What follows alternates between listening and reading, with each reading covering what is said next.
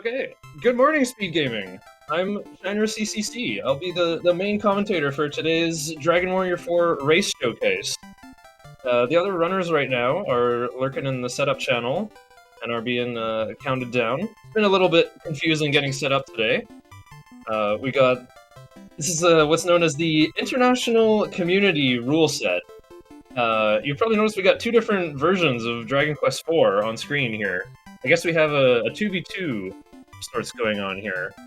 Um, Representing North America, I guess, we have Josie19713 and Velu I think Joe might be kind of a newer runner to this. Velu I know, has been running this game for years, as have I.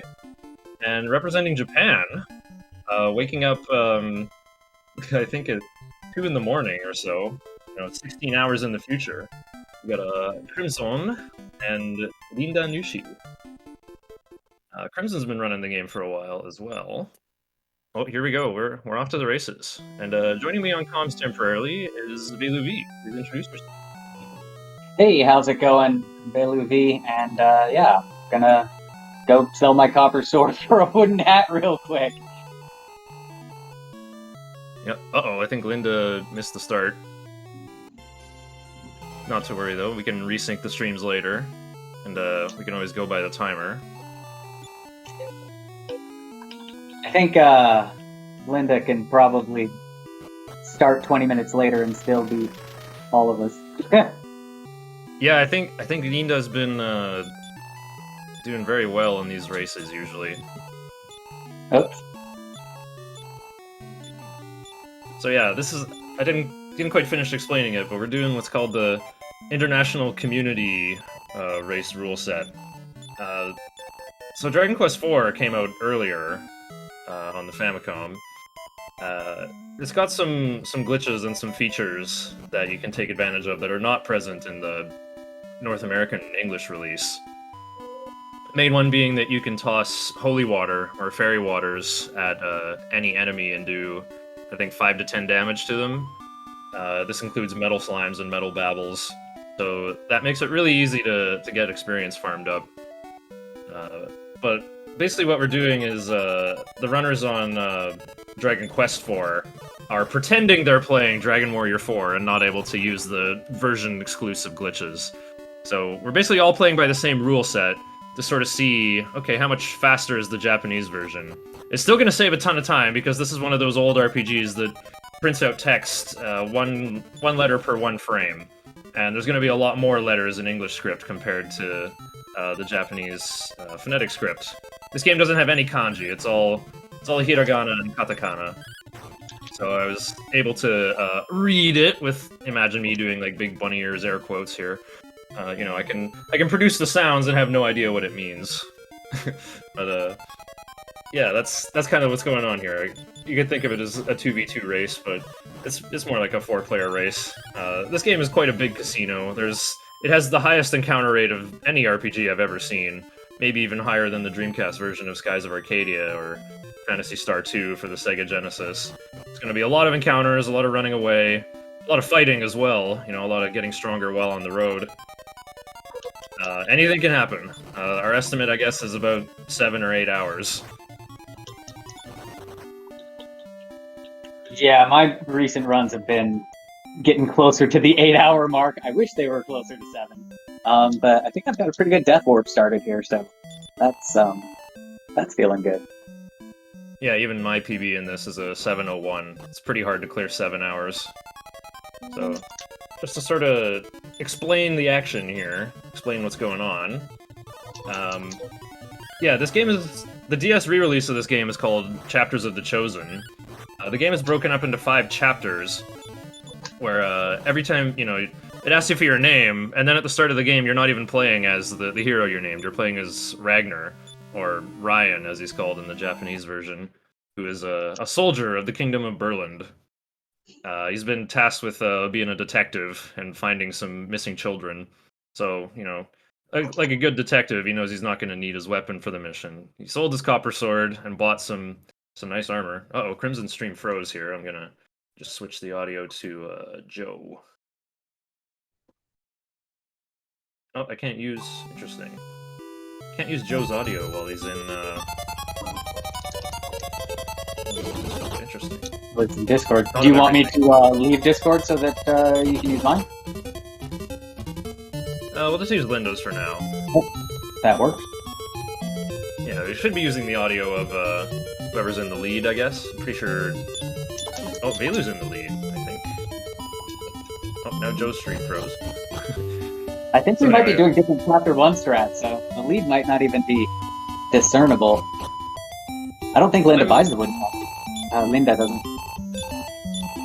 I didn't think there were different strats at all for Chapter 1. It's pretty linear. You know, you just play as a meathead who only has a sword. Odinga's getting an extra herb. Yeah, I Another see extra herb. herb. Oh. I think they grab bronze armor at some point. It's a more marathon safe route. I'm going a little bit riskier by not having as much armor. There's so many herbs here. That's gonna take up a lot of inventory slots.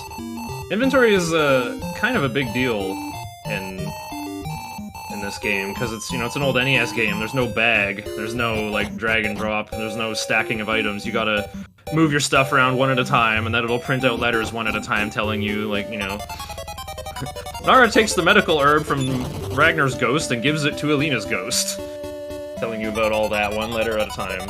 So you want to try to avoid clutter.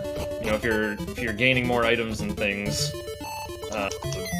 then you're gonna have to get rid of them or use them or sell them, and that will also just cost more time. So I figure Odinda's gonna use all these herbs for while walking through the tower, just like really get through it in one go. Anyway, I think I got a lot of introductory preamble out of the way here. I have to get caught up on the status of our runners and what they're doing here. And it looks like the time. Okay, we're all synced up based on timers here.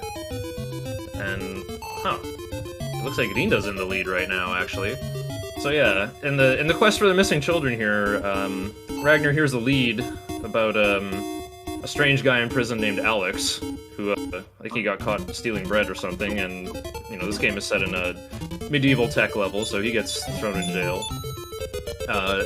So we have to talk to... You can either talk to Alex at night, who seems to have regressed and thinks he's a kid again, but you can also talk to the kid in the school who says, Alex is my friend. So basically once you've talked to either of them to advance the plot, you can talk to Alex. You have to bring his wife Flora from Berland, though. So that's why there's the death warp to go back to Berland and then walking to Izmit a second time. See, the conversation's happening on Crimson Stream right now. See, so Rinda is farthest ahead, getting some bonus cash in this cave.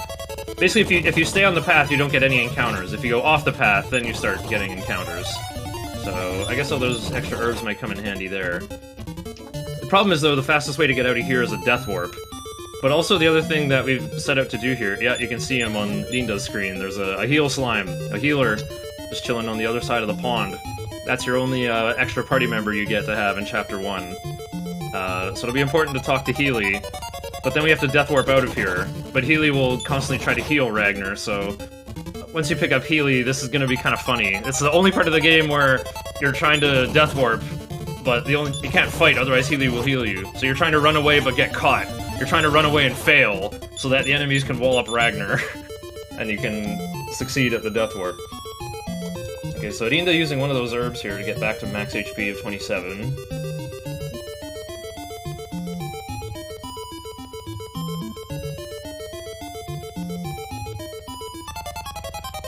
Maybe this race will be close enough that, I think Rinda started later in real time, but the timers are synced up now.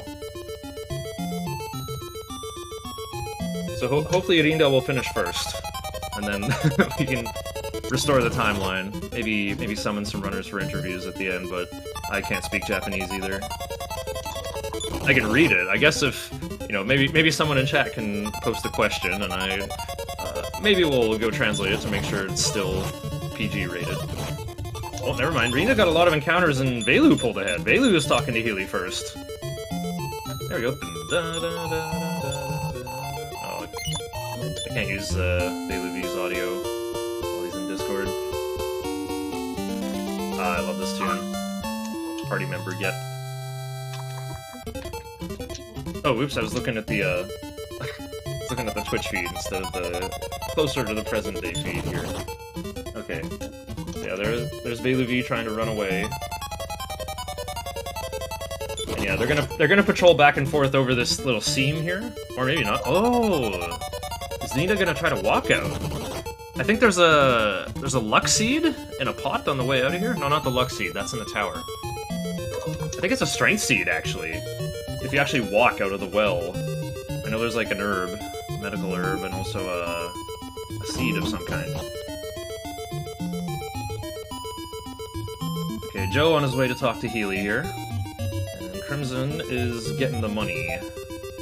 Yeah, I think that's, what is it, it's 650 gold in this chest? Yeah, 600 Godadol. It's probably an agility seed that Paul dug. If it was a strength seed, I think runners might consider it more seriously. Oh, I missed it. Oh, Subayasa no Tama, or Tane. I think Subayasa's agility, because strength would be Chikara. Ragnar's got, you know, bottom tier agility, though. But I guess you need all the help you can get. Okay, and Beluvi has completed the Death Orb. Oh, you put the controller down, though. Okay, here we go. Wow. Linda made it back on foot, with all the money. Buys another herb anyway. Wow, you know, I didn't think there were different routes through Chapter 1, but we're seeing some divergence already. Like I said, it's a pretty linear chapter. You're playing as a meathead with no magic, and you got an uncontrollable heel slime as your companion. So for any Persona 3 and 4 fans in chat, you're gonna love this game. This game also has uncontrollable teammates. Healy is one of them. Healy is actually a special kind of NPC that doesn't have any inventory and has a question mark for a level. Healy's AI is pretty predictable, though. Healy will try to heal whoever's at lower than 50% HP. It's a bit awkward, though, at level 1 here, starting at 27, because if you go to 14, you won't get healed. And I think sometimes you might not even get healed at 13.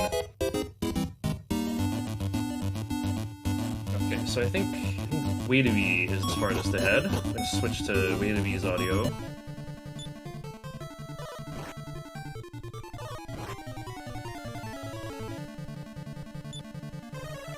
So yeah, we're in this tower here. This is the final area of Chapter 1, and here we are at level 1 with pretty basic gear. Oh, Rinda's skipping the scale shield? Or maybe coming back for it. Interesting. Or, no, I think Rinda doesn't have room for it. Rinda's got an inventory completely full of medical herbs.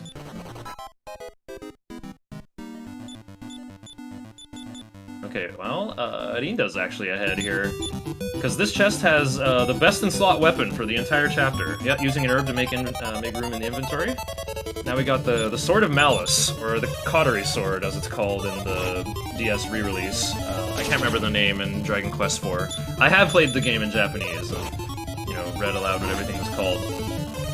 So kind of like Dragon Quest III, you're able to equip... You can equip... I know you can use and equip weapons, and that's the main thing the speedrunners are gonna do. I don't know if you can switch your armor in the middle of a fight, but yeah. So, need to equip the sword and then swung it. These pixies go down in 2 hits, and yeah, I just got 40 gold and about that much experience. Look at that, level 2 in a single fight. So yeah, starting with Dragon Warrior 2, this game started adding, I guess these roofs, you can call them. You know, it doesn't draw the entire floor of the dungeon, wherever you are anymore. So I think we saw Rinda doing some of that, just walking back and forth under the roof. Basically, I think this game is supposed to have a minimum cooldown for, like, okay, you're supposed to be able to take, like, 4 steps or so before you get another encounter. Try to avoid back-to-back encounters on 1 step, but the game forgets to apply this limit when you're walking underneath the roof back and forth like that. Okay, Weilui getting suited up here. Got the scale shield, too. So, you know, bronze armor's not, like, the best-in-slot chest piece. You could get half-plate armor, but the half-plate costs 1,200 and doesn't give that much more defensive power, whereas the bronze armor is an enormous upgrade over the leather armor here. You can see, yeah, Crimson getting the bronze armor as well. Like, yeah, Joe getting the scale shield here. Okay, so I guess we got Joe in 4th place. Okay, now our runners are gonna grind here now that we're in the hardest area. Uh-oh. Oh, Healy saved Ragnar there on Ninda's stream. Yeah, these giant Bantam enemies, these big chickens, they have a sleep on hit basic attack. And they can be pretty annoying. Luckily, this game doubles your defense power while you're asleep, so you don't just get pecked to death. But yeah, it's gonna be up to Healy to keep Ragnar alive here. There is a healing pad in the basement. You can step on it and get everyone's HP and MP refilled, but it doesn't revive characters, so if Ragnar dies, you know, that's a wipe, and you're gonna respawn in Izmit Village. And then you gotta use the flying shoes to come back. Uh-oh. Oh, Healy died on the stream! No! No. That's a big setback. He's gonna have to leave and fight his way down to the bottom again! Okay, his Ragnar is level 5 already. That little one character there is Sei, that's short for Senshi. Refers to Ragnar's class. That's why it says S on the Dragon Warrior 4 streams. S for soldier. Let's see. Oh yeah, there's also a use function of the Sword of Malice. It casts the Fireball spell, known as Sizzle, in the newer Dragon Quest games, if people are more familiar with those. Just, it's a different element from Blaze. It's like, I guess there's 2 different fire elements in this game. Explosion is a different element too. And then there's wind and ice and lightning for elements, I guess. Yeah, magic in these games was weird.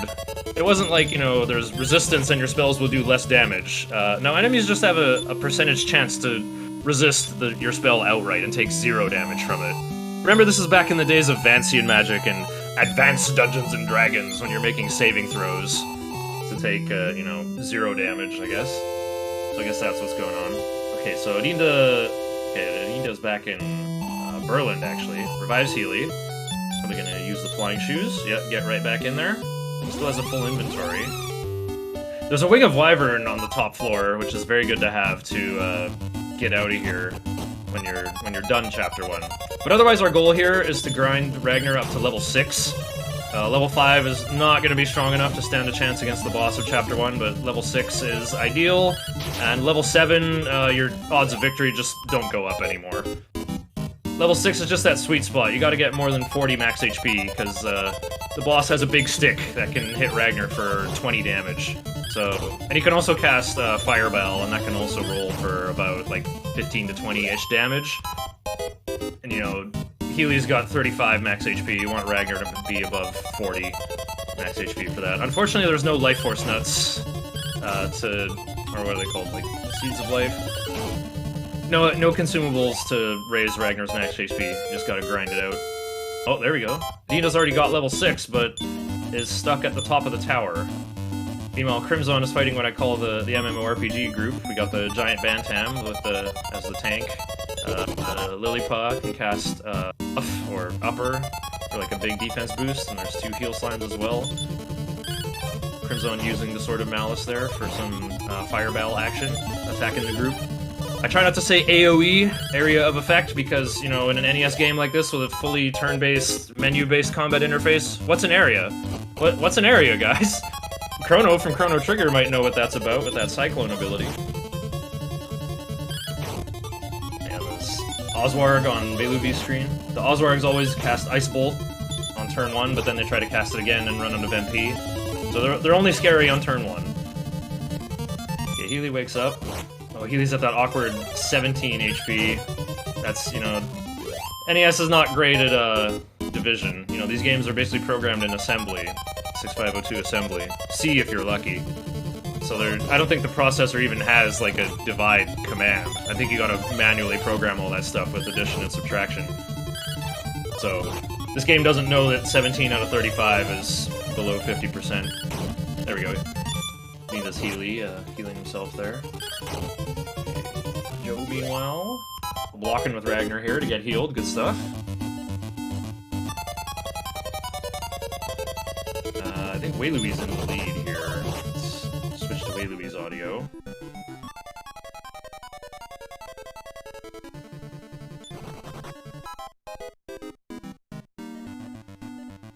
Might want to lower Linda's volume a little bit for first time. Yeah, there probably weren't C compilers for this back then. Holding on us. This was back in the days of, like, everyone had to program their own sound engines and stuff. Oh, wait, this is actually, like, neck and neck here between Crimson and Wei-Louie right now. Rindo's not far behind, though. Rindo's on the ground floor. Probably just gonna step on the... Yeah, gonna step on the Heal Shrine and then go challenge the boss here. And this kid's like, wow, help me! Oh, wow. Wei-Louie actually caught up. The difference of one encounter was the Camel Breaker there. Okay, so yeah, here's the boss. It's Sorrow Shadow and his companion, Giant Eyeball. Giant Eyeball's a regular enemy with about 40 or 50 HP here.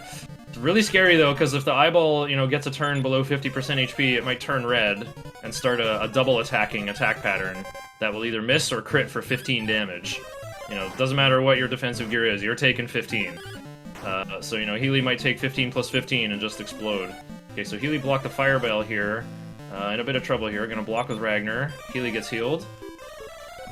So yeah, the goal here... Okay, so good start for both Wei-Louie and Crimson here. They managed to take out the eyeball without getting wrecked. Crimson's Healy's got less HP. Oh, I just see Healy is named Huimin in Dragon Quest IV. So yeah, Sorrow Shadow here is I guess you could call him a spellcaster. Has a ton of HP though, has like 250 HP. And Ragnar is going to be pecking away for about 20 or 25 damage per attack. So you generally need a full MP bar on Healy, and maybe some bonus herbs. Uh-oh, not looking good for Wei-Louie here. Healy died. Yeah, so Sorrow Shadow's got some weaker moves here, with, like, you know, emitting a fireball for about 8 to 10 damage. Also casting Blaze for about 8 to 12 damage. But he also could just, you know, attack or cast Fireball. That does way more damage. And because, remember, Ragnar's a soldier with, like, really, really terrible base agility. Wow, he went first! That's so unfortunate! Oh, wow! Wei-Louie clutched it out! Unbelievable, he won with Healy dead. And then Healy got revived for the victory. Okay, Linda's starting the fight. Off to a pretty bad start here with Healy dead. Probably trying to kill the eyeball on purpose here to accept death by boss fight. Oh yeah, the eyeball can block sometimes too. Yeah, there's the Enrage, 15 crit to the face. Okay, Linda gonna have to run it back. Meanwhile, Joe's still level 5. See what I mean? There's a lot of variance in this game. A lot of random stuff can happen. This game is definitely quite the casino. There's, you know, nobody's really running the other NES Dragon Warrior games because they're fairly solved, I guess. You know, Dragon Warrior 1 has the Manip and has had a ton of runners in the previous decade. You know, they've rolled a lot of dice. Dragon Warrior 2, kind of challenging and unpleasant, especially on the NES version. I think people prefer to run the Super Famicom re-release of Dragon Quest 1.2, both in one cartridge. Dragon Warrior 3 for NES has the Dream Ruby glitch, which is amusing and hilarious, but you know, 90% of runners vastly prefer the Super Famicom version of that game. Also, Dragon Warrior 3's got that, you know, very sticky RNG that's hard to manipulate. It does have that interesting parry fighting bug as well. But meanwhile, Dragon Warrior 4 has possibly the most advanced random number generator of, like, most any game. Oh, Linda's still not getting the Scale Shield. That's funny. Wow, Linda's Ragnar is 55 max HP. What a beast. But as you can see, that, you know, doesn't really matter. The important thing is that Healy survives. You're not going to win unless Healy survives, you know, a couple turns into attacking the Shadow down.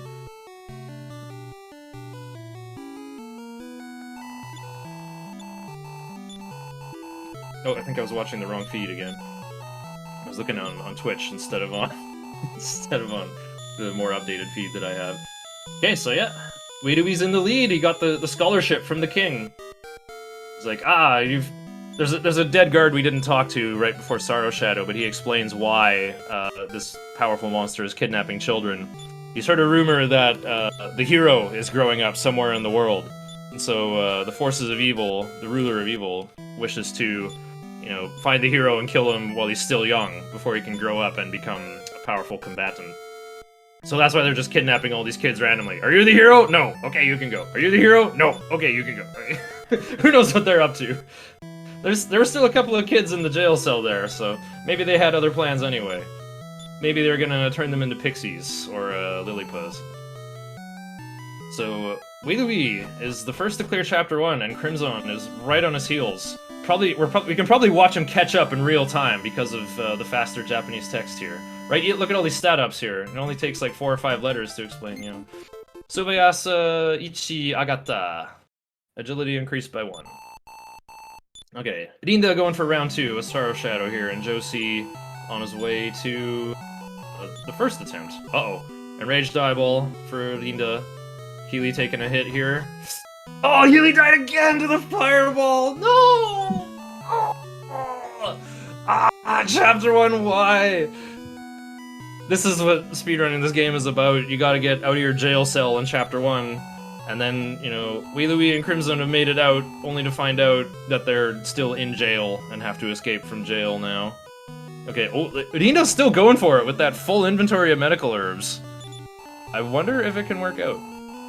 Oh, Crimson's getting the extra holy water in this drawer here. Solid idea, honestly. Because you want to end this chapter, you'll give like 6 fairy waters to Bray, just to use in Chapter 5 later on.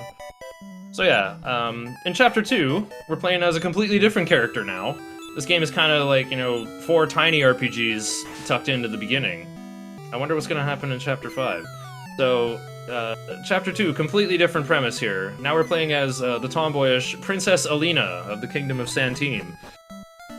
You know, Alina's a fighter, judging by Dragon Warrior 3 classes. You know, she's a martial artist, has high agility, fights with certain weapons, not with swords, but you know, lightweight things like whips and chain sickles and claws. But Alina's father is very strict, you know, he doesn't want her to be a martial artist. It's like, Alina, what are you doing? You're getting sweaty all the time. You're supposed to be a princess! I refuse to let you go outside and test your strength against the monsters! Now go sit in your room, is that clear? You know, it's pretty downer beginning here. Pretty lousy beginning. But, you know, to get out of the castle, you know, this is an RPG, you just gotta talk to the right people to get out. You know, it's not a matter of talk to everyone. You gotta talk to the guard on the left, Christo, the green guy, and Bray, the wizard. So Christo is the Chancellor. I guess he's an advisor to the king. And Bray is officially Alina's tutor. In terms of Dragon Warrior 4 game mechanics, though, they are respectively a white mage and a black mage. A cleric and a wizard. Yeah, I guess Christo does have the C, but it doesn't actually stand for cleric, it stands for Chancellor. If you go to the status screen, it'll tell you that. That's his occupation. Christo is you could probably say Christo is MVP of the run, though. Christo is very useful in a lot of sections of Chapter 5. Christo is gonna be... Well, Alina and Christo, actually, are gonna be 2 of our main combatants for pretty much all of Chapter 5. And Bray will also have a key role to play. Okay, meanwhile, whew, Joe's Healy going down to 1 HP here. Kind of an exciting battle going on over there. Oh, Healy's blocking. Wait, Joe's going for the shadow first. Wow, he did! He took out the shadow first! Indeed, different routes for Chapter 1. Not even gambling on, you know, the angry eyeball here. Pretty easy to finish off solo, though. See, he's just kind of blocking. Probably gonna enrage here. Doesn't even matter if there's a double crit, this should be lethal. Oh, wow, Healy going last here, that's clutch. So yeah, everyone able to survive double crit. There you go. Oh yeah, I guess that's the other thing about the eyeball. It actually changes into a different enemy with a fresh HP pool. Lower defense, but yeah, should go down in 2 hits. And there we go. Joe is out of Chapter 1. Isn't this game amazing? Do you see why people are still running the NES version of this game? This game is... Let me check my watch here. This game is just about literally 30 years old at this point. And is tied with Kirby's Adventure for the largest NES ROM at 1 entire megabyte. This game is huge, has a very advanced random number generator that is seeded with the number of processor cycles it just took to process the previous command. So it's a finer degree of manipulation than per frame. If you look at the tasks with input display on, you'll see that it's like spinning the D-pad and mashing buttons like crazy, like during combat to mess with RNG. to get bizarre, different outcomes. Like, even if you play this game on emulator and just hit save state in the middle of a fight, even when you're just like pressing A at different times, you're gonna see a different result every time. Because it just took you a different amount of frames, or like even the buttons you hit will affect RNG. This game is very, very, very, very random. People are still hunting for that perfect run, I guess. I think there's only 2 sub-6-hour runs of this on the English version. I think our Dragon Quest IV runners, they have a chance of getting there. Well, hopefully Rinda can get there. Just looking to use all those herbs again. Yeah, Rinda bought another batch of herbs in Berland here before trying this again. Level 7 Ragnar, by the way. Well, here comes Firebell, but countered by the herb. Rinda's so close to the sub-30 Chapter 1. Although some of our guys are out of here at 20 minutes a clock. 2 Yaxos left. I wonder if it's enough to get there. I think full inventory of herbs is still kind of a sketchy backup plan. Being level 7 with such a humongous max HP pool is going to help a lot. So yeah, you kind of have to heal reactively due to Ragnar's low agility. Welcome back, Josie, to the room. Muted for now, but yeah, how'd that Chapter 1 go for you? Okay, I think I'm on now. Yeah, it was like it was a little bit slow. A lot of encounters. But glad I beat the Shadow on the first try. Rinda just took down the Shadow just now.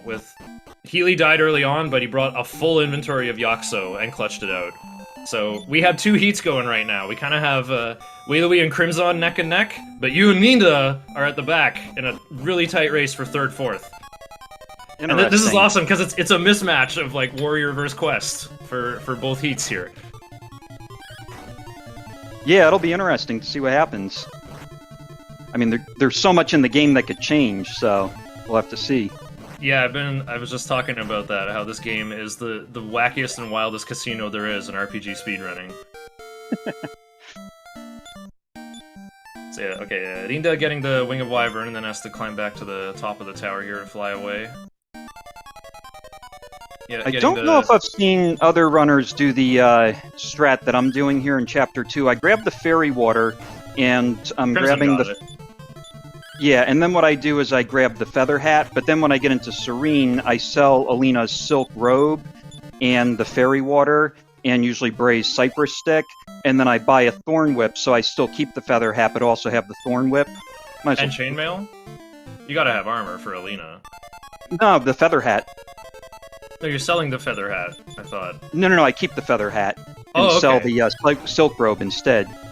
Right, yeah, I gotta start talking about how, like, everyone got out of their jail cells in Chapter 1, but now they're in the massive sprawling prison with many hallways and other cell blocks. That is Chapter 2. Chapter 2 is the actual camel breaker of Dragon Warrior 4 speedruns. Yep. This is... So yeah, we are playing as a trio here, like, a martial artist, a white mage, and a black mage. But there's a lot of grinding throughout here. Not just because, like, Alina is gonna go on to be our most important party member later on in Chapter 5, but, like, this chapter ends with a tournament where Alina has to go through a 5-round single elimination 1v1 tournament. And so that means, like, it's a boss gauntlet, it's a boss rush.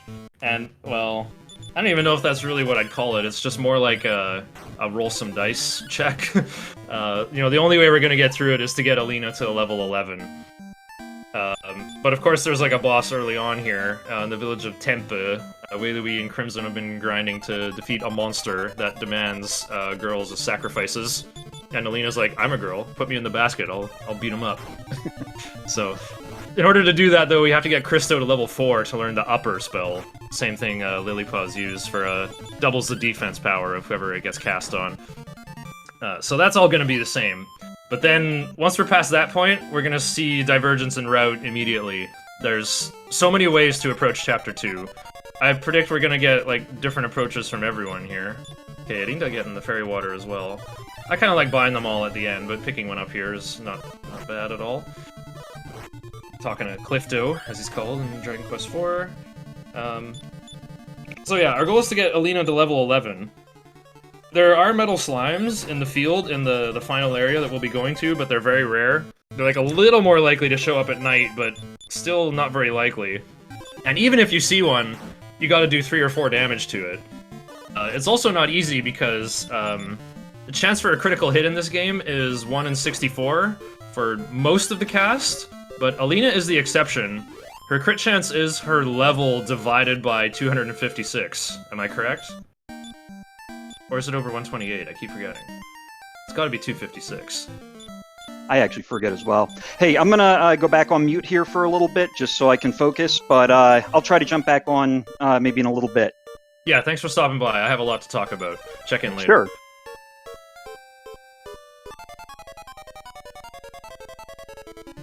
Okay.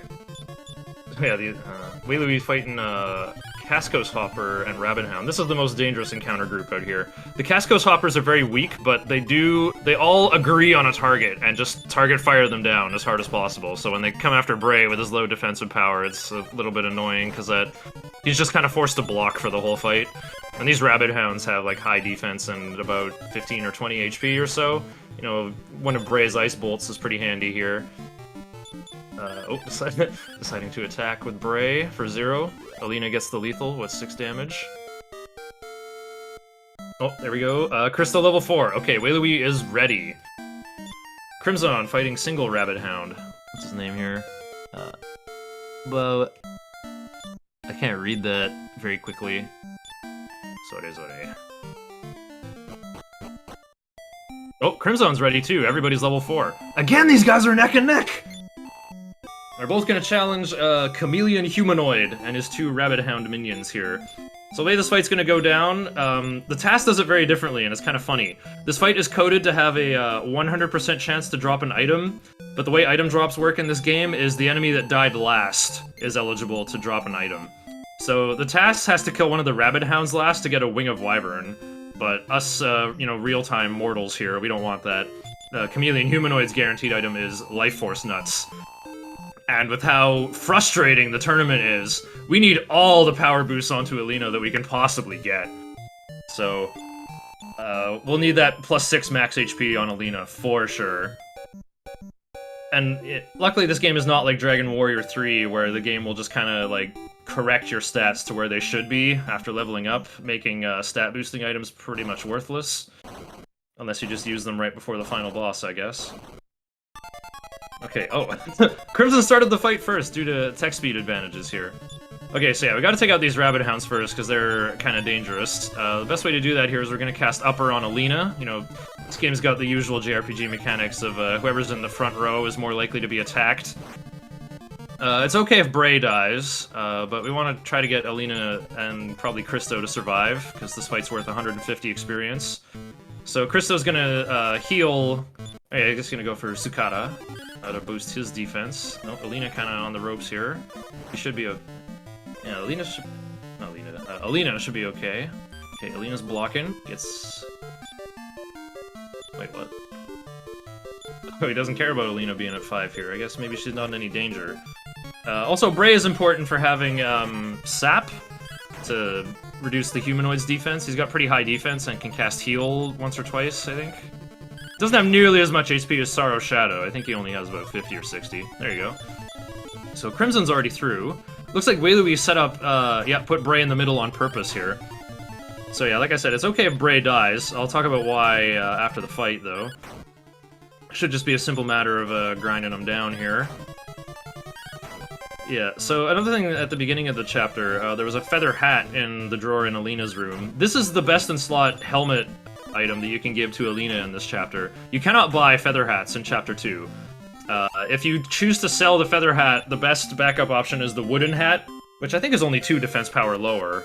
And that I don't think that's enough to like actually make a difference in the tournament. But yeah, you can sell it for like a power boost early on, but pretty much everyone agrees to. I think they sell, what is it? They sell Christo's copper sword in order to buy a thorn whip for Alina instead. And then pass down Alina's club to Christo. So you get like a more powerful Alina. It really speeds up the grind before humanoid quite well. So yeah, Wheelie and Crimson are through. I'm gonna switch the audio to Crimson here, because Crimson's in the lead. Yeah, our layout doesn't have a who is leading icon, but it's honestly, it could get hard to tell. Because like I said, there's a couple different approaches to Chapter 2. You can wait for metal slimes, you can grind on the road, you can farm grizzly sabers in this tower, because they're enemies that reinforce themselves. Okay, ooh, Crimson putting in a whole bunch of commands here versus Blaze Ghosts. These Blaze Ghosts are probably one of the most dangerous enemies to fight here. Mera Ghosto. Well, they're not called Blaze Ghosts, they're called Mera Ghosts. Mera is what that spell's called. Yeah, Blaze Ghosts can split in half when physically attacked sometimes, and also casting Blaze is definitely a much higher damage output than what other things can do normally. I'm kind of surprised. Yeah, you should take out the Bromyrds last. Because the Bromyrds have a very small chance to drop a Strength Seed, and having +3 Strength on Alina would be enormous. It would be such a humongous power boost, very helpful for the tournament. So if he takes out the Bromyrd last, he's got a chance of getting that as a drop. I think it's 1 in 256, though. Crimson actually got that as a drop in the last time we did this race. Okay, so yeah, Crimson's Alina hitting level 6 here. Wait, what happened? Wheelie revived as Bray? Huh. I think he was telling me he was gonna go for, the Mr. Holmes route. Oh, he's healing Bray. He's keeping Bray alive. Okay. This game does not have experience funneling. Alina and Bray are not gonna get more experience because Christo is dead. But the reason to stick Bray in the middle here is a mechanic called coffin blocking. You know, this game is a very late NES release. It came out in 1993, I think. The Super Nintendo had already been out for 2 years at that point. Oh, he's running from this 5 carnivore plant fight? I think this is a great fight. Carnivore plants will summon healers for reinforcements. Oh yeah, he's changing his mind here. He's thinking about it. Nope, trying to run more. Crimson fighting the carnivorous plants. There's a Hitokuri... Right, a man-eater plant. Okay, oh. Oh, Wheelie is sticking in. What's going on? He forgot to cast Upper on Alina, though! No! Alina died! What's he doing? Okay, luckily, run chances in this game, you know, your first 2 tries are 50%, then it's 75%, and then on the 4th turn, the 4th time you try to run away, it's 100%. So he got the turn 3 escape, thankfully. What was I talking about, though? No, how to get through... Ways to get through Chapter 3? No, coffin blocking, right. So yeah, this is an NES game, remember. You know, it's programmed like... Think of it like building a pyramid out of toothpicks. You know, assembly, you gotta be very, very meticulous about everything you do, all these little tiny math commands. You know, load, store, add, subtract. Not a lot you can do. So... enemy targeting is a little weird.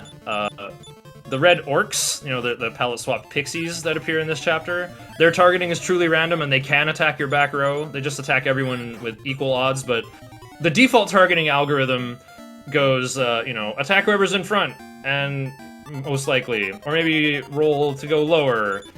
But the problem is if you have a corpse in position 2, then these enemies will always attack whoever's in front. They basically... You know, they see the next character's dead, and I guess the algorithm gives up and, like, you know, unwinds the stack a little bit. Like, never mind, don't bother, just attack whoever's in front. So, by keeping Bray dead the entire time in Chapter 2, we can just give all our armor to Alina, and she can be like, decently tanky. Your agility, I think a quarter of your agility stat directly feeds into your defense power stat as well. So, Alina is surprisingly resilient, considering she's usually wearing, like, she starts out wearing a silk robe. Rinda starting the humanoid fight, by the way. Let's see, oh, Crimson saving the game. Maybe gonna use some of these, stat-up items. Let's see, Inochi no Kinomi. Yeah, that's our life force nuts. Oh, hits reset. So yeah, those increase the max HP if ever you use them on by 4 to 6, so... He's probably gonna go for the 6. You got 4, that's a reset. Okay. So let's watch the humanoid fight while that's going on. Rabbit Hound's taken care of. Oh, oops, uses the, Boomerang? Oh, he bought a boomerang for Alina. Interesting. Crimson got a weapon upgrade for Alina a little bit ahead of schedule here. Oh, uses the boomerang again. Scash, but nothing happened. Oh, I missed what he got there. It's like a 4. There we go. Wei has established the coffin block. Linda has defeated the chameleon humanoid, and we're gonna have to sit through some Bray level ups. That's not a bad thing either, though. I'll talk about why soon after. Josie starting the humanoid fight. Gonna block with Alina on turn 1. Interesting. Wait, Sap on turn 1? Oh, okay. Maybe he's planning to sacrifice Bray early on here. Okay, Josie going with a very conservative strat, I guess. Okay, so we got the... Wait, what? Sapping the Rabbit Hounds. Ice Bolt the Rabbit Hounds. That's the better way to do it. Well, maybe not, actually. The humanoid can cast heal on them, too. Okay, so we got a second upper on Alina? Is that what I saw? Going for another sap. Thinking, okay, Christo casting upper on himself. No, Christo took exact season, died! Oh, that's so rough. It's gonna be a lot harder to take out the Rabbit Hounds now. Although, Alina attack plus Icebound should be exactly enough. Nice dodge on Alina. Oh man. Oh, Bray, 1 HP left. I don't think Joe's gonna win this without Christo, actually. Because I don't think Alina has any herbs in inventory. Oh no, the heal on the Rabbit Hound. Oh wait, but Alina's got a double upper. Never mind. Yeah, she's only taken 1 damage. Oh, Humanoid has a sleep touch! Okay, but Alina woke up already. Humanoid's out of HP, so it should just be a mash to win here. Okay, so let me get caught up on what's going on here. Buys... oh, the chainmail. That costs 350. Buys... a Yaxo herb for Bray. Oh, sells Bray's Cypress Stick for 7 gold. Let's see. So yeah, Alina's suited up here with a boomerang and a chainmail on Crimson's team. Wei doing some shopping here. I'm gonna pay attention to this. Yeah, the usual thing you get here. I think a lot of Chapter 2 routes here want to grind here a little bit until Alina and Christo are level 6, and I think getting about 480 gold is ideal. You want to buy a chainmail for Alina, because that's her best-in-slot chest piece for this chapter. And you want a bunch of wings here to get around. There's going to be a whole lot of plot triggers to deal with here. And all sorts of handy consumables you can have as well. These antidote herbs are nice. The demon toadstools have a poison on hit attack. Getting a couple herbs is good as well. You can use medical herbs in the tournament at the end. So filling Alina's inventory up with herbs will have to happen at some point. So just buying a couple early on to just sort of like get around the map and, you know, travel safely is nice. The antidote herbs are some nice insurance. You want 5 or 6 wings for Christo to carry around. You can use Bray as storage, but if he's going to be dead for all of Chapter 2, then you just use them as storage for Fairy Waters. Remember, you know, this game is printing out text 1 letter at a time, so having to go, like, you know... Alina takes the Fairy Water from Bray's ghost and gives it to Christo's ghost. You don't want to see that print out 1 letter at a time.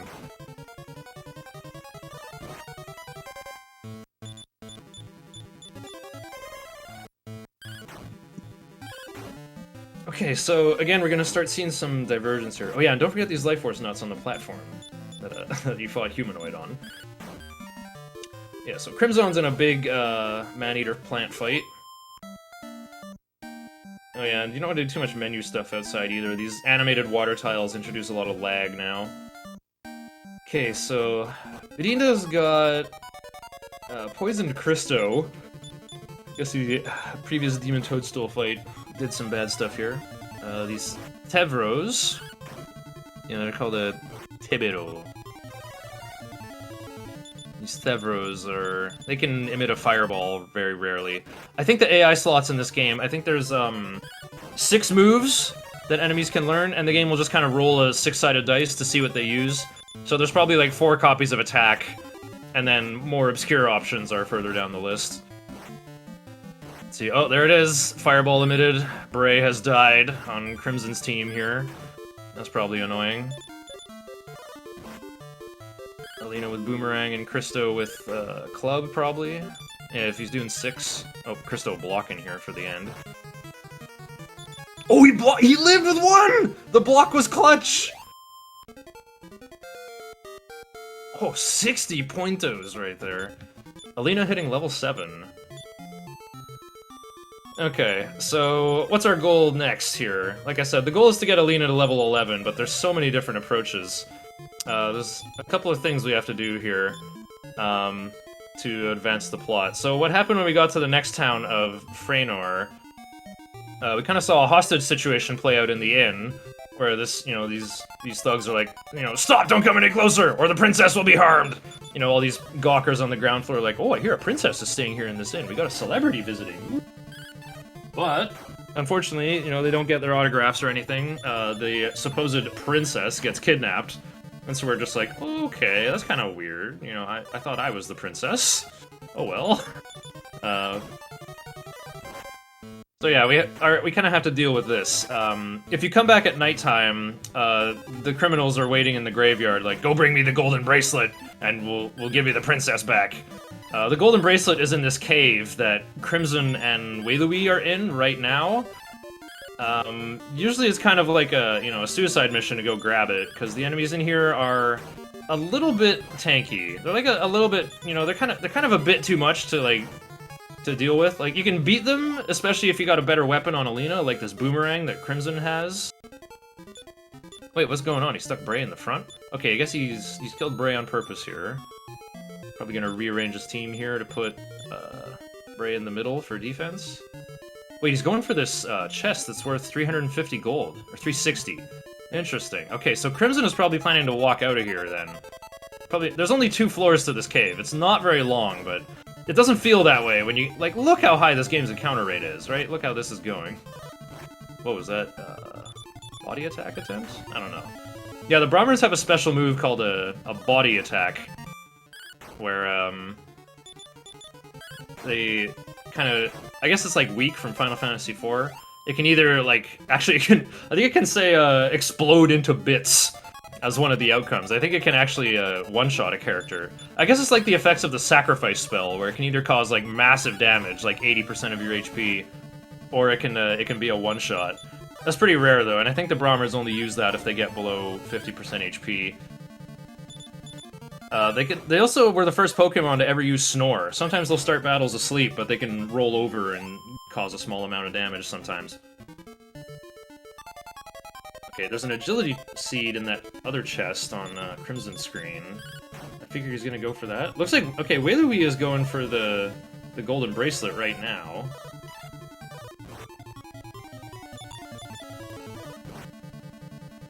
Okay, yeah, going for upper. Gonna take this fight with the demon toadstools. Yeah, this is where coffin blocking really shines if you watch Wei-Louis' screen here. Look at that. Alina's defensive power has been doubled. Oh, okay, never mind. It's just to facilitate a clean runaway. I guess that's not a great fight to take anyway.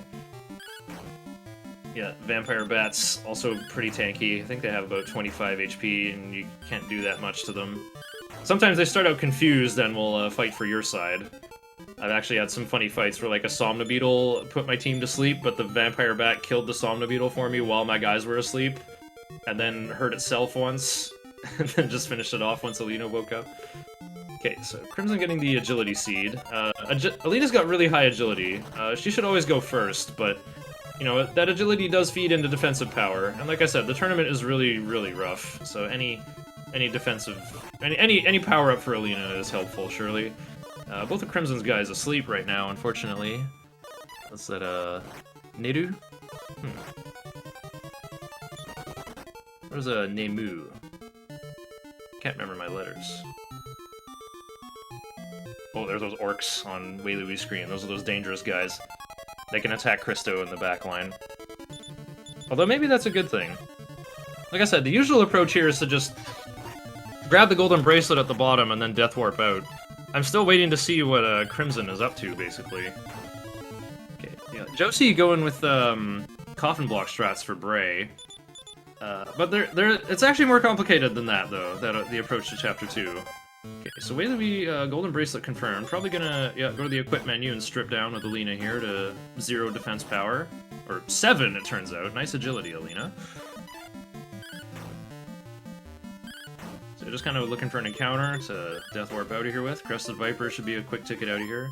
Yeah, you do have the option to attack your own party members ever since Dragon Warrior 3. They kept that feature in this game.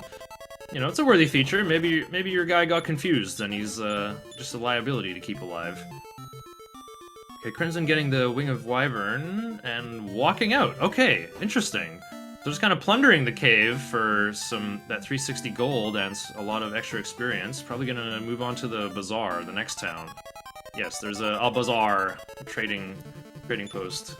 There you go. Niru is to sleep. Yeah, I was thinking of the in Dragon Warrior 3, the sleep staves are called like Nemuri. I can't remember the word for staff, but I know you're looking for Nemuri Sata, and you're getting the report on what Baramos is doing. Okay, Crimson fighting a Cordra on the way. Josie is just... Oh, yeah, Josie cast upper. Probably gonna fight these plants. Okay, Wailui locked in the save here. Revived Christo, and only Christo. The nice thing about this game, you know, in Final Fantasy you get a game over, you're kicked back to the title screen and have to load your save file, but in Dragon Quest, you just lose half your gold and come back to life and can keep playing. You can keep your experience points and all the items that you found. Looks like Crimson bought a chain sickle. No, he bought a iron spear, actually. Iron spear for Christo. That's, I guess, like the second best weapon you can get for Christo. So it looks like he's going for some fighting on the road. I'll check in on that later. Dinda, meanwhile, has made it to Frenor and is going to check out the hostage situation, I guess. Chooses to sleep first. Oh, Crimson's buying some Yaxos, some herbs.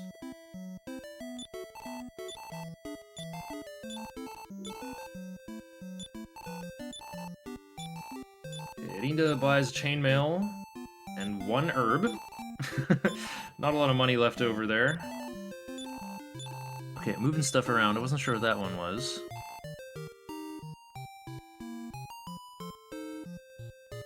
Yeah, I'm not good enough at reading hiragana. I can't read them at full speed like I can with English scripts. Looks like, oh, he bought an antidote herb to cure the poison on Christo. Selling, oh, that's the Nenono? I think that's the Cypress stick. Whatever, he sold something for 7. I guess to buy 1 more herb. Crimson back in Frenor. Oh no, I missed what Velubi bought. Okay, wait, I'll look on Twitch. No, I missed it over there too. Dang. I may never find out, because I don't think we'll see... Actually, we might see Alina's inventory again pretty soon, with Strength Seeds and Life Force Nuts. Those have to be, you know, you gotta save the game and then roll for quite a while.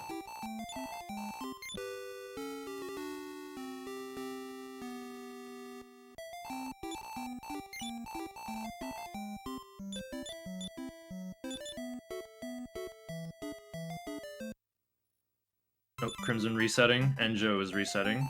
Wailui's walking on the ceiling, by the way. You don't get encounters when you're walking on those castle tiles, so we're just doing it to kill for time for night. I forgot to explain that that's why we did that in Chapter 1 as well. Just walk on there for enough steps to get to the second part of the music when the flute goes or the second measure of that, yeah. That's enough steps for it to be nighttime by the time you get to Ismet Village. But even the day-night cycle in this game is random. I told you it's a complete casino.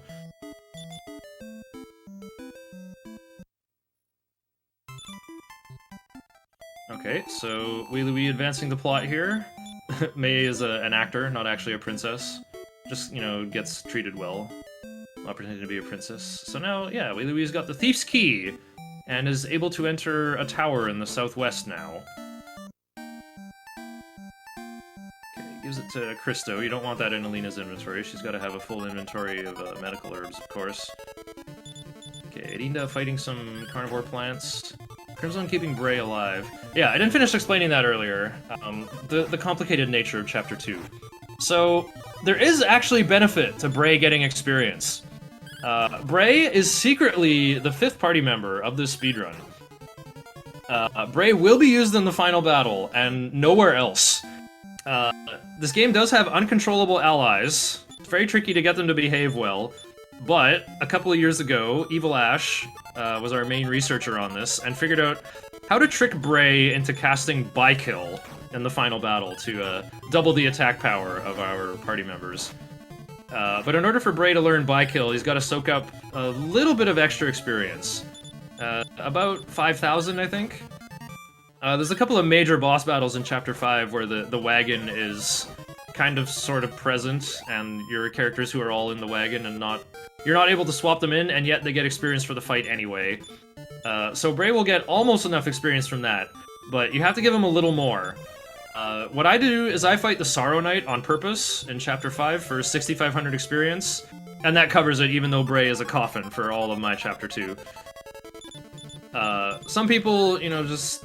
If you keep Bray alive in Chapter 2 and get him to level 11 or 10, I think, which will happen if you're going for the Metal Slimes route, you know, you need another guy to punch it for 1 HP of damage anyway.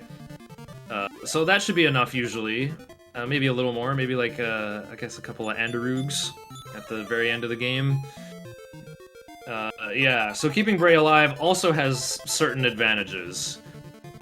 You don't have to go too far out of your way to get Bray caught up at the very end, but I'm just saying there is merit to leaving Bray alive in Chapter 2. So that seems to be what Crimson is going for sure.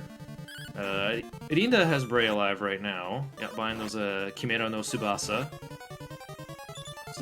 Wing of the Wyverns for fast travel. I always thought that was kind of an interesting implication to consider, like, what's travel like in-universe in Dragon Warrior 4?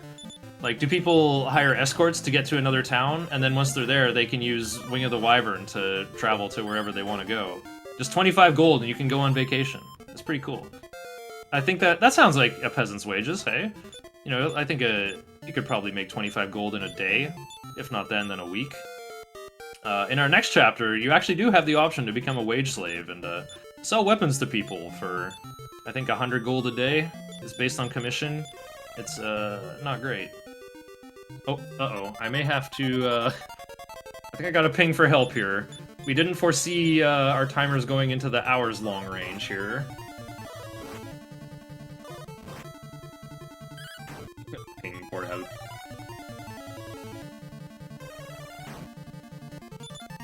And I'll just post in here.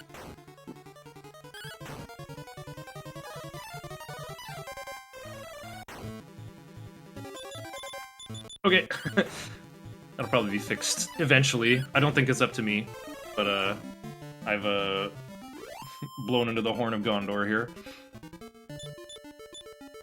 Okay, oh, Wei-Louis, oh, I missed my chance to see the inventory there. Okay, Copper Sword. Oh, Alina died, so he's transferring Alina's defensive gear to Christo. He's gonna try to get to the top of this tower alone with Christo. Ooh, does Christo have that stubborn goat blood to get all the way up there? Let's find out. Yeah, Christo is much more squishy than Alina. It's all the same defensive gear, but he's got lower agility, and is usually a lower level. He's only like halfway up. Yeah, Wei-Louis taking a big risk here. The enemies in this tower are much stronger. I think the game expects you to be like level 8 or 10 or so, and with much better gear than this, but we're speedrunning, we don't have time for that. He's getting up there. Oh man, look at that. Christo taking half his HP from a single Viper bite there. He's got a lot of MP left still, though. He can cast heal 5 more times. It costs 3 MP. So yeah, in this tower, there's an item that we need to get at the very top. It's the Birdsong Nectar. That's what we need to advance the plot. But this tower is very dangerous. Some runners prefer to do the grind before going in here, and maybe taking fights on the way up. Because the experience in here is pretty good. There is a type of enemy in here called Grizzly Saber that can call for help, and then the thing that it summons gets an action immediately as well, so one Grizzly Saber can turn into a pile pretty quickly. Oh wow, he's on the second last... Okay, this is the second last floor. Wei-Louis is getting there. 5 more steps. No encounters on the top floor. He made it! He got the Birdsong Nectar! Wei-Louis is killing it right now!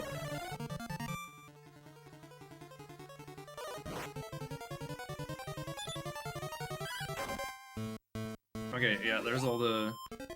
I'm getting a good look at the inventory here. So Wei-Louis has spent his money on armor, I guess? Or just banked it on consumables. Well, I assume he spent everything. I missed if he got the the treasures. There is some important treasures there. He must have. He's got the second strength seed. Yeah, there's a room that's got a huge chunk of money. Like, about 1,000, I think, or like 900. Like, a huge chunk of money. And if you die, you lose half of that. That's a big problem. So he must have got that. There's a strength seed in that room as well. So yeah, it's pretty dangerous to go up in a Birdsong Tower there and, you know, try to raid the whole thing. But whoops, he accidentally talked to the king. But he, you know... King lost his voice, but we gave him the Birdsong Nectar, he got his voice back. Talks about spooky dreams he's had. Meanwhile, I caught a glimpse of, I think Crimson is getting the magic potion on the bottom floor of this cave here. This is not necessary. But, like, it could be a useful item to have in Chapter 1. Or Chapter 1, in Chapter 5. Okay, Josie also on his way to the Golden Bracelet. Wei Louis! You did it! You got Birdsong Nectar already! You mad lad! Yeah, I wasn't sure if I was gonna make it through that. Old Christo there really pulled it off. Christo has goat blood, man. He's so stubborn. He made it. He did. Christo MVP. Oh, you got the big money chest as well. That 1,200. Haven't revived Alina yet, though. I just got her up. You might have a bit of a delay from what you're seeing, but we got her. She's alive. Oh, okay. I'm looking on Discord. There's still delay. No big deal, though. No worries. Yeah, so we're on our way to pick up the rest of the money from the Golden Claw Cave. And then we'll make our way to Endor, get an Iron Claw, and then I'll set up the Grizzly Saber grind. Okay, yeah, you're doing the old school route here. This is what I did in my PB back when, I think. Yeah, Very so good. it's kind of a lot of deferring the grind as long as possible here. We're gonna get a lot of money to buy an Iron Claw for 1,500, and then we'll have best in slot gear for Alina across the board, and then start grinding toward Alina level 11. The other nice thing about not using metal slimes for this is you can save your game right before Alina hits level 10 and 11, and check for good stat ups. You know, make sure you get a nice like +4 strength and decent HP growth, and if you don't get a good level up, you can hit reset and then win again right before your key level up here. A whole lot of saves going on in Chapter 2. Yeah, here we go. Josie saving the game here. I noticed you haven't used your any of your seeds yet on Alina. I did the Life Force nuts already, I think. Yeah, Oh, yeah. She just died. That's not good at all. Why save? Wow, really? I haven't seen it yet. I'm kind of surprised if that's going to happen. Yeah, She's taking 2. the Thevros triple run blocked me. Oh, you're Oh, okay. You're way farther in the future then from where I am. Oh. I'm watching you trying to run away from quad carnivorous plant. Fair enough. I'll tell you exactly what happened. Now back in the cave. Spoiler alert, I did not give Alina her chainmail back. That's what happened. Oh, yeah. Elite, yeah. Kristo's got the good gear. Oops. We set up coffin blocking to give all the good gear to Alina, but now she doesn't have the good gear. Oops. Yeah. Okay, so... Dinda has made it to the bazaar, got the strength seed. I should probably pay attention to the right side of the screen more. Because they're on some very different routes here. Crimson's keeping Bray alive, too. Dinda's got dead Bray right now. I don't know if that's on purpose right now, though. Dinda's had Bray alive for quite a while. Crimson's experience looking good. About to cast Hyado on the Meta Ghost.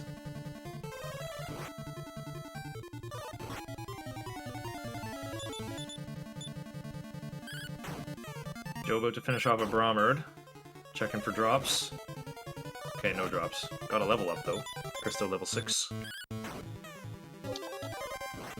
Okay, Dinda is walking back the other way to the Golden Bracelet Cave. Yeah, so Crimson is the farthest ahead in like raw experience, but Wei Louis' experience is gonna, like, the experience per minute is gonna catch up pretty quick here. Yeah, I've still got a another little bit more dangerous spread to do. But it should be kicking in soon.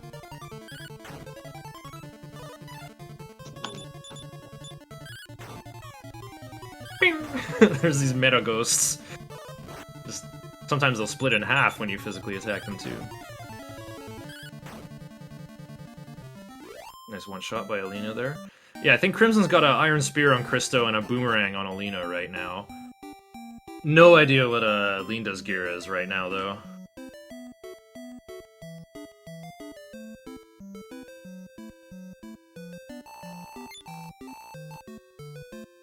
Crimson turning in the golden bracelet. Linda just had a level up. Okay, looks like Linda's on his way to the golden bracelet as well now. With a level 8 Alina and Christo. Okay, yeah, they're both hitting for about 14, so he must have a really good weapon on Christo. Probably the Iron Spear. You can buy a Morning Star at the Bazaar for $12.50, but that's just a fair bit too much to afford this early on. Oh, timers have been fixed, thanks to Adirondack Rick.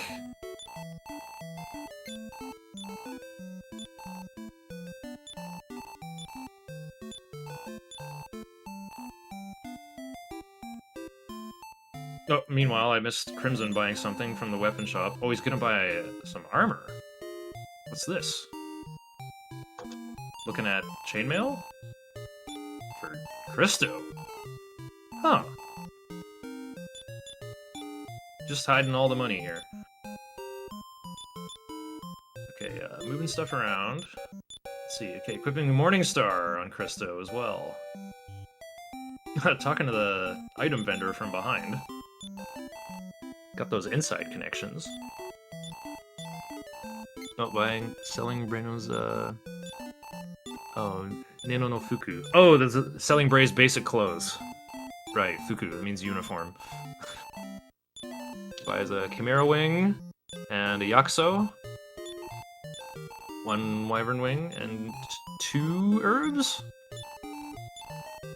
Loading them up on Christo, partly. Okay. Banking all the gold. Okay. Meanwhile, Linda's on the bottom floor of Golden Bracelet Cave. Wei Lui's march to Endor is going good. Made it to the halfway point here, made it to the inn. Now we're on the new landmass, the encounters are much more dangerous. Yeah, we got these skeleton bros. They can cast defense. Well, they have a reliable attack pattern. They always cast defense and then attack. Okay, these rogue knights are pretty spooky. Uh-oh, not enough for upper. Never mind, just gotta try to run. See, they hit pretty hard, and they can critically hit as well. Pressing B a couple times for luck. Crimson going to the tower now. Choosing to fight these orcs, whoa. I'd be a little bit spooked. They might kill Bray, we'll see what happens. Wow, they all hit Bray on turn 1, that's so rough.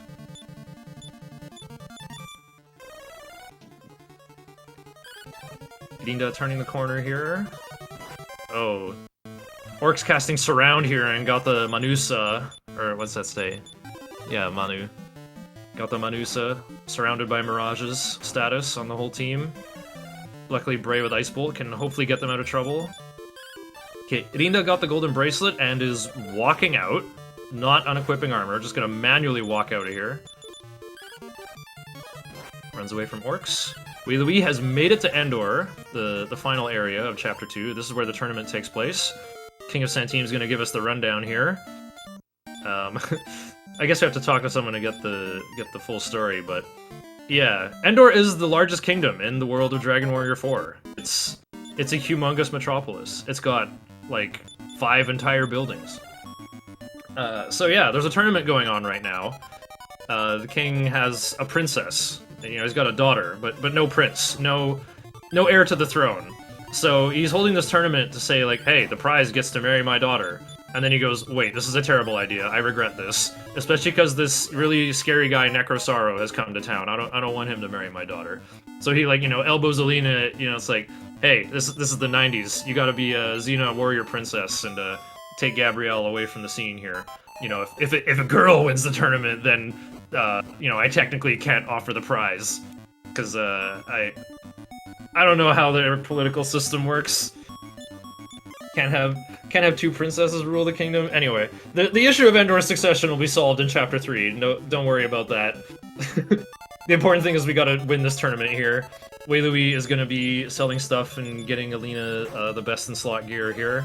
Yeah, Iron Claw, very good weapon. You can also buy medical herbs right here. This is the, like, you know, the vendor's desk. Those stairs up there, that's the entrance to the tournament right there. We're not ready yet, though. We gotta get to level 11. We don't stand a chance. Okay, Edinda walking out. Crimson is fighting Flythropes in the tower. These guys are very fast and like to cast Stop Spell. It's actually a pretty dangerous fight. Because Christo's not very fast. You'll probably get a spell blocked if you try to cast Upper on Alina to, like, grind the fight out.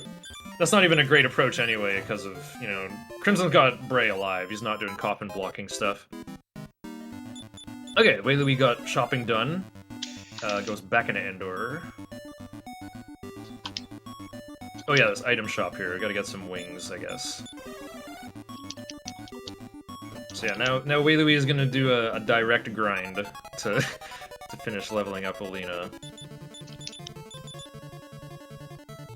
Probably just gonna get to level 9, like a high level 9. I have it in my notes. I think level 10 is at 1,798 experience or something, and level 10 is like 2,798. They're, you know, basically 1,800 and 2,800, like right before both of those cutoffs. That's where your levels are. This game is old and it's... yeah, go ahead. I was gonna say, I usually just count out 30 Grizzly Sabers is kind of my my count for it, which takes you right to level 9. My notes say 28. Yeah. The funny thing is, though, like, Grizzly Saber experience is not that great. They do give a lot of money, though. So what you're actually doing is just kind of gathering enough money to buy a Morningstar for Christo, and then you'll have 2 really strong attackers to finish your grind in Endor, where one encounter will get you anywhere from like 100 to 200 experience per successful fight. Ooh, Crimson's Christo died to the Grizzly Saber pile. Yikes. Edinda turning in the golden bracelet after walking all the way back to Freynar. It's also nighttime, how convenient. It has to be nighttime when you turn in the bracelet, so, you know. Wei Louie walked on the roof to set up the internal clock. Okay, Alina making room by using herbs. Joe going back for the money chest, probably doing something similar to you here. Yeah, he got the golden bracelet a while ago, now he's going back in the cave to sort of clean up the goodies.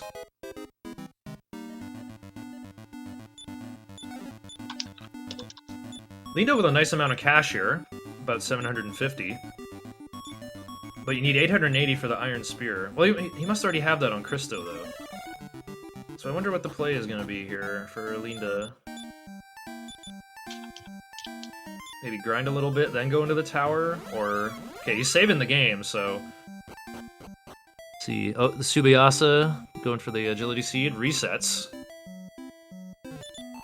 Meanwhile, Wei Louie is re-rolling the Life Force Nuts. +4, no good. That's a reset.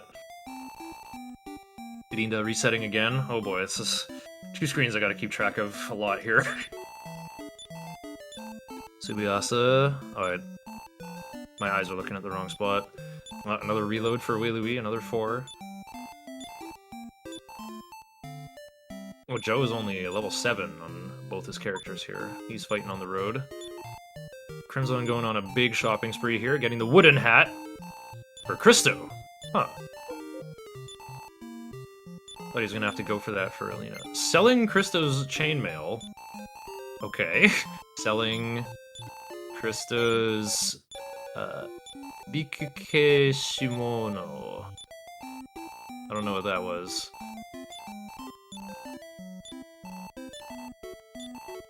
Now getting some more herbs. Meanwhile, Edinda's still re-rolling this Agility Seed. Got a 1. The Agility Seed doesn't matter that much. Like, I would accept a 2 on the Agility Seed. That's twice as good as a 1 outcome. I don't think 3 will make a difference. Okay, got a 2. Not accepting the 2! Okay, maybe... what kind of seed is this? It must be the Strength Seed. No, that's... Subayasa... Nah. Yeah, I think it's Subayasa. That's the Agility Seed. That's speed. Yeah, Agility. Never seen anyone be this picky on the Agility Seed. Resets again. Okay, so Wei Louie is back in the tower here. Again, gonna patrol on this little seam here, under the roof, to get more rapid encounters. We are looking for Grizzly Saber, but are probably gonna fight everything else because, you know, we're here to grind. Why reject a gift, you know? These Razor Winds are a bit spooky, though, because they cast Infernos. Not as strong as the player version of Infernos that can hit for... You know, their version hits for only, like, 8 to 14 or something. But it's, you know, it's still a big deal, because we're not expecting Christo to take any damage at all, and... You know, also casting Upper on Alina will not be enough of a defense. Out of MP? I don't think I've seen these guys run out of MP before. Okay, meanwhile, shopping for Josie. I see Alina's got a Boomerang. Selling Christo's hand-me-down Thorn Whip.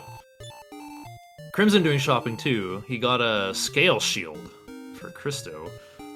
Some very weird choices here. He's like selling Christo's Chainmail but then buying a Scale Shield. Oh, getting some holy water here. Seisui. That's what they're called. Josie getting the other strength seed. Alina. Yeah, luckily there's an inn inside this tower that Wailui is in. Do you mind that I keep saying your name in Latin, Wailui? That's totally fine. For some reason, I just, like, thought it would be faster. Even though I'm really not really losing any frames making a V sound. Totally okay. Okay.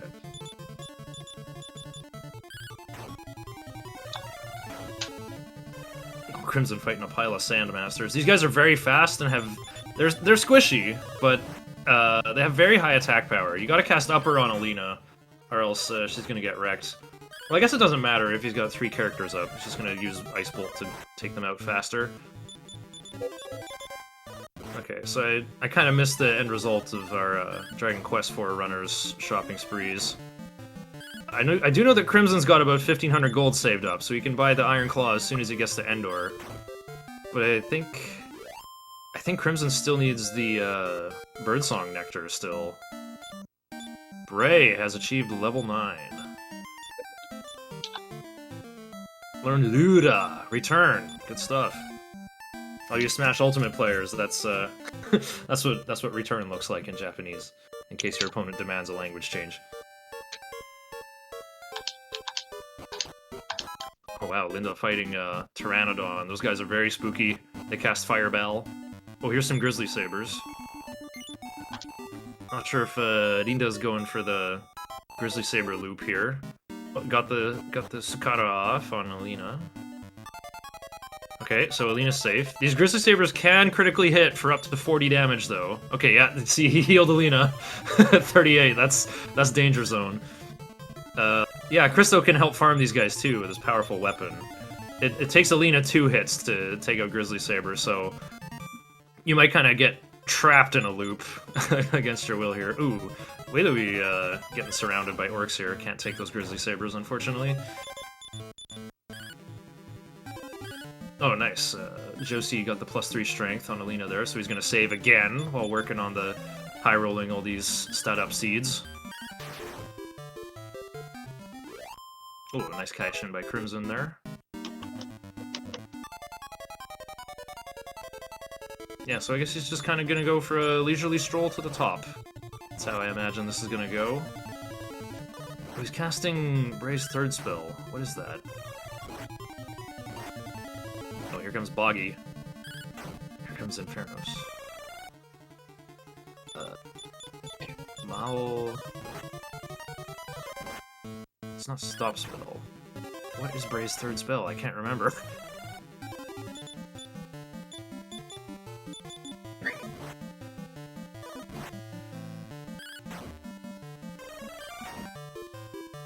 There's Ice Bolt to finish off the third one.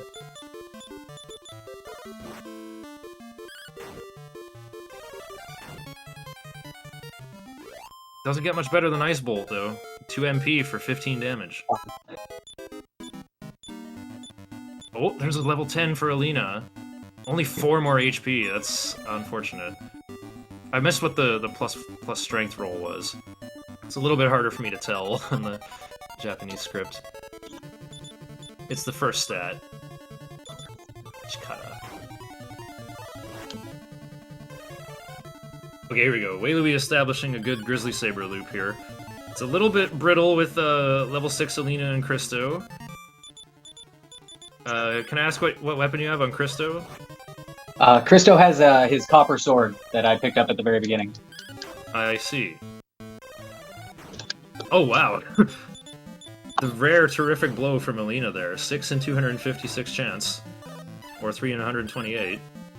That's, you know, still scarcely higher than the base 1 in 64 crit chance that the rest of the cast has.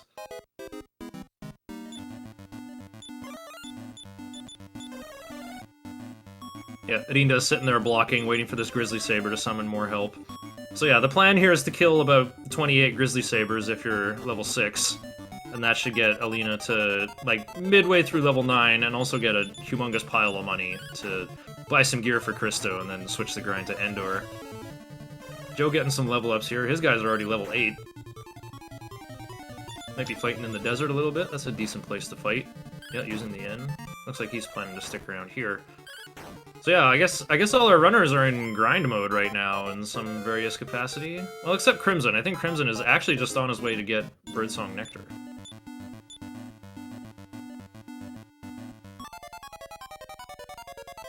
Yeah, here he goes. Fighting the Grizzly Sabers.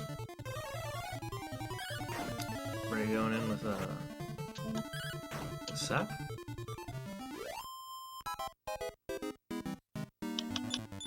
Okay, meanwhile Joe is shopping, getting more wings for fast travel. You know, there's a lot of fast travel you need to do in Chapter 2, right? Like, once you get to Freenor, you gotta pick up the Golden Bracelet, you know, get the Bazaar so that it's on your list of return locations. And then once you have the Golden Bracelet, you gotta go back to Santeem, walk on the roof for nighttime, or make it nighttime by walking somewhere else and grinding, I guess. And then wing back to Freenor, and then wing back to the Bazaar to get closer to the tower you have to go to next. Those 5 wings on Christo are all needed, and they get replenished later on too. There's gonna be more hopping around once we get our Endor chores all set up.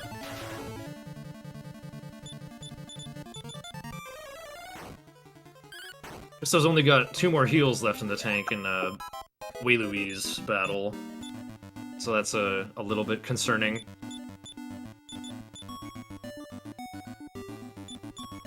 Okay, Crimson healing Alina here with items, giving something to someone else.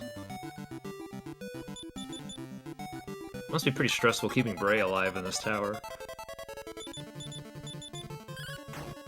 Yeah, Crimson making Chapter 2 look pretty smooth here. You know, just kind of taking every fight on the way.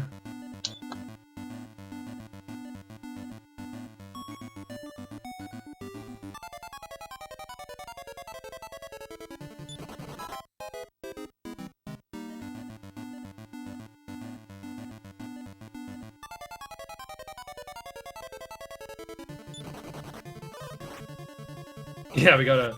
Exactly, Anatole. We're transporting Bray's ghost across the kingdom. It's contraband. Uh-oh. Joe's Alina died. He's out of there.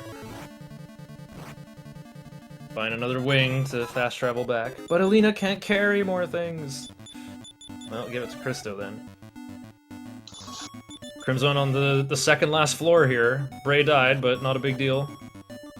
He's got the budget to bring back Bray, for sure. Oh, Alina hit level 10. I missed what her stat ups were. Uh-oh. Alina's in the danger zone on Wei Louise screen. We're going with the herb. And yeah, this is kind of the danger of Christo without a strong weapon, is like the Grizzly Sabers decide when you're done. You can try to whittle them down, but it takes 2, sometimes 1 hit from Alina. Oh wow, random crit from Christo! Let's go! Yeah, Wei Louise cashing out here without healing resources. It's too scary. She'll get plenty of level ups for Alina. I can pay attention to these. Oh yeah, Crimson got the Nectar! He's cured the king of losing his voice. Oh, +1 strength for Alina. Kind of unfortunate. The early level ups are always weaker. +8 HP is really nice though. 5 strength on level 8! Okay, that's huge. Wait, but no max HP? Wow, that's really weird. Getting +8 and then +0 for HP? Yeah, that was kind of ridiculous, wasn't it? It was like, basically I got 1 level for 2. I don't know where the threshold is for level 9. You should check your money. Like, if you have enough for the Morningstar, just switch to Endor right now. Like, using the herb, but then using the inn anyway. Hmm.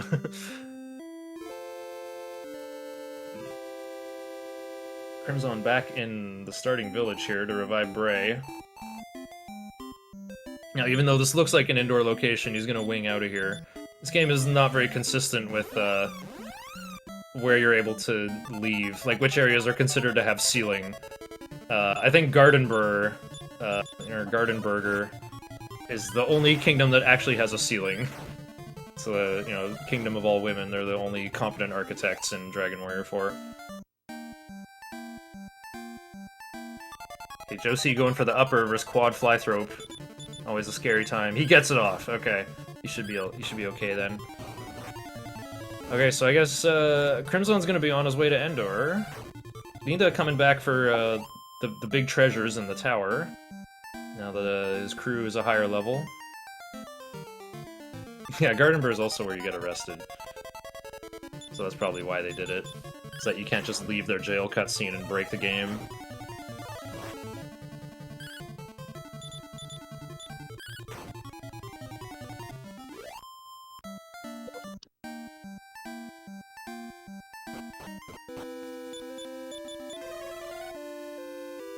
See. Definitely not a roof in Bon Malmo. Well, Bon Malmo is, they're militaristic, but they don't have a roof. Oh, but they do have a jail, though. But it's never you in it. So that's for... Right? Tom asks you for a Wing of the Wyvern, because he knows it'll get him out of that jail. He did his research. He cased the joint. Okay, Linda has successfully got the treasures. Once Bray levels up, he learns the outside spell, but I'm pretty sure Linda's Bray isn't a high enough level for that anyway. Okay, Josie in a Grizzly Saber fight? Looping them, probably? Yeah, Alina's taken one. Okay, so Josie's in a Grizzly Saber loop. Oh, Wheelie hit level 9 on Alina, and I missed it. How was your level 9? Pretty good. I hit, I think 4 strength, and I'm not sure what the hit points were, but it was 7 vitality, which means hit points will be coming. Oh yeah. Yeah, vitality's a weird stat in this game. It doesn't actually do anything except affect how big your plus HP gains are when you level up. So, I think just for specifically that level, but maybe it has an impact on future levels too. I actually don't know. Look at that, just enough for the Morning Star for Christo. Nice budgeting by Wheelie.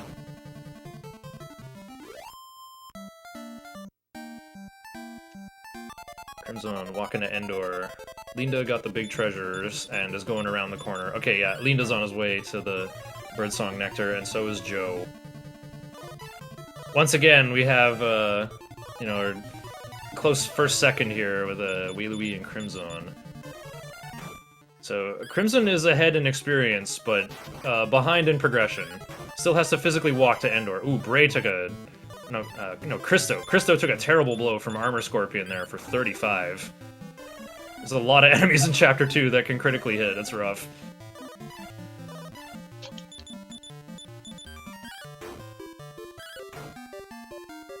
Okay, yeah, Anatole explaining the hit dice of this game. The range is vitality times 2 plus or minus 3. Yeah, Lapkin correctly pointing out that Tom is just in the drunk tank. Not very high security.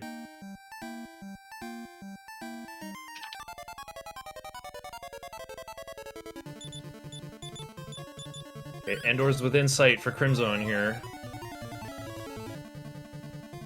Oh, Crystal going for a Menusa. Looks like it worked on a lot of them. Oh, but doesn't save you from critical hits. The rest are missing, but... Whew.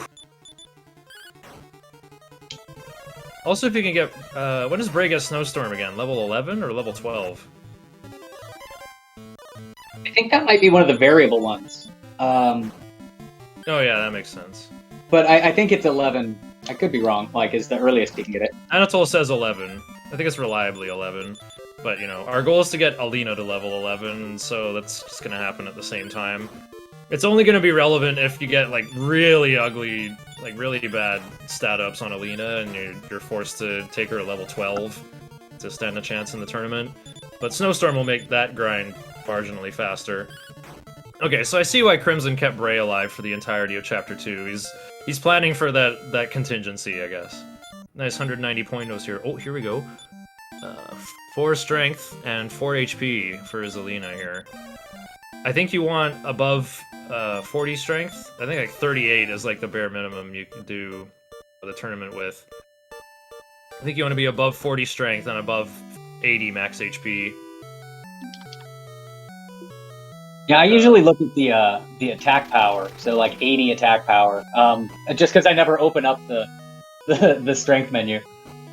Oh, I always look at status. Yeah, fair enough. Yeah, if you're just using equip, you can get your info there. We'll see how Crimson's stats shake out in just a moment here, because there is a Life Force Nuts to pick up on the left side of that walkway on Endor here. So that's potentially a +6 more max HP for Zelina. Did he actually time it perfectly? Did he hit level? Yeah, he hit level 11 in the final fight right before getting to Endor. Crimson, you absolute mad lad. He just took every single fight in Chapter 2, and it was exactly the right amount of experience. What an absolute mad lad. Okay, Rinda using the Birdsong Nectar. Now able to go to Endor here. The king will tell the guard posted at the shrine to let his daughter through. +5 strength for Josie Zelina at level 10. Let's go. And +6 HP. Let us proceed in a forward direction. Okay, Belinda, wing into the bazaar and sleep in there. Now walking from there so that it'll be daytime in Endor. Perfect. Okay, gonna attack that Cordra first, because Cordras can also critically hit. Thanks, Enix. Oh, Wheelie getting the Inform here. Yeah, I was saying, this is like an old game where you have to have a priest tell you how far away you are from leveling up. But we just happen to know, you know, level 10 is at 1800, level 11 is at 2800. A little bit lower on both of those, though. But Crimson's still taking a fight. I wonder why. Must need a little more money? I know he was just doing his tournament shopping. I think he had enough to get the Iron Claw.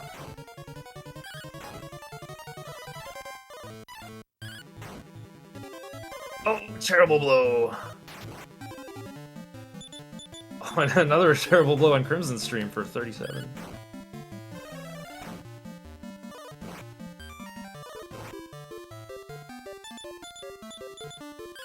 What's up with Joe? Is he looping these Grizzly Sabers still?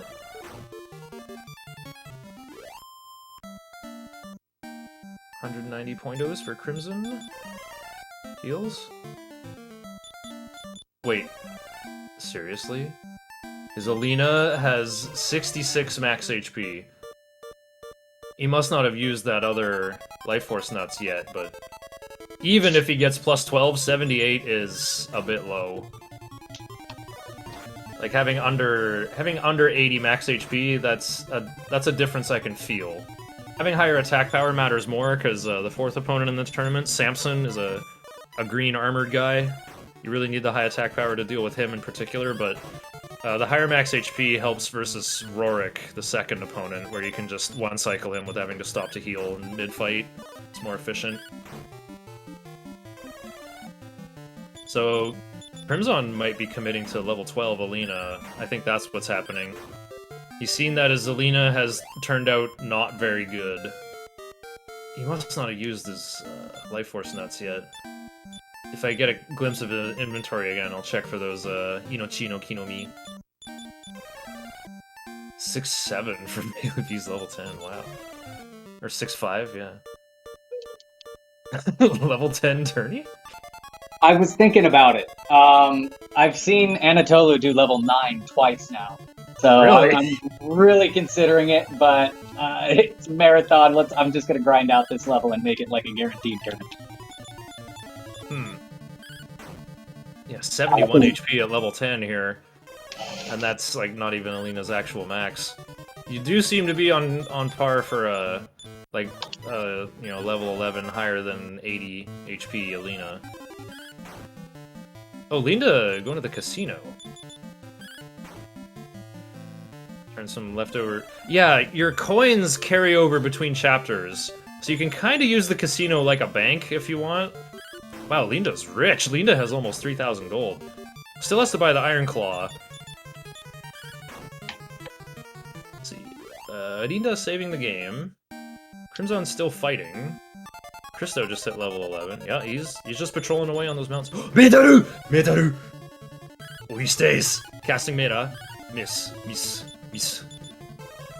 Swing away. Blazes again. 1 damage. We stuck 1 damage. Alina and Christo gets a swing in, and then Metal runs away. Oh. That was pretty rare to see a Metal Slime in the daylight. Okay, Josie's Birdsong Nectar confirmed for Brawl. Linda is walking back and forth in Endor. Oh, I see. Yeah, having to remember to talk to the king before going down the track for tournament shopping. Finds the boomerang. Okay, that's a good find. That sells for 262.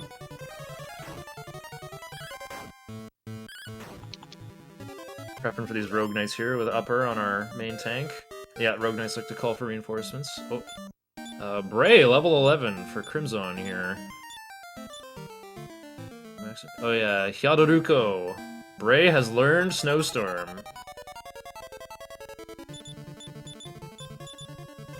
That can certainly speed up an Endor grind. Yeah, I guess Crimson is just committing to level 12, sight unseen. That's so funny. Crimson had such a great Chapter 2. Gets all this way, and then, you know, the Dragon Warrior 4 casino has rolled the dice and informed us that, nope, your Alina's not good enough.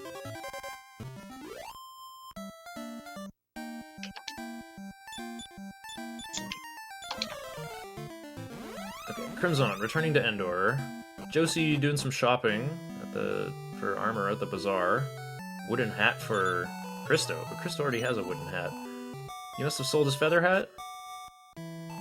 Yeah. Louise Alina took the good stat rolls.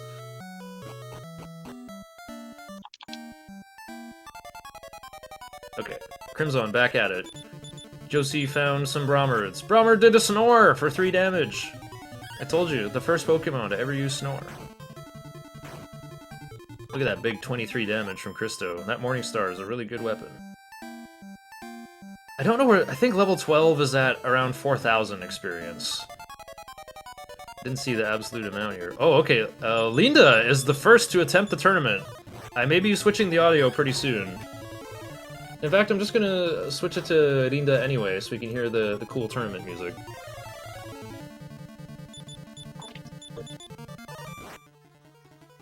Okay, so, yeah, tournament is a 5-round, single elimination. Han, the first guy, is another martial artist, but he's a total jobber. Okay, Arinda's Alina has 81 max HP. That's pretty good. Not sure what her attack power is. You can just sort of guesstimate from damage output, maybe. Okay, 19, 21 on Rorik. Those damage rolls don't seem great. Oh, going for the 1 cycle. Oh, it takes Xaxes on Rorik and goes down. Unfortunate.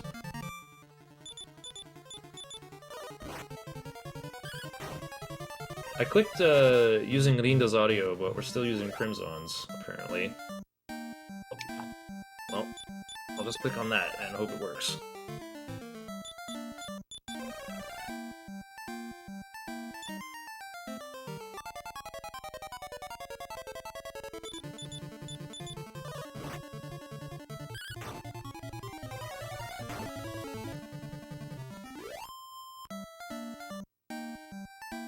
Okay, Linda back in it instantly here, without using any herbs.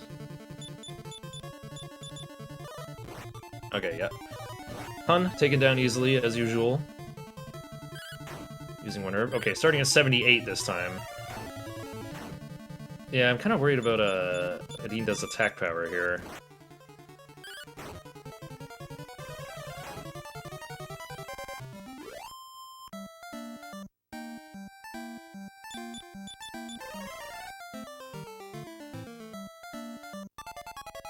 Yeah, Rorik can throw the boomerang as well, using it like an item, but I think that just does the same amount of damage as attacking. Let me try switching to Linda again. Here we go.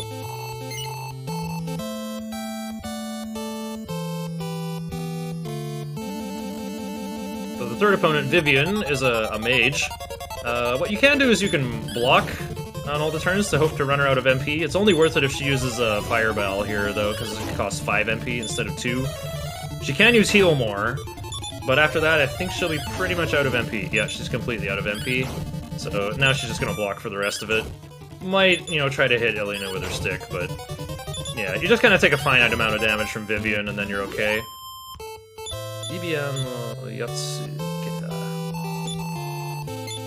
Yeah, and then just use your herbs between rounds here. Samson is the real... Oh, excuse me. The real dangerous opponent of Chapter 2 tournament here. Big green armored guy. He also can use a medical herb when he's below half HP, so you want to try to lay up with 3 attacks, and then heal yourself up, and then just try to sprint to the finish and hope he doesn't heal. Samson can also outturn Alina. He's a very, very skilled fighter to, you know, outspeed you know, a lightweight martial artist in that heavy suit of armor like that. I have heard some fan theories that Samson might be Prince Reed from Von Malmo, trying to win the tournament that way. Oh! Lina got outturned! No! No! Oh, man! Alrighty. Oh, Crimson is re-rolling all the stat seeds right now. Crimson is getting ready for the tournament. Josie on his way to the tournament area to buy the Iron Claw. 37 strength Alina right now. I missed if Joe's Alina is level 10 or level 11. Oh, level 10. Okay, okay. So when Josie hits level 11, as long as he gets 4 or 5 strength, he'll have a good Alina. Gotta fill her inventory up with... Oh, he's got a strength seed as well. Oh, okay, he's more than good. Yeah, he'll get 40 strength, and then he's gonna get plus 4 or 5 at level 11.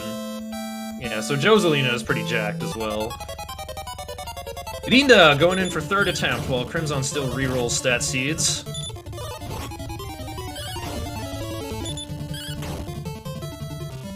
Oh, Crimson, okay, you got an HP result he likes. He's saving again.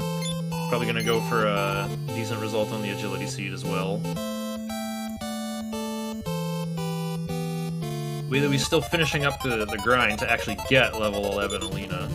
He's going for that one and done, I think.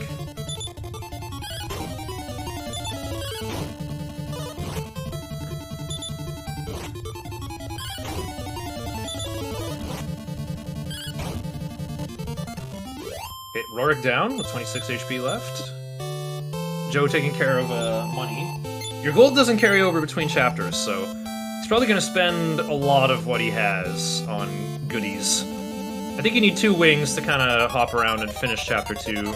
And I like to buy 6 fairy waters to dump in Bray's inventory. Those are very useful in Chapter 5. Okay, well, Crimson about to enter the tournament at level 12, I guess.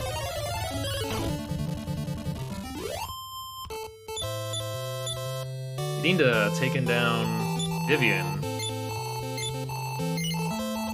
Max HP going into Samson.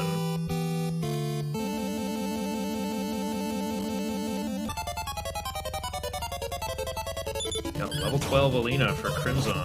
That'll be a nice head start for the end of the game, I guess. Okay, ooh. Yeah, Linda's attack power might be... Yeah, and there's Samson still hitting for 20, too. Oh, outturning Samson when healing. Okay. Linda going in. Click, click, click, click. Oh, gets the crit! Amazing!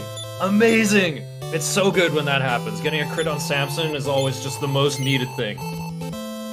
Yeah, not going in for max HP for this final opponent here. Linguar. Linguar doesn't hit very hard. Linguar has a different issue. Kagebushin no Jutsu! The Linguar splits! It's always fun to, like, spell secret words with a A, B, C, D, the different Linguars. Most people's strats is just A and pray, though. It's really funny, though, because, oh, is he going for CCC? Because Shiner CCC is commentating? Oh, you're so cute, Linda. Oh, wait, B next? Oh, we got it! Okay. So yeah, Lingwar's got 55 HP. It's pretty rare for Alina to have such monstrously high attack power, though, that you'll have, you know, do 28 plus 28. So it's probably going to be 3 hits to win. Lingwar doesn't hit very hard, and sometimes emits a fireball, so you never expect to take more than like 8 or 10 damage from a Lingwar attack. Lingwar can also build up power, but you're not going to take more damage from the attack unless the same Lingwar attacks. So maybe like any Monty Hall problem experts will be like, well, you have to attack the same Lingwar to punish the buildup. Oh, Linda confirming 2 hits on Lingwar. Goes for D. Okay. 1 HP! Oh, Crimson clutched it out for Samson with 1 HP left! Level 12 has been worth... It's like actually a dead heat here. It's actually just a matter of like who can beat Lingwar first on the Dragon Quest IV side. On the right side of the screen. Crimson going for C first as well, but it was D. That's the first one. Wailui starting the tournament, gets a crit on Hun, nice and quick. Probably gonna use an herb anyway to guarantee the 1 cycle on Rorik. 88 max HP, wow. Wailui does have the most monstrous Alina. I'm gonna have to get ready to switch audio here for who's gonna pull ahead here. Linda is through! Linda is through Chapter 2 first! Amazing! I haven't seen if Crimson has landed any hits on Lingwar yet.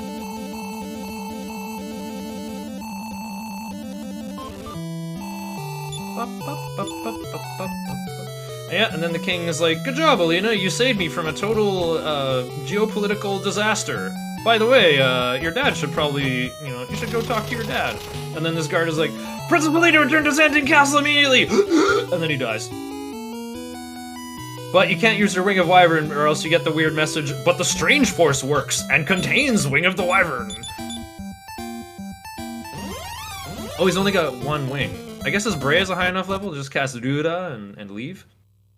So yeah, no, yeah, last in, first out. Indeed. Yeah, Linda had that horrible Chapter 1, like a 31-minute Chapter 1. Yeah, and all you have to do is get to the 2nd floor and take 1 step and then cast Return, or just walk back out, I guess.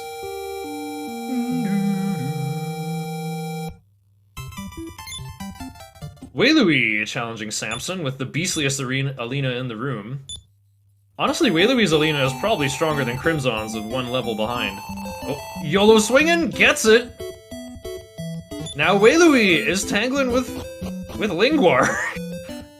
Oh, how's Crimson doing here? Does Crimson have healing left? Crimson's just got a swing here. Oh, it was C. No, it was D. Uh oh, Crimson's in big trouble. Lingwar's very fast and almost always goes first. It's gonna have to be build-up power. No! Crimson taken down!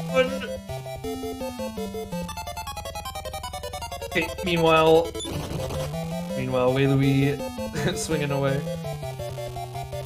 I guess we know how Lingwar works, and we know Josie is still catching up here, still has to get Alina to level 11, but we'll probably have a strong enough Alina to win the tournament.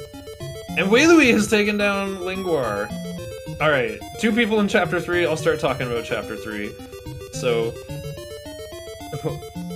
oh yeah, Berodin Man. Why is he called that in Japanese? Because he's bellowing? He yells a lot? But he doesn't use the Otakebi move. Doesn't use the war cry.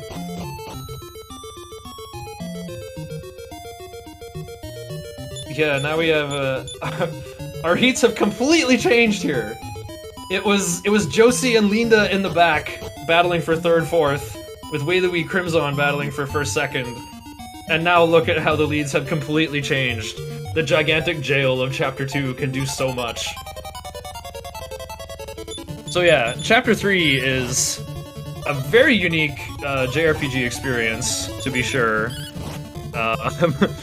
I think nothing like it has been done since that RPG that was on Steam called Reciteer, where you play as the owner of a weapon shop, and adventurers are coming in like, hey, do you sell weapons? I want to buy this. I want to sell this. I mean, in this game is not nearly as complicated. Although there are still some mechanics to it. There is a rare chance that someone will come in and sell a Sword of Malice. And if you, like, you know, tell your boss, like, hey, I want to quit for the day, pay out my wages. And then if you go to that weapon shop, the same Sword of Malice will be there for sale.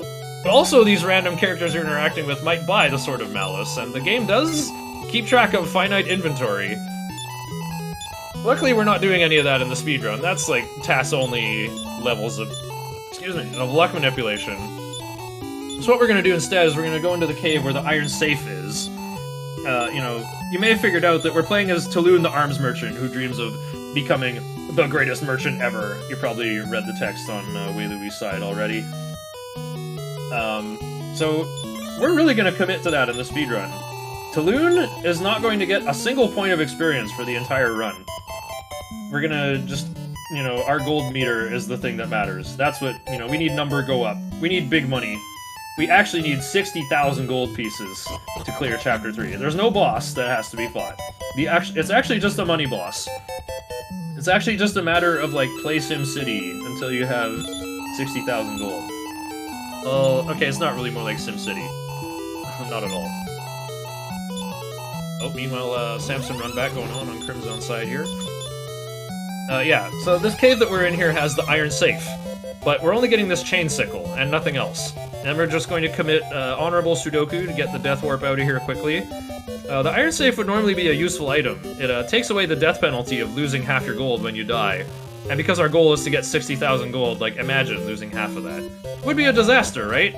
Sounds like too big of a risk for a speedrunner to take, but you'll see that we'll actually be fine, and it's much more valuable to have that inventory space open. You can't get rid of the iron safe once you pick it up.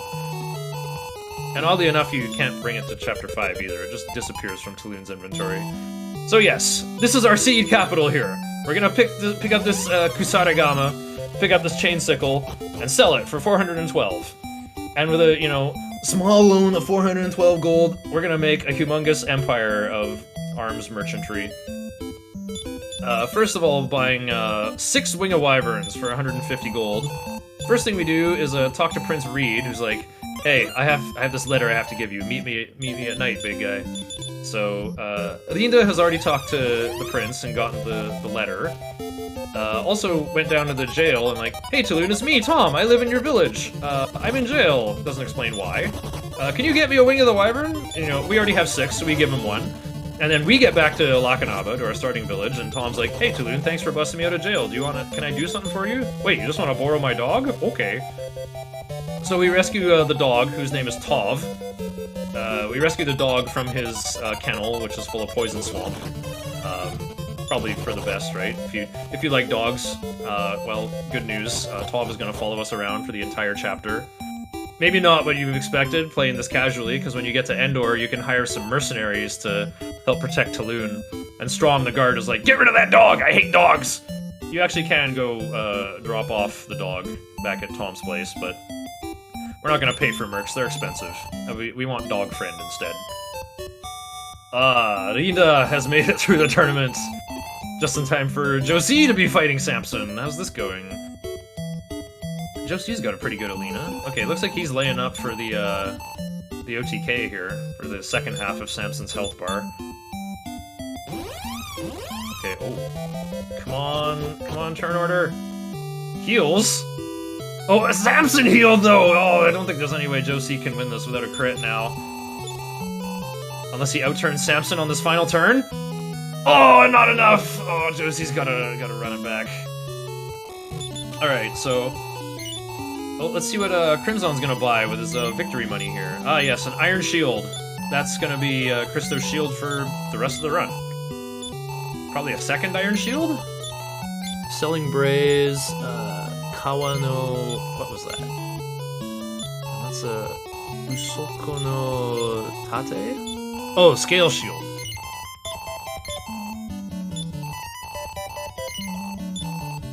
Yeah, Linda is re-rolling here. So yeah, there's a guy in Bon Malmo Castle here who's like, we have a shortage of armor in this castle. Will you sell me yours?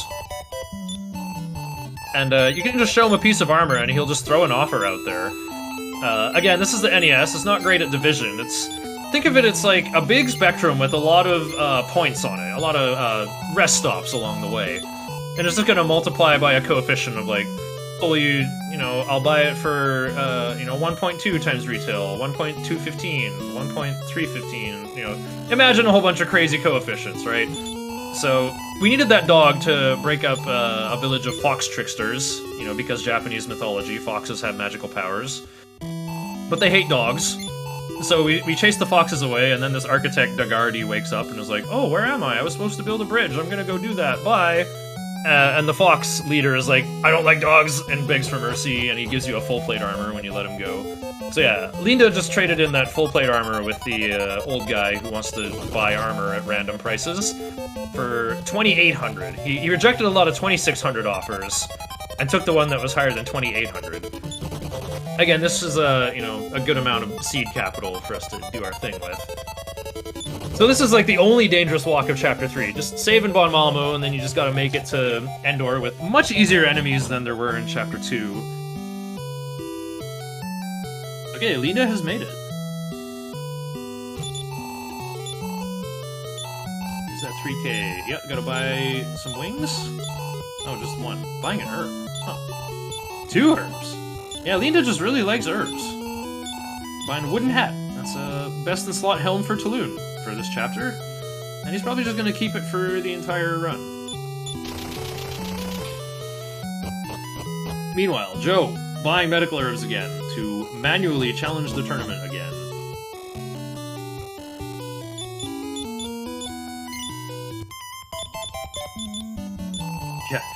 Yeah, Labkin, I remember the first time we did this international community race setup. I think Anatole was in the lead. Wow, the king just got on top of Tulun's dog there. But yeah. I think one of the Western runners was in the lead, but we could watch the Japanese runners pull ahead in real time because there's so much text in Chapter 3. You end up saving a lot of frames when the text gets printed out one letter at a time. Crimson getting the Kusarigama. Grinda buying bronze armor. And iron apron. That looks right. The iron apron is best in slot chest armor for Tulun.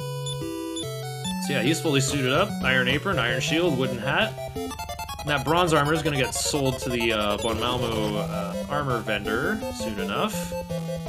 But our next goal here, we're going to go into this cave and get an item called the Silver Statuette. And there's a very rich, eccentric collector of artifacts in Endor who will pay 25,000 gold pieces for it. And that will be necessary to carry on our next quest here. So I did say we need 60,000 to win, but our actual next goal is to buy a shop for 35,000 gold. And the shop is going to allow us, going to increase our gold per minute even more. It will actually create a positive harmonic feedback loop of money. It's just put money in and it gets bigger really quickly. Okay, Wei Louie doing some shopping as well. Pretty similar loadout here with the bronze armor. That's why you gotta take 2,800. Selling the basic clothes to make room. Can't buy anything else, no big deal. We'll just, pay 100 gold to death warp out of the cave.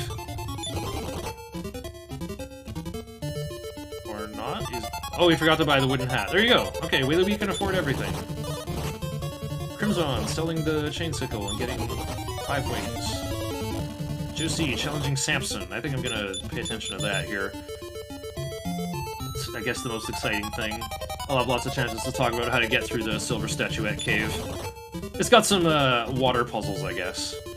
Okay, Josie's herbage completely spent. It's just A and pray at this point. Ooh, the crit on Samson! That'll do it! Samson's got one more herb. He's got to beat Lingwar on about 55 HP.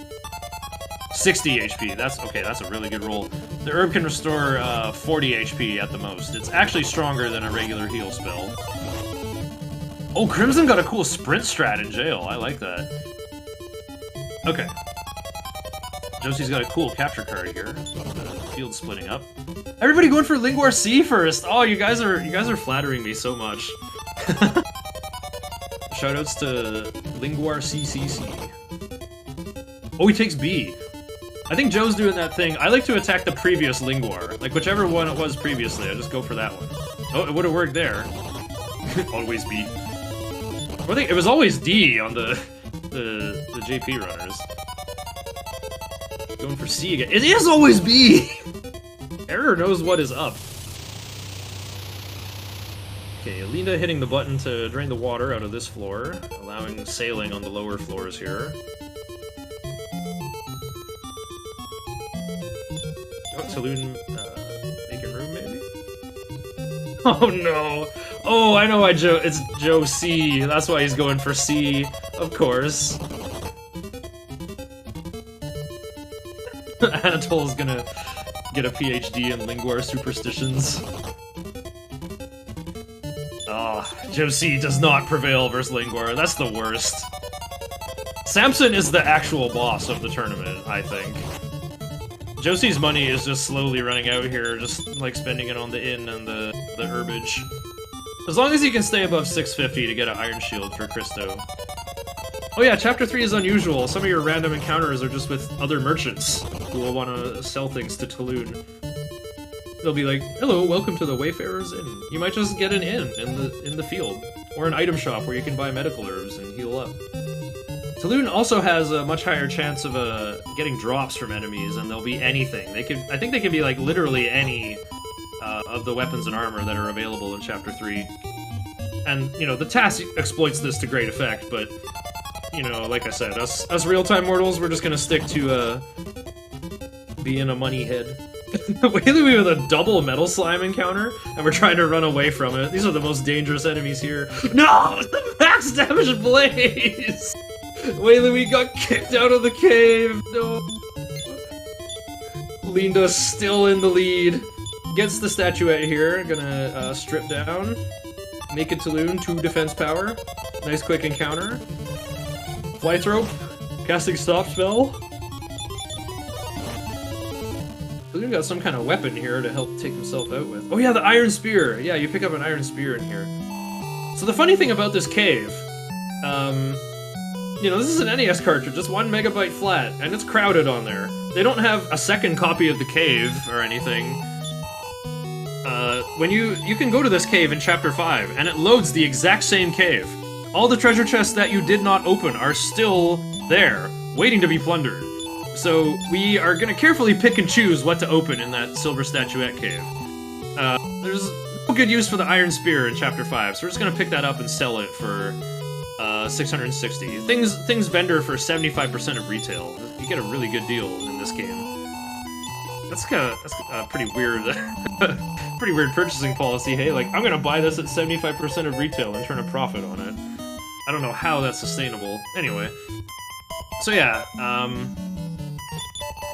when getting to Endor, we show the princess the letter, you know, where Prince Reed confesses, like, "Oh, Princess May of Endor, I love you. I wish to marry you. If we marry, our father, but unfortunately, the King of Bon Malmo is warlike and wants to go to war with Endor." But, you know, we read this letter out loud to the princess, and she's like, "Oh no, what must I do?" And the King of Endor is like, "Haha, I overheard the whole thing. Take this royal scroll to the King of Bon Malmo." And he reads it and is like, you know, the king just kind of goes like wink, wink, nudge, nudge, like, "Hey, you know, our kids kind of like each other." And the King of Bon Malmo was like, "Wow, great! I'll just marry into the family of Endor, and I won't have to invade."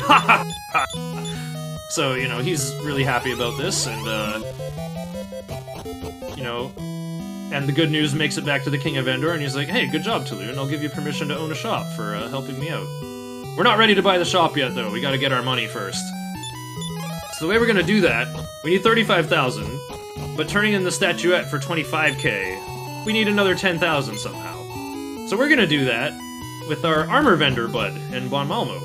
We're just gonna buy armor at retail price and take it to them and sell it for higher than retail because armor is in demand in Bon Malmo. You know, I don't know why their king wants to go to war.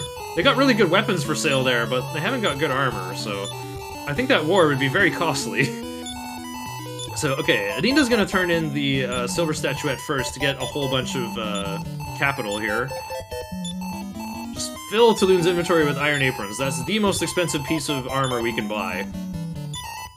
So yeah, that's the goal here. Just buy a wing so we can transport ourselves to Bon Malmo safely, and then just 7 iron aprons. Sell those for 1,700 or 1,800 each, and just do that 2 or 3 times, and we'll have our 35k to buy the shop. Well, you want more than that though, because you also need some seed capital to get the shop kickstarted. So, and Linda's gonna talk to the King of Endor here. I usually save this for when I actually want to buy the shop. Oh wait, but no, this is smarter, because then you just use your wing from here, then you don't have to walk out of the King's castle. Okay, yeah. The walk speed in this game is not very high, so I do like to overthink where to use Wing of Wyvern and all that. Every step saved helps. It's an 8-hour run. So yeah, there's also look at that, 3,000! I've never seen that! That's the max offer! 2 in a row! What the heck? Linda, stop being so good at this game! I don't know what the dialogue looks like if he agrees. Soka. Okay. Tashkani. Okay, yeah, Tashkani means certainly. Soka means like, is that so? Tashkani? Soka, okay. Wow, so I was just gonna explain, there's also like a critical offer mechanic, where like usually the most you can expect to see for one of these is like 1810, or like 1858 or something, or 1875. Those are the big rolls. But sometimes there's a couple outposts way out there that are explosively huge offers. And Linda got a 2.0 offer immediately. I don't think I've seen one that high ever on the Iron Apron. Is this run spliced? Okay, yeah, then you buy 2 wings, go back to Endor, and now Wing of the Wyvern's at the top of Tulun's inventory. You can't scroll, like, you can't press up at the top of the menu and appear at the bottom of the slot like all you luxurious Dragon Warrior 1 randomizer runners are used to. No, you don't get that. You don't get any of that. You gotta scroll all the way to the bottom.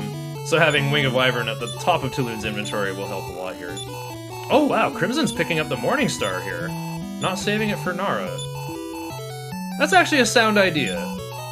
I'll talk about that again when we're back in Chapter 5, I guess. That's like a decent weapon for Nara, but Nara doesn't need to attack. Oh, by the way, hi Joe. How's it going? Hey, just thought I'd jump on here for a minute. That was some pretty rough RNG there in Chapter 2. Yeah, no kidding. Yeah, you want to clear Chapter 2 under 2 hours, ideally, but you had a pretty unlucky tournament there with that Lingwar fight. I was getting hype about Alinda getting big bucks. I missed how your Lingwar fight went there. Yeah, well, I mean, the second one, that seemed to go fine. But, yeah, no, I died in the Silver Statuette Cave the first time I tried to go in, and then the second time I made it, and then I had another issue where I almost died when I was doing the grind and I was in the Silver Statuette Cave, so I kind of had 2 issues there that came up. You mean Golden Bracelet Cave? I'm sorry, yeah. I'm getting too mixed up. Sorry, yeah, the Golden Bracelet Cave. So, yeah, so that kind of put me back a little bit, and then, of course, the tournament, so... Yeah, well, you're out of Chapter 2 jail. That's the good thing. We're past the hard part.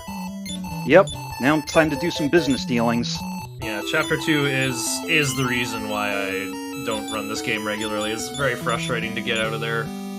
Yeah. I run a different RPG with a smaller jail that occurs only half an hour in. Yeah. Yeah, well, I think that's one of the challenges, is Chapter 2 and trying to get through there. So... Alright, yeah, well, I'm gonna jump off here again, but just thought I'd jump on here for a minute and touch base. Yes, thank you. Thank you for sharing the hype with us. You made it through Chapter 2. I'm very happy for you. Yep. Alright, I'll check in again in a little bit. Okay, Linda has the shop already. I'm gonna open my splits, actually.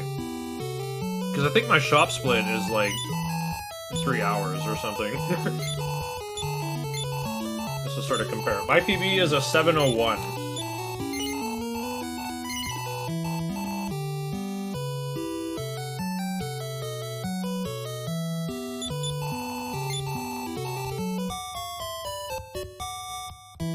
Oh, I don't have a shop get split, but I do have a Silver Statuette split of 207. So Linda's got the shop already, only 5 minutes later. And my chapter 3 done split is 234.07, and I think Linda should beat that easily. Easily. I think this whole... Once you have the shop here, I think you're done in like 7 to 10 minutes usually. All you gotta do here...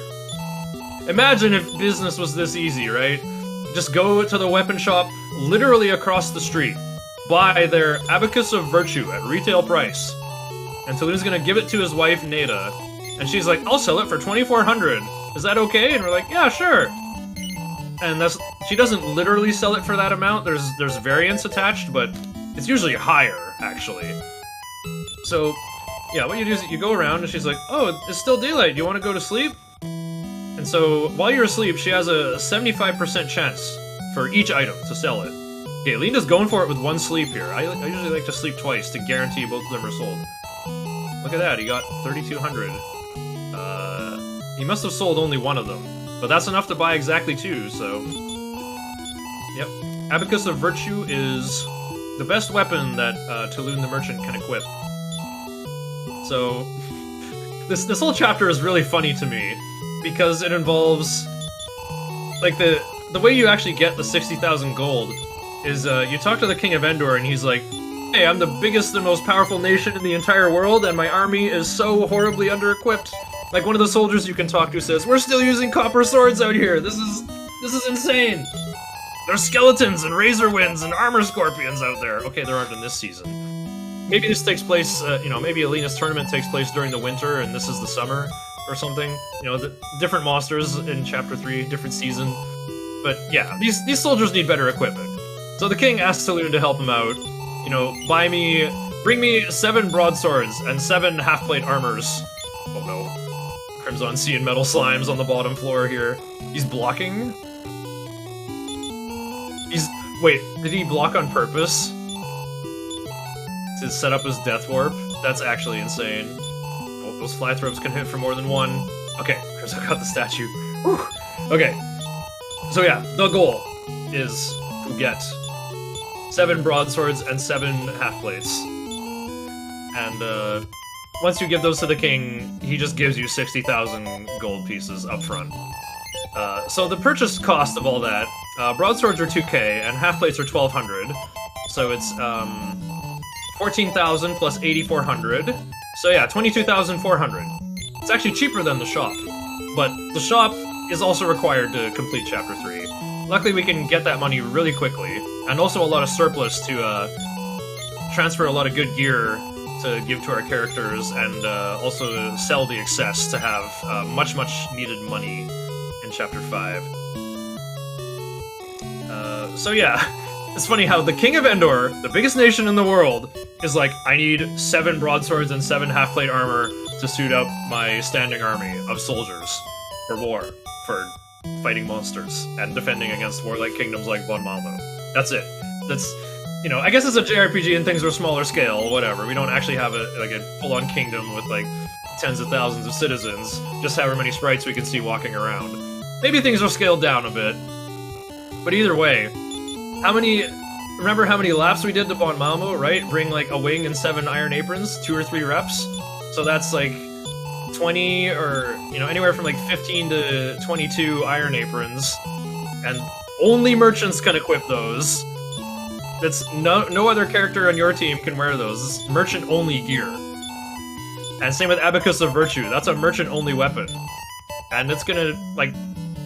Linda is gonna loop that so many times. It's gonna be a full inventory of 8 abacuses. He's gonna have over 11,000 gold in his inventory before long. Like, he's gonna have to... Yeah, he just brought 7 abacuses home. And yes, we brought this out. Abacus or abaci both work.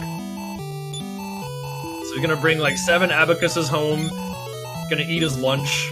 Yeah, that's the other thing, Neda gives you a lunch when you wake up, and it, you know, that goes in your inventory. If you already have the lunch, she won't give you one. But, you know, it's gonna get to the point where we gotta, like, eat our lunch or discard it to maybe give it to the dog. You know, eat a week-old lunch to make room here. Still can't afford all the multiple abacuses of virtue here. So I think it's gonna be 8 on the final lap, and then you don't need much more than that. So yeah, this started out from 2 abacus, so then 2 more, then probably like 4, 5, 6, 8. So like 8 plus 11 plus 8. But yeah, it's about like 27 Abacus of Virtue and 22 Iron Aprons. That's an army of merchants 3 times bigger than the standing army of the biggest kingdom in the world. Taloon is creating an ANCAP paradise where merchants are the most powerful class. So, no wonder whenever this chapter comes up, all the Twitch viewers are like, "Ooh, capitalism! Ooh, fun! So much fun!" That's exactly what Taloon is up to. It's just like Reciteer, right? Capitalism, ho! Capitalism rewards the greatest innovator, such as Taloon, who never before thought of buying weapons at retail price and selling them to someone else at higher than retail price because they're too lazy or inept to find a better deal, I guess. Or maybe Neda is injecting some kind of added value into what she's selling. I'm sure everything comes with a free lunch, and it's a really good lunch. Okay, yeah, Linda has got over 24,000 gold. So yeah, like I said, 22,400 is the raw requirement to fill the King's Order. But we're gonna put aside a little bit extra to transfer to our Chapter 5 roster. Abagoose getting summoned in chat.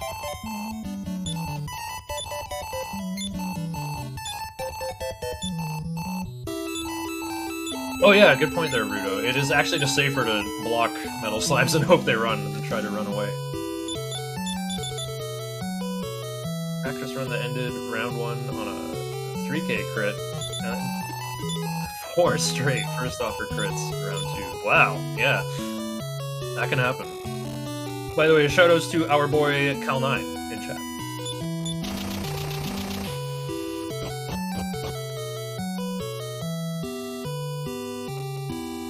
Okay, let's see. Crimson is reading the O no Tegami, the Royal Scroll, to the King of Bon Malmo. Okay, Rita has heard about the order from the king: 7 broadswords and 7 suits of half-plate armor. 7 broad suits. No, that's a DOS game. These are Shoot Larry. Alright, so he's already brought the 7 half-plates, but broadswords are only for sale in Bon Malmo, so he's gonna wing straight over there. And buy a wing first, and then get told over and over, Taloon can't be equipped with this, is that okay? Luckily, Linda's running the Japanese version where there's less text. Nope, Taloon's inventory is full on Josie's stream. Wheelie doing Iron Apron loops still. Oh, Linda got blocked by the ruffian NPC. Okay, he's gonna leave and reload the area. That's so funny. It happens the most often in Final Fantasy 1. And I think the randomizer has a feature where after you talk to an NPC, they just get erased from existence. So yeah, 14,000 more, and Linda will be good to go. Actually, that might be cutting it a bit close. What's the actual stuff you need? You definitely want, like, your best-in-slot stuff for Taloon. You want an Iron Apron and a wooden hat and an Iron Shield so that he can safely walk to the final area. Actually, I guess you could get away with, like, an Iron Shield. And I guess no, you still want as many Iron Aprons as possible just to sell in Chapter 5 for, you know, backup money. But only 2 aprons? That seems like it's cutting it close. Actually, I like to buy an Iron Shield for Taloon as well, then I can give that to Ragnar. Because, you know, Taloon's gonna be dead, he won't need to wear it. Alright, Rinda's gonna drop off the 7 broadswords and get 60,000. Maybe Rinda's got some unclaimed money at Neda's shop, we'll see. Okay, meanwhile, Wei doing the armor loops here. This is gonna take longer on the English version, 1 letter at a time, but you can kind of see how it works. Gonna look for those critical super golden wind. Those big offers, bigger than 1800. Pretty rare to get those though.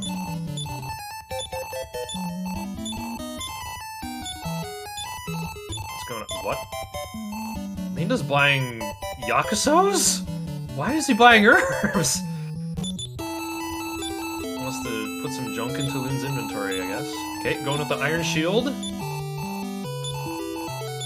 And a Bronze Armor. And a Iron Apron. Oh, yep. That's about the best you can afford.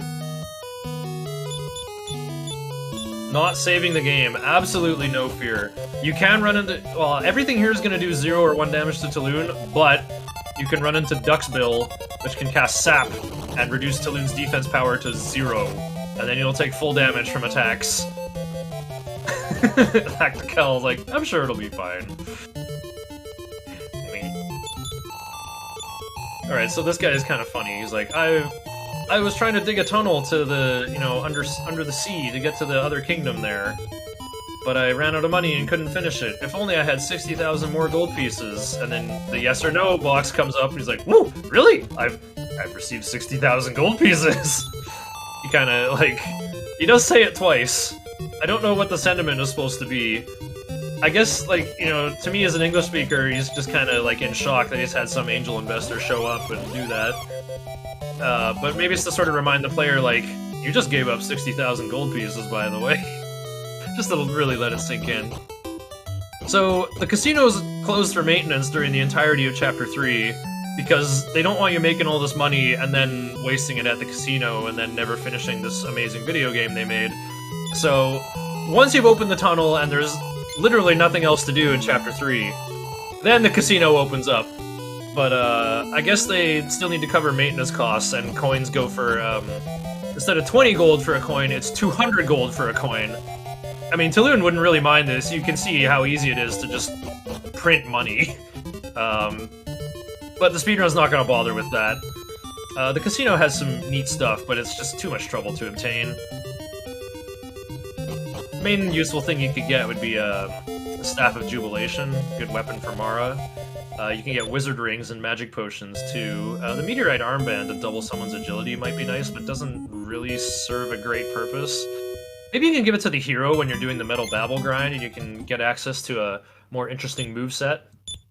So anyway, Arinda is the first person to get through Chapter 3. And here we got our, you know, dancers. Not dancing quite as well as our sprites in Final Fantasy IV, but hey, this is pretty good for the NES. Mara turning from side to side. Or sorry, that's Minya. I always forget which one's Manya and Minya. Manya. I think Minya is the dancer, and Manya is the fortune teller. Anyway, yep, Chapter 4 is free. Pray. Nothing can go wrong in Chapter 4. Well, anyone who's played this game casually will know that how brutal Chapter 4 is. You know, when I was a kid, I was like, I'm sick of playing as a meathead. I'm sick of playing as a tanky hero who learns a bunch of spells. I want to play as mages. And well, Chapter 4 is here to give us a taste of that. And we get to find out why you actually don't want that. You really actually do not want that.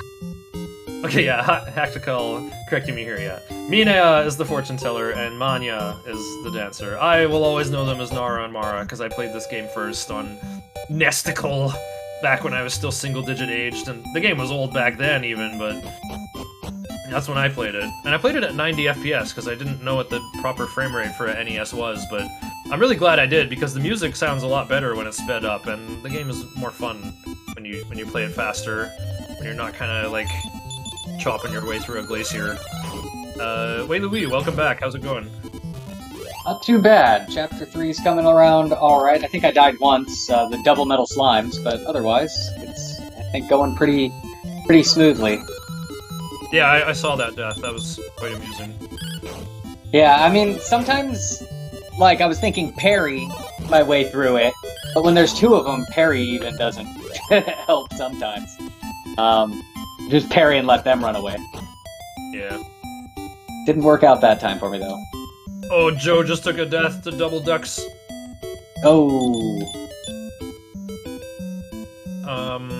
Does he have money, though? Okay, he didn't save. Uh-oh. Well, he's saving now. Maybe he didn't save before attempting the walk. Did he just lose half of his full plate money? Oh no. It's... Wait, he's got Endor on his return list. But he just hit reset. Oh yeah, he hit return to Lakanaba. That was his mistake. Oh, okay. He didn't lose... Right.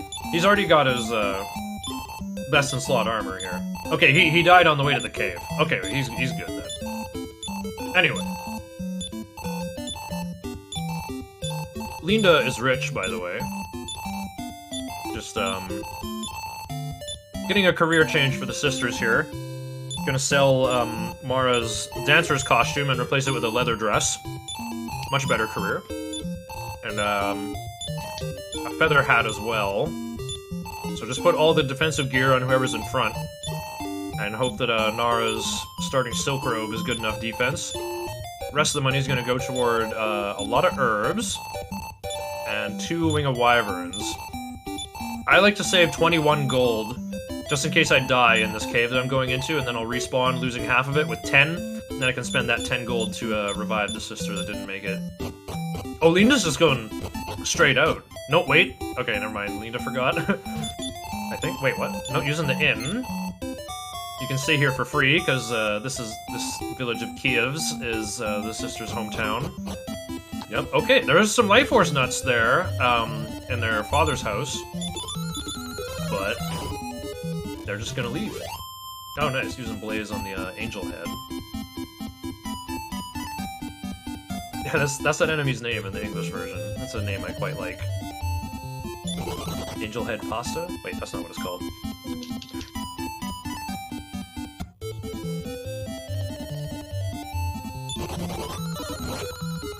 So yeah, the deal with Chapter 4, you do play as 2 mages. Nara, or Minea, is the fortune teller. She's a white mage. She can't use as many weapons and armor as Christo, however. She's kind of the second best white mage of the game. She learns a different set of spells as well. So we're going with Christo as our dedicated healer for the run. Second best out of 2. Yeah. And it's a long second. Well, actually, she does have one advantage over Christo that doesn't really have a speedrun application. She can wield the strongest sword in the game, the Metal Babel Sword. But that still will kind of put her damage on par with your actual damage dealers like Talon, Ragnar, and Alina.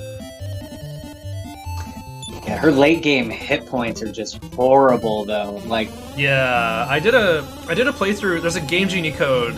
I can't remember what it is offhand. I will definitely drop it in chat in a moment, though. But there's a Game Genie code that removes the wagon interface in Chapter 5, and instead you can fully control everyone. And I decided to just go with Nara over Christo, so that she would learn Barrier at level 29 or something outrageously high. I ended up over-preparing. That wasn't necessary at all. But, yeah, I got the Metal Babel Sword and Barrier and decided to go with Nara. Yeah, the randomizer has that option as well to turn on the wagon. It's very nice being able to actually use the powers when you need them. YYEXVTGE, that's the Game Genie code. Yeah, it's kind of amazing. Like, I have a feeling they wanted to add that, or they were working on adding full control, but taking away the wagon menu does make the final battle much harder. I'll be able to explain it better when we get there. Oh no! Linda got wiped out and spent way too much money. He can't afford to revive the one sister. Where's he going? He's gonna sell something in order to revive Mara. Or, no, it's Nara. Mara's alive. Yeah. Okay, it sells the, one of the antidote herbs, it looked like. Okay, now we're gonna walk out and go back in, I'm sure, because that's less steps. Wait, Joe's fighting? What's going on? Oh, he took Xaxes and died! Those Sandmasters hurt really hard. They can do 3 damage to fully suited up Talon.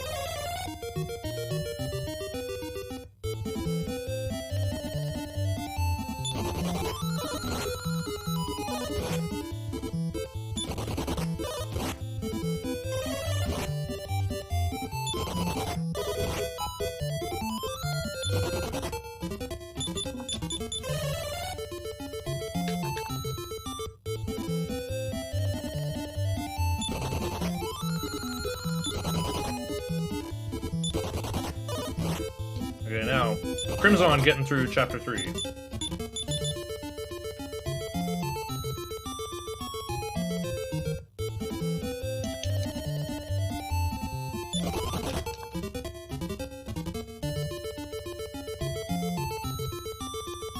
feel like Chapter 3 might be one of those ones where the shorter text really speeds things up.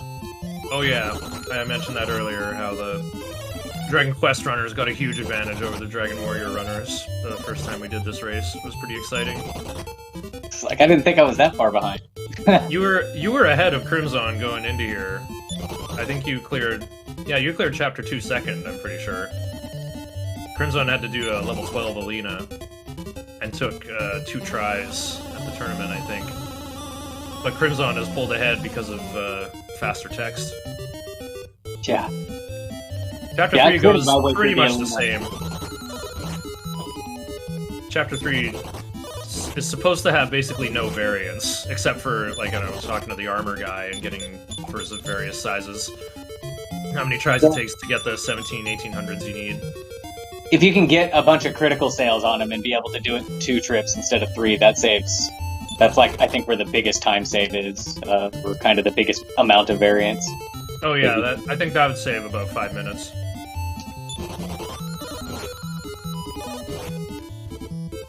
And then sometimes you just get sniped, right? Like the double duck spills or something like that. Oh yeah. The metal slimes that got me.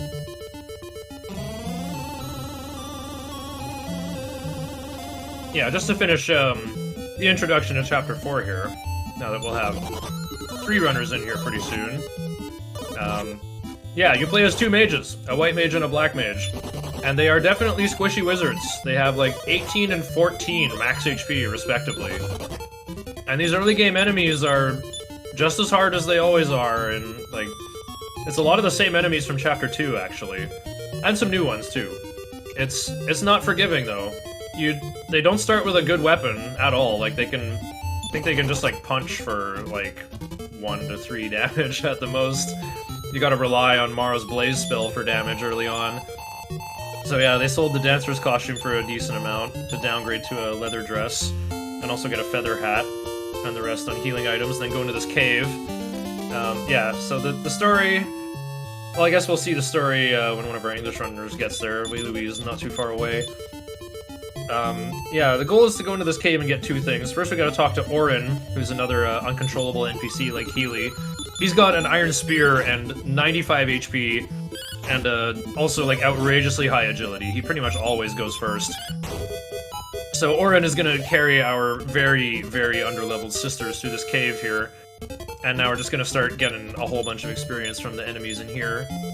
Shout out to that Arahabaki looking clay doll. Maybe not. Yeah, don't fight Blaze Ghosts though. They're too dangerous. They can target anything.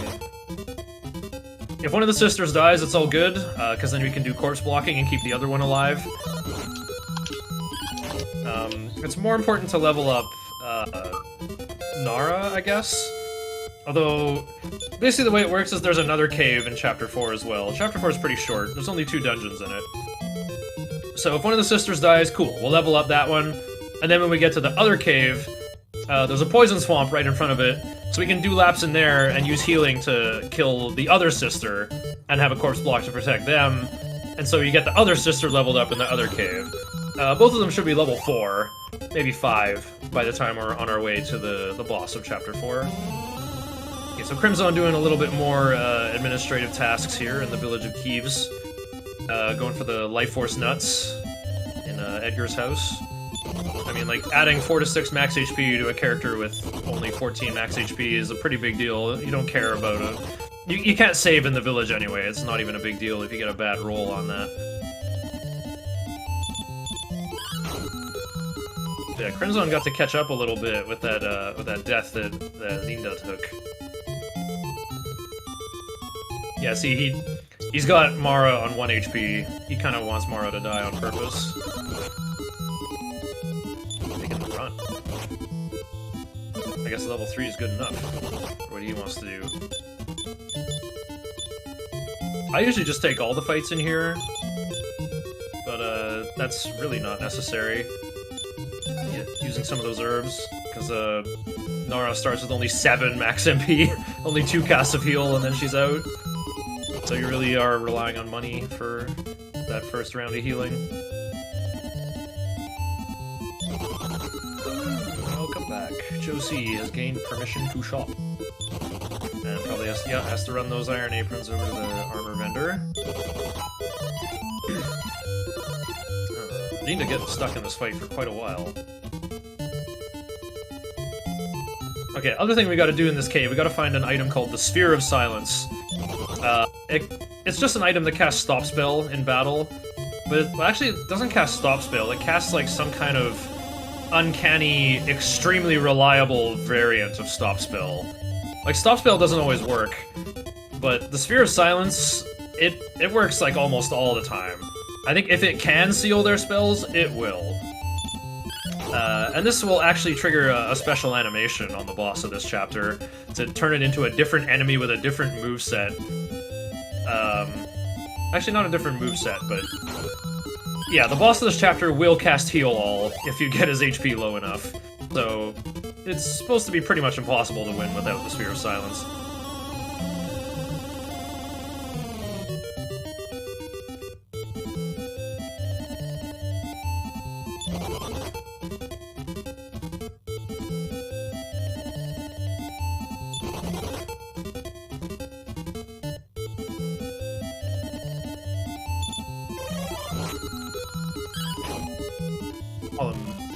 Majimanja hitting Mara in the back there. No, it isn't. Never mind. That's Nara. It's kind of hard to tell them apart. Yeah, I'm looking at a screen within a screen within a screen, trying to figure it out with a name I'm not familiar with. I like how there's a bag of 80 gold under one of the chairs in the viewing room here. That's a lot of money, isn't it? Like, that's like a day or two's wages. I like to think the sisters like intercepted a dead drop, like a black market deal, right? Like where someone left something under the chair and then the other guy like took it and left the payment underneath. But the sisters intercepted that. Oh well, it'll be worth it. They saved the world with it. Shady dealings going on in Mombarbara. I mean, it's a town with big nightlife where the sisters get wages. Yeah, the chapter starts out with the boss saying like, "Well, you sisters want to take revenge on Balzac, who slayed your father, who was an alchemist working on some weird research. Well, here's your wages," and he gives them 100 gold. Not sure if that's for like last night or for the week, but I think it's for. What does Tulun get paid to run the weapon shop? He gets paid on commission, but like, if you actually sit there for a full cycle until your boss comes up and be like, "Alright, it's nighttime, you're done for the day," I think he pays like 80 to 120, usually. You can get paid a decent amount. The commission service, it's like once you hit 100 gold, it stops. Maybe it's a little less than that, but I'm pretty sure it's like once you hit 100 in commissions. Oh wait, it's actually based on how much work you do? It's not like how many characters come in? No, it's based off of how much gold you've sold, or commission of gold. So I don't know if it's 10% or 5% or whatever. So like, once you've earned 100, you're off for the day. That's interesting. Yeah. So you're not like on the clock for an amount of time. It's like, all right, you've done enough. You can go home. You've met your sales quota. Yeah, exactly. It's a sales quota. But I'm trying to get an idea of like, what's the GDP of each town and village and kingdom like? You know, like how much money would an average NPC have in their pocket, right? You kill some monsters, like some low-level monsters, they give, you know, like 10 to 30. You know, that's how much they stole from whoever they killed. But it's enough to buy a Wing of Wyvern. If you work for the day, you can travel home safely on Wing of Wyvern. That way, like, you know, your average citizen doesn't have to shell out big money for like copper sword and chainmail and whatever other bigger options there are. Well, I mean, there's clearly like an organized like merchants guild because the prices are static across the world, right? Yeah, that too. There's big time labor organization for sure. But so I'm wondering, like, these sisters find 80 gold under a chair. I think that's a lot of money, though. That's like a couple, you know, it's a day's wages. It's not like, you know, this is not like, you know, my pocket money that I'm gonna throw at Mara because she dances really well on stage. It's not like, you know, coins that slid out of someone's pocket. It's like, you know, a full-on bag that you can jingle and, like, juggle in your hand.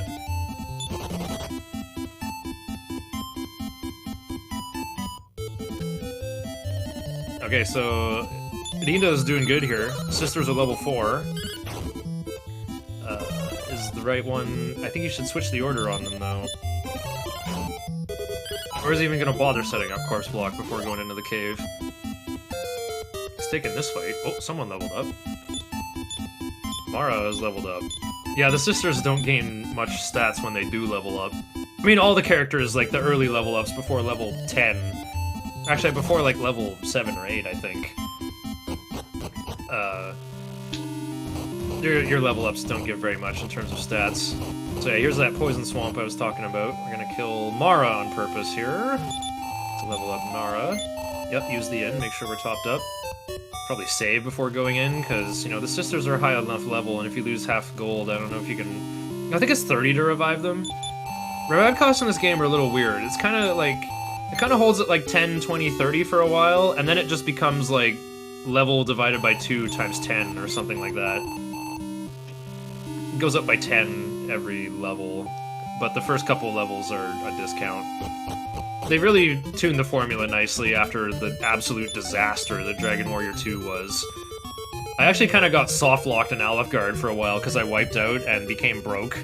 Like, I actually entered into poverty and had to, like, try to beat enemies with my meathead Prince Maidenhall to get enough money to revive one guy, and then try to stabilize from there. Luckily these rogue whispers on Linda's screen are usually harmless, so running from them won't take too long to, like, give the battle report. Oh, that's another entire mechanic I forgot to bring up until now.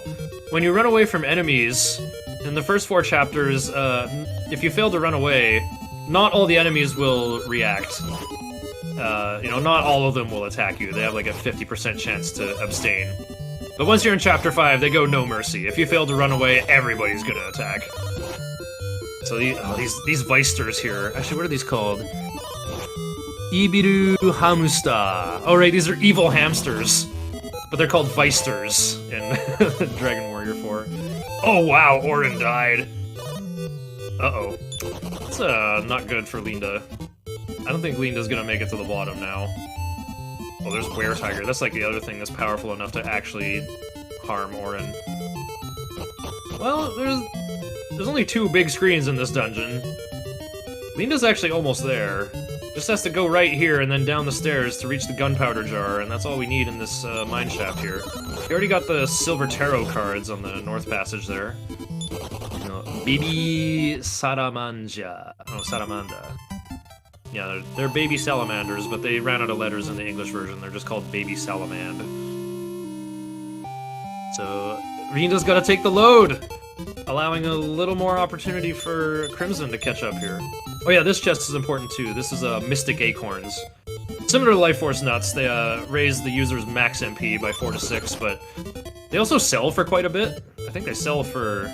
I can't remember if it's like 250 or 400. They sell for a lot. So we're gonna hang on to those and then sell them in Chapter 5. We don't need to buy any gear after the initial career change at the beginning of Chapter 4. There is some decent stuff in the port town of Haville, but we don't need any of it. The silver tarot cards that exist in here are perfectly fine weapon for Nara, but she's not even going to use them. She's going to be too busy healing in the boss fight of this chapter. So really it's just kind of like her weapon for a chunk of Chapter 5. Actually, they get sold. Actually, now that I think about it, what purpose do the silver tarot cards even have, really? I guess, like, Nara gets to attack once for, like, 15 damage. I think that's their actual purpose. And then it's, like, a weapon until you can get the Morning Star. But I kind of like Crimson's idea. He picked up the Morning Star to make Chapter 3 objectively faster with more money. Don't really need, like, a Morning Star weapon on Nara. She doesn't, like, actually see very much combat in Chapter 5. Like the silver tarot cards are a fine substitute.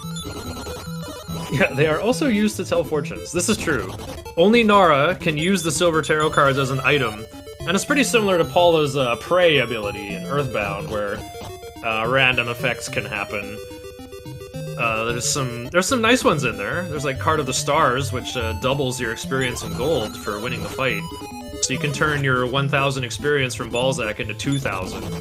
But you have to get pretty lucky for that. There's also Card of the Sun, which casts By-Kill on someone on your side.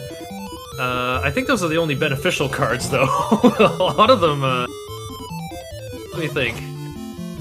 There's one that, like, surrounds everybody, I think. No, that might be, like... I might be thinking of Earthbound with, like, a Flash Alpha effect on everyone. I know that the Card of the Tower is one of them, which makes Glittering Thor attack all sides for, like, 20 damage on everybody. I think there's another one that, like, wrecks your side. There's another one that casts, like, Stop Spell on your entire side. That's, like, definitely an unfortunate card. All the cards are finite, though. Like, they're stacked in a certain order. You don't get repeats. And once you've drawn all 7 cards, the last one at the bottom is always the Card of Death, which summons a Necrodane to the enemy side, which is, like, a mid-late game purple palette swap of the skeleton enemy that appears in Chapter 5. The Necrodane has about 80 or 90 HP, and also, like, just an outrageously high agility and defense power stat. Like, not even Orin can scratch that guy for more than, like, 5 or 10 damage, I think. And the Necrodane hits really hard. He's gonna hit your guys for, like, 30 or 40, and can also use the Sword of Lethargy to put your side to sleep. So, you better keep track of the cards in the deck, because the Necrodane is actually just there as a mechanic to kill your team. It's basically, like... I think there's another card that actually casts defeat on every side, like just tries to instant kill everybody. So the silver tarot cards are too unpredictable and too very much not in your favor if you want to try to actually get the Card of the Stars for double experience from Balzac. And even if you get that, I was kind of talking about this earlier, I like to take all the fights I can on the sisters, but even if you do, it's just not worth it. The best result you can hope for, really, in Chapter 5, if you can kill 2 Metal Slimes, Mara will reach level 11 and learn the Bang spell, which is very good for the first big boss fight of Chapter 5, the Lighthouse Bengal, who has 2 Flamer minions. Yes, they're actually called Flamers. They're called Flame Soldiers. Or are they called Hono Senshi in Dragon Quest IV? But yeah, the 2 Flamers are obviously immune to Mara's Blaze magic, but they're not immune to Bang, which is a different element. It's kind of like a explosion element. So Bang can actually harm them for like 15 to 20 damage each, and also that's like extra damage on the Bengal itself, which is nice. It gives Mara something better to do than, you know, setting to defensive and hope she uses medical herbs on your team to try to deal with the group attacking abilities the Flamers have. But again, Mara's only going to reach level 11 with 2 Metal Slimes. Like, I think even if you took every fight in Chapter 4 and kept Mara alive in both caves, and you got 1 Metal Slime, I think she would still only reach level 9 or 10. Oh, meanwhile, Crimson pulled ahead and is currently fighting Balzac. So yeah, this is a pretty simple fight. Oh wow, he's going with Mara as his sister of choice here. Yeah, you gotta use a corpse block for sure. Okay, using the herb on Mara there. Balzac is very fast though, and will often outspeed Orin, and he can hit really hard. I think he can hit Orin for about 20 to 30 damage with his attack. Yeah, 31. So you gotta keep up a constant spray of healing on Orin to stay alive. You gotta hope Balzac goes with a fireball attack. Uh-oh. Oh, nice. Okay, Crimson won just in time. Just gonna switch the audio over to Crimson. Crimson is definitely ahead here. So yeah, we just gotta sit through the, all the level ups on Mara here. Okay, so I guess Crimson might be hoping for the, single single Metal Slime outcome for, the Chancellor walked on top of Kilion here. That's really funny. I've never seen their sprites combined like that. So yeah, this is a plot battle. You want to lose on purpose. Good stuff. You lost immediately. Then you wake up in jail. This guy is an old man. He's like, I had a boarding pass as contraband. I was hoping to leave this country. I'm too old and I'm sick and I'm literally going to die when you finish talking to me. So, you know, we go through the secret passage that he dug, get the boarding pass, complete the jailbreak. And now we're gonna get on a boat in Haville and enter Chapter 5. So for any aspiring speedrunners for this game, this part has a 45-second long unskippable cutscene. This is the single biggest bio break you get in the entire run, and it's about 3 hours in. So physically prepare yourself for this game. It's the biggest stretch of downtime. I will say though, you know, the way to go is just like have a big bucket of leftovers, or just like a big plate of food to snack on throughout the run, because generally you're only ever playing this game with one hand at a time, right? You're either moving around in town, or a random encounter is happening and you're like mashing B and then like, you know, just pressing A to run away. And yeah, there are a couple, if you can put like a weight on your A button, I think there's like a solid 2 minutes of leveling up on the two early bosses of Chapter 5. Alright, and that's the Toire Taimu for Crimson. Linda just took down Balzac, also with Mara. Interesting. Yeah, I find that English runners prefer using Nara and just their healing spells, because then you don't have to sit around buying like 6 or 7 herbs to prepare for Balzac. But I think having a higher level Mara is very useful, because she learns outside and return, so it's really useful to have an extra character's worth of MP to spend to travel around to all the many various places we have to go to.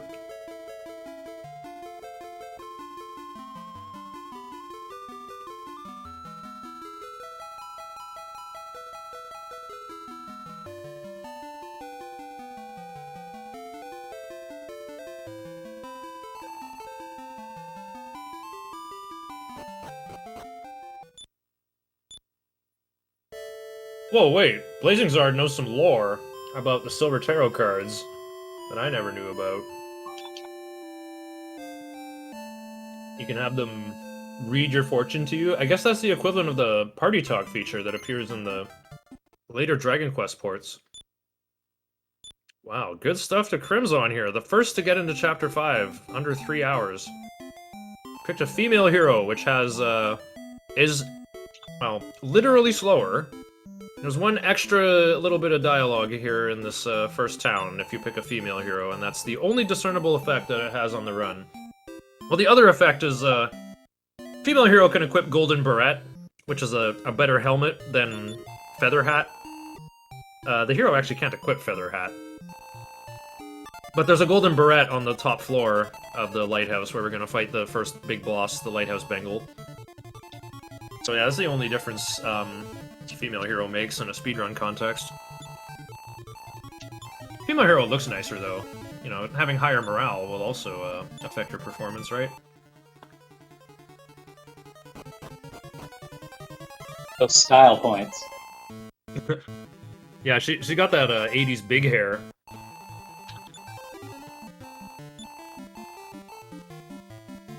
I guess she has a perm, they call it. You know, one of the, you have to like sit in the salon in that big like plastic brain chair that like, you know, frizzes up your hair into a big big orb. It's like the green Peggy Bundy haircut. Yeah.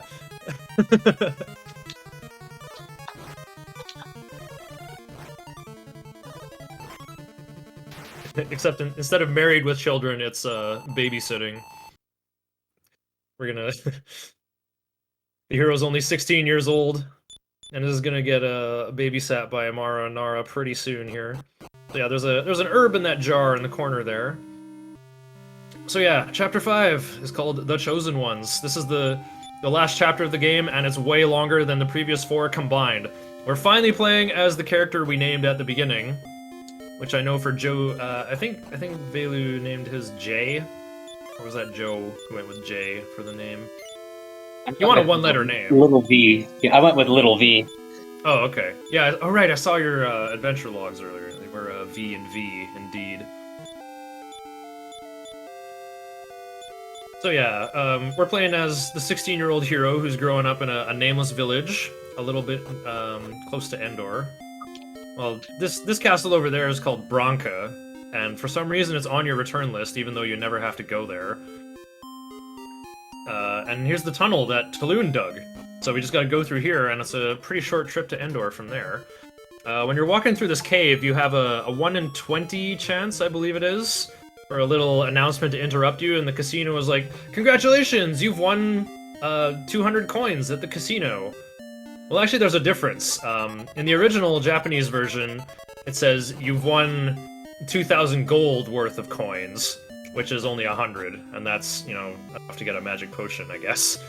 But when they were translating this game, I guess they misread it and went, "Whoa, it's 2,000 coins at the casino!" And in Dragon Warrior 4, you actually do get 2,000 coins, which is enough for 2 Staff of Jubilation and some more stuff on top of that. It's kind of nice, but I've never had it happen to me in any of my runs. It's not very common.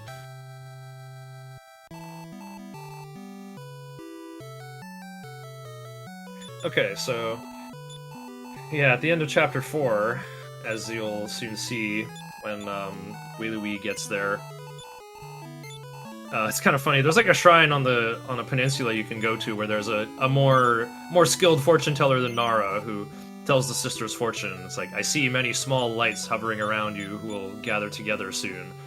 And the little epilogue text at Josie checking out the multiple items for sale by hitting the arrow over and over again. I didn't even know about that feature. Yeah, there's a bit of text in the epilogue of Chapter 4. "What are these small lights that will help the sisters?" And you're like, what? What are they talking about with these small lights? They, like, mention something from an optional area. Kind of goes together with the silver tarot cards telling fortunes that Blazing Zard was talking about. So yeah, the hero is growing up in this unnamed village, who has an idyllic life of like, "Hey, your dad's fishing right now, go bring him his lunch. I need to talk to your dad." And he's like, "Oh," and like one of the, you know, the old guy over there, "I'm gonna teach you a spell called Zap today."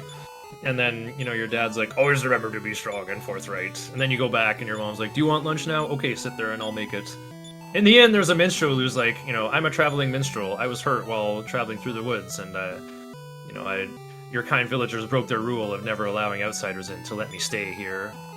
And then when you sit down to have lunch, someone runs in the room and is like, "Monsters have finally found this village! They're attacking! Ah!" And then you gotta hide in the pantry. And your other green-haired friend Celia there, you know, finds you and says, "Don't worry, I won't let them take your life." And then she casts Transform to turn into a copy of you, and then runs out there and gets herself killed so that Necrosaro, who is personally leading the attack, sees the hero get killed and goes, "All right, mission accomplished. Let's get out of here." And then your town gets turned into a swamp. There's always a ruined town in Dragon Quest games, and finally it's your town this time. Cyberventure trying to sequence break, learn Zap 25 levels early. I like that. I like that. So yeah, our Dragon Quest IV runners have reached Endor and have caught up with the sisters who took a boat to Endor. And it's kind of a comical moment there where, like, Nara's scraping by with, Oh, right, Linda set up some coins earlier and is getting magic potions to give to the sisters. Oh, I like that. Very interesting. Really? I can see that working instead of having to get like Herbs? having to get like the Morning Star, yeah. What's going on? 90 coins left? 60 coins left? This is a lot of magic potions. I guess it's a pretty efficient way to spend your leftover gold in Chapter 2. I don't think the magic potions vendor for very much at at retail, but okay. So Crimzone has gone with Wa for is that Wa or Ray? That's a Ray, I think. I'm going with Ray for the name. That's a cute name, like Sailor Mars, right? A Sky Striker ace. 22 gold per potion. Yeah, they don't vendor for very much, but I guess they're more potent than medical herbs in a way. Okay, so yeah, we're Rinda meanwhile is selling the sisters, or I guess Nara's leftover gear. Oh, Rinda set up some coins too. 90 coins to get 3 magic potions. Good stuff. Yeah, Nara's telling fortunes for 10 gold a pop above ground. Meanwhile, Mara's trying to make money in the casino. And, of course, like, Nara complains that they're broke. It's, I wonder how the cash flow is going with that. Put the sisters up front, you can get their theme. Yeah, we're gonna hear the Chapter 4 battle theme. Probably. Although I think Hero's still gonna have the best defensive options here. Because once we sell the sisters gear, we can buy an Iron Shield, and that's gonna be the Hero's like best in slot shield for a long time, all the way until we get the actual best in slot shield, the Zenithian shield. What else? Getting a half plate for Hero will be good too, but I think that comes later? I'm trying to remember. You can definitely buy a wooden hat. Comes out of the Taloon Cave. Oh yeah, there's one just sitting there in a chest on the bottom floor. That's right. Yeah, there's a half plate and a broadsword on the bottom floor of the Silver Statuette Cave. So remember how I said we didn't open all the chests in this cave in Chapter 3, and the NES, this card is not big enough to have 2 copies of the cave or anything. Like, everything, it's just loading the same area. All these unopened chests are still unopened, so we left some stuff, you know. Taloon's only one guy, he can only hold 8 things. There's no bag in this NES version of the game. He can only hold 8 things, and his inventory is just chock full going into this cave. Like, there's no benefit to grabbing a broadsword and half plate that Taloon can just conjure with his money, you know, at the end of the Chapter 3 anyway.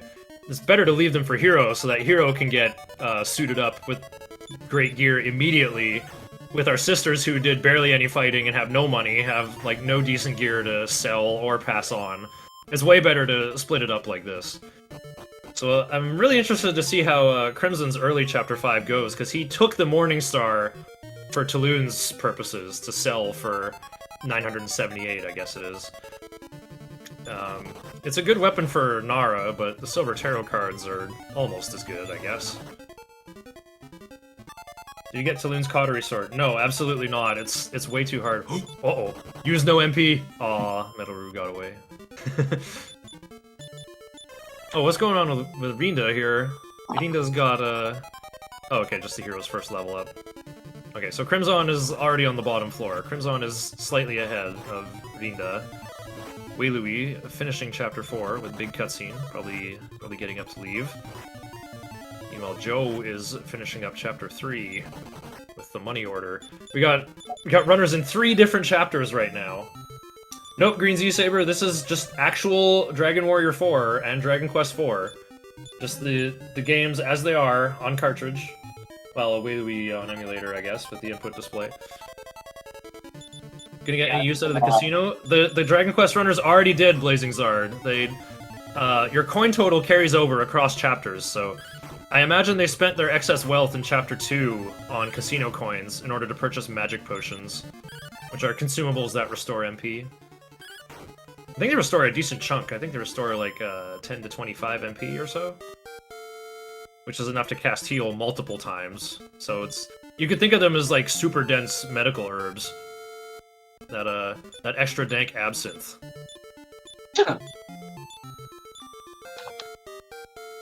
Okay, making room in Hero's inventory so that the half plate goes straight into her inventory. Equipping that right away. Even though we're gonna be death warping as soon as oh wow, look at Rinda and Crimson, they're neck and neck. They're like getting an encounter on almost the exact same tile.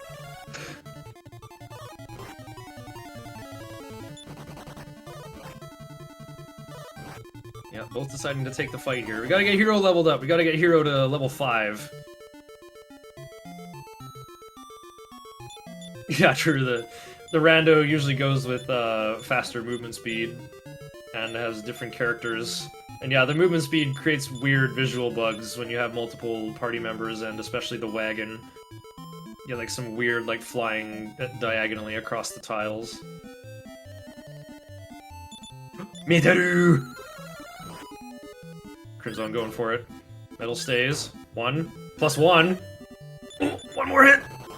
Oh, I got away! No medals in today's race yet. You know, Arinda picking up 35 pointos.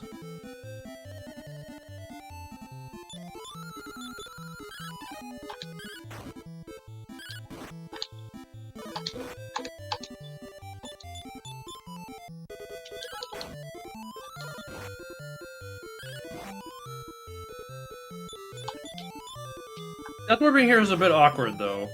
Because like I said, in Chapter 5, the game turns into Persona 4 style, where the only character you have direct control over now is the hero. And you have 6 tactical options to choose from.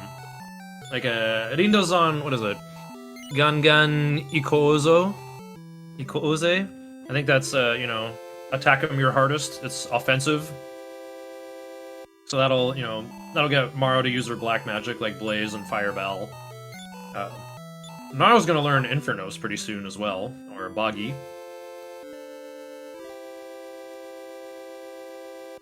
Crimson has completed the Death Warp.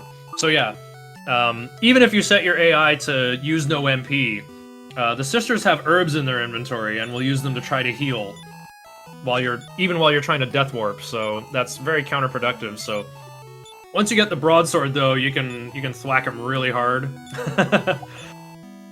So that's pretty much what Crimson did. I guess I just realized though that's the actual merit of the magic potions. Because if you fill the sisters' inventory with herbs, they're gonna use those to heal during battle and stuff. But if they have magic potions, they're like, what do these do? They're probably not gonna use them so frivolously. Oh yeah, okay. Crimson did go with Ray for the name. Oh, and so did Rinda, actually. I wonder why they went with Ray for the name.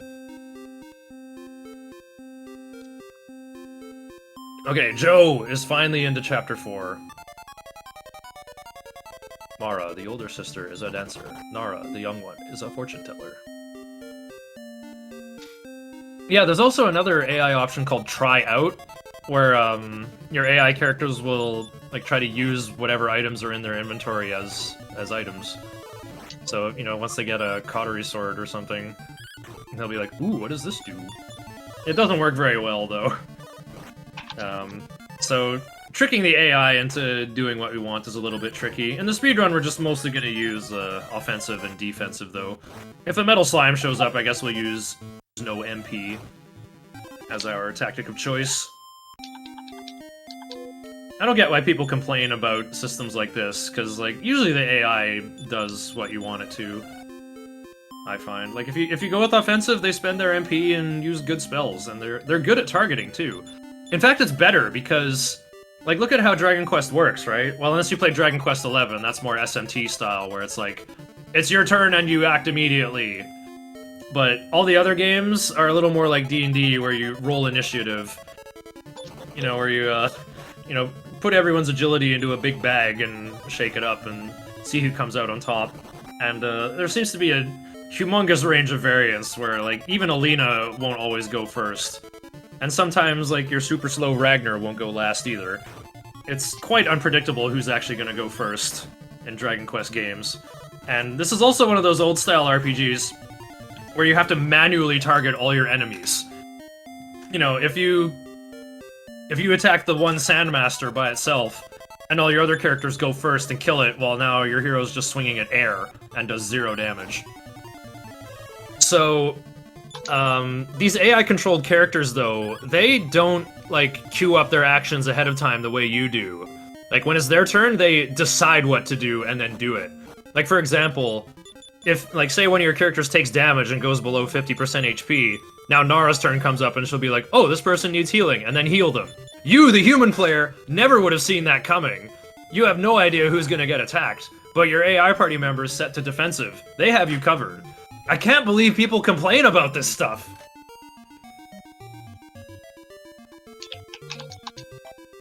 If you really don't want your characters casting spells, you just set them to use no MP. Or you could be, like, super cheeky and, like, cast stop spell on them or something. Yeah, Christo does love defeat on offensive, and it's amazing in random encounters, actually. The vast majority of enemies in this game are vulnerable to instant kill magic. And you know, we're a speedrunner. We're speedrunners here. We're gonna be a bit underleveled. So just one-shotting guys with defeat is pretty efficient, it turns out. So anyway, our first beef gate, I guess, of Chapter 5 here, we have to go into this place called the Cave of Betrayal. So after exploring around, we see that, you know, you can go up to Taloon's hometown in Lakanaba. I wonder if there's a sort of malice there for sale. You could probably buy one, and the hero can use it too. You can go that far. You can't go to Santim, though. You can't go to the Chapter 2 area, because, you know, there's the checkpoint there that the king installed, and the guard is still there, and he's like, I haven't heard from the king in a while. There's some evil stuff going on. I can't let you into the country. Maybe he got replaced by a monster. We don't really know. So we can't go to Santim. And Endor's pretty landlocked, so the only places we can go... If you go east of Bronca here, that's where the Cave of Betrayal is. You can see a shrine to the south, the entrance into a big, big desert. And the people there are like, you can't cross this desert without a wagon, it's too hostile. And the wagon master, Hector, who lives there, he's like, who are you? I don't trust you! Leave me alone! He's like really... He's like a Dragon Warrior 4 speedrunner who's played the game a lot and has a PB of 7 hours and 1 minute. He's a very bitter person. So you have to go to this Cave of Betrayal. You know, he tells the story of like, I went to the Cave of Betrayal with my friends and they betrayed me! I don't trust anyone anymore! So we're going to the Cave of Betrayal, where there's, you know, these really big walls of solid gravel that we can't push through alone. You need to have 2 friends with you. So you do need to pick up the sisters in order to get inside. But as soon as you get in there, once you walk over that narrow hallway, they fall into a pit. And, you know, you find them and they're like, we've been waiting for you to fall into the evil world! And they turn into 2 Licklicks and attack you. And then you find them again in the basement and they're, you know, there's no escape for you! And then, and now here they are again, uh-oh. So then they give you a bit of a trivia question. We've been running from your imposter for a while and ask you, who was in the casino in Endor? Was it Nara? Yes or no? So, you know, you mash B. Of course, it was Mara in the casino, the compulsive gambler. So, you know, Crimson beat the bosses here. The Trixie Urchins, they're called. Yeah, you got 3 characters again, so we can punch through the gravel and get through this last gravel wall here to get the treasure, the symbol of faith. So yeah, the second fight down here, this is where you kind of have to be level 5, and the broadsword helps a lot here. Those Trixie Urchins take 2 hits to take down, and they can build up power and, like, hit pretty hard. The Vampire Bats are quite harmless, though, with the good defensive gear that you have. The hero also learns the spell Expel, which is a different kind of instant kill spell. It'll, like, send a group of enemies vanishing into the lights. And it's a different element. Different enemies are vulnerable to it. But anything you get rid of with Expel, you get 0 experience and gold for it. You actually, like, send them away from the fight. You can use that on the Vampire Bats to, like, you know, they're somewhat vulnerable to it. You might get rid of 0 or 1 or 2, and that'll just, like, shorten the enemy turns, you know, reporting less actions from them. I don't think either of the Dragon Quest runners went for that, though. They just kind of chopped down the Urchins first, because they're a bigger threat. Maybe you can expel the bats at the end, I didn't pay attention. Okay, so Wayluigi saved the Morning Star for Nara here, but her inventory was full, so here comes a whole bunch of nasty inventory management.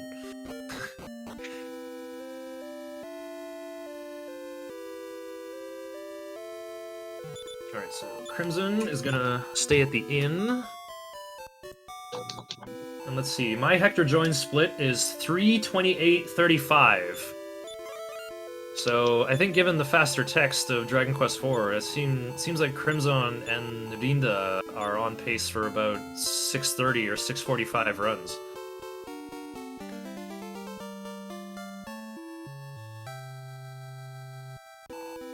And I always say anything under 7 hours is a good time. Oh yeah, the horse's name is Primrose. Everyone be nice to Primrose. Everyone in chat. Okay, what's going on? Crimson's going straight south into the harder encounter zone to start fighting. Very interesting. Usually oh yeah, you have to win one fight. There's a funky glitch in this game with Fairy Water. Again, Hector he's in the back right now. His name is Hoffman on Dragon Quest IV version. He's at the back right now with his 96 HP. He should probably go in the front because he has our hero has insanely high defensive power, but Hector's got way higher max HP. I like to put him in front. Yeah, so Hector's got that question mark level up. So when you use Fairy Water or Holy Water, it works like Repel in Pokemon. It just keeps away weak enemies, right? I can't remember how it works, if like the encounter groups have their own level, or if it kind of like takes the average of everything in the encounter, or maybe it's like per area. Anyway, so the game has like this internalized average level for your side for what to compare against for like, yeah, repel enemies of this caliber.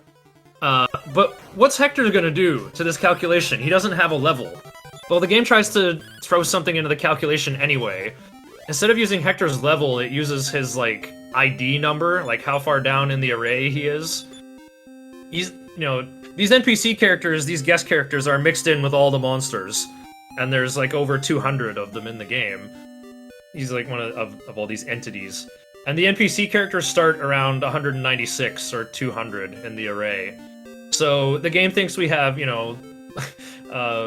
level 8 hero, level 8 Mara, level 5 Nara, and level 200 Hector. And just like averages all their levels together and thinks our levels is like somewhere in the hundreds. So once we win a fight with Hector on our team, and the game's, does some calculation and goes like, okay, everybody's this level, cool. Hector is index number 202. Thank you, Anatoliu. Based on your attack strength? No, yeah, you're thinking of Dragon Warrior 1, Blazing Zard. Just looking at strength stat. Okay, so Crimzone is selling stuff. Tono Tsurubo. I can't remember what that one was. Okay, buying another Fairy Water. Using it. Magic Potion going into Nara's inventory. Magic Potion to Nara. Yaxo's on Hero. Magic Potion to Hero. Okay, Rinda's doing shopping as well, getting some herbs. Less cash than Crimzone, but it doesn't really matter. Money's not gonna matter until we have our full party, actually. We're not gonna buy anything until we have our full party, have our boat, and can go to the dankest town with all the good gear. Like most Dragon Quest games, you're gonna get a boat early on, and then the game is just gonna explode in complexity and possible things to do. Anyone here like B-Dragon? Yeah, that's pretty good. It's good for farming metals. Oh, Crimson gonna buy some armor. What's this? Seido no Yoroi. Oh yeah, that's bronze armor. Who's that for? What the heck? Oh, giving it to Hero. Huh? Crimson didn't get the half plate? Oh, Crimson's also getting this extra mini medal on the boat. Interesting. Yeah, there's 2 extra medals over here that are missable. Like, you can only get on this boat before you beat the lighthouse boss. And I think with some extra medals, you could get a Hat of Happiness.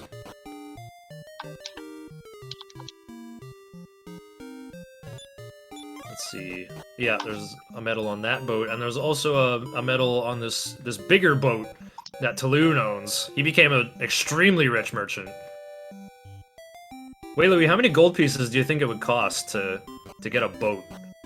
I feel like the cost could approach 1 million. Because, like, a shop being 35,000, that... I could see that, the cost of, like, building it, like all the building materials, paying the laborers, paying the King of Endor for crown land. But, like, a boat, though, like, it's way bigger than Taloon's tiny, tiny little shop. And is, like, it's not just bigger, but also, like, much more complex. You need to hire an entire crew, by the way. That's another, like, common misconception that I'm sure we've learned from JRPGs, that, like, oh yeah, 4 people can just get on a humongous galleon onto the open ocean and be fine. I think you need more than 4 sailors to run a boat that big. Sailors, by the way, like, people who actually know how to operate it. Not, monster-killing goons. Oh, what's Rinda up to here? Rinda's walking backwards to the town of Anno, where there's a strength seed in the graveyard. Oh, Crimzone's showing us some secret treasures in here. I'll try to pay attention to what's in here. Josie getting the Sphere of Silence. He's done in the cave. Good stuff to him.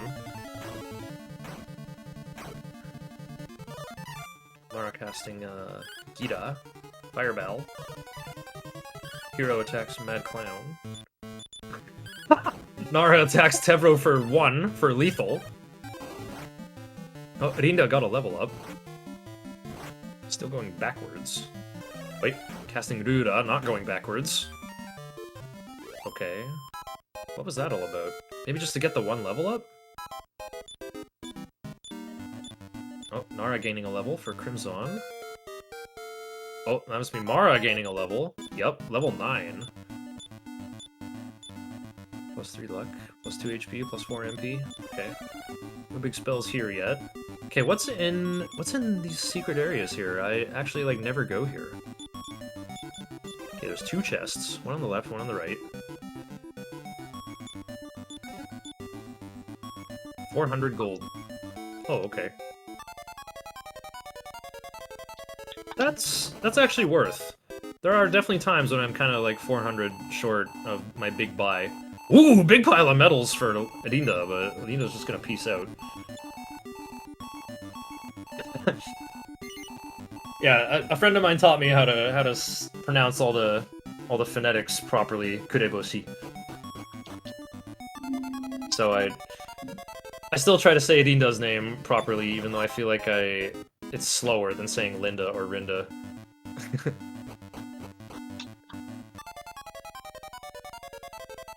Yeah, I learned how to read hiragana last February for the 12-hour challenge. I finally learned to run Dragon Quest III Super Famicom version.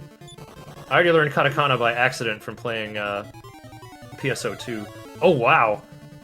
Linda, though, doing work on this Metal Slime. Hector built up power. Linda takes down a Metal Slime! That's huge! Mara can hit level 11 for this and learn Bang. Yeah, Hector did a build-up power and landed 2 damage on the Metal Slime. That's huge.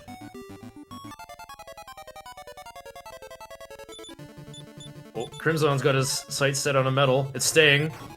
Chooses use no MP. Mara hits for 1. Nara hits for 1. Hero and Hector miss. Metal stays. Miss. 1. Ah, 3 HP for lethal! Both our Dragon Quest runners got the 1350 pointos.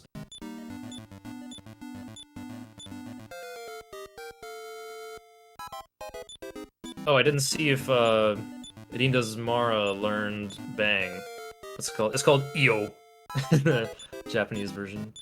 Oh, Hector did build power but missed. I looked over and saw 2 damage. There's no other way to do 2 damage to Metal Slime. I don't know what build-up power looks like in Japanese anyway.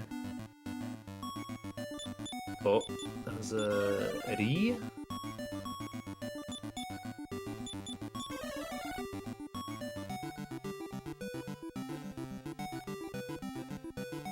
I think Mara learned outside. Didn't get Bang, though. Does anyone have Poison Needle? No. I think you can buy one on Havel, but it's too expensive and not worth it in the speedrun. We can't control our non-hero characters, so... And when there's metal babbles in a fight, or when there's metal enemies in a fight, the AI characters always target them last. They understand that the other enemies that you leave alone are gonna kill your whole team, and then you won't get any of the experience anyway.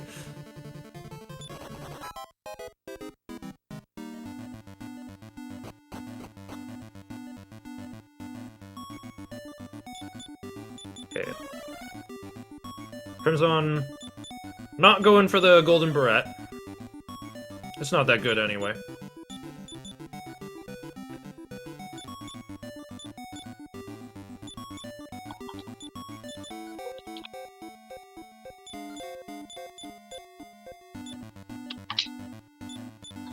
Okay, here's the top floor of the lighthouse. Crimson using all his magic potions. Oh, interesting. Only the person who's holding them can use them. You can't use them on someone else. That's kind of weird.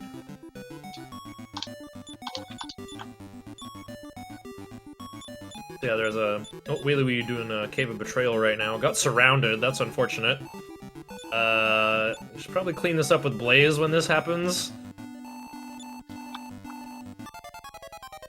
Crimson starting the lighthouse fight.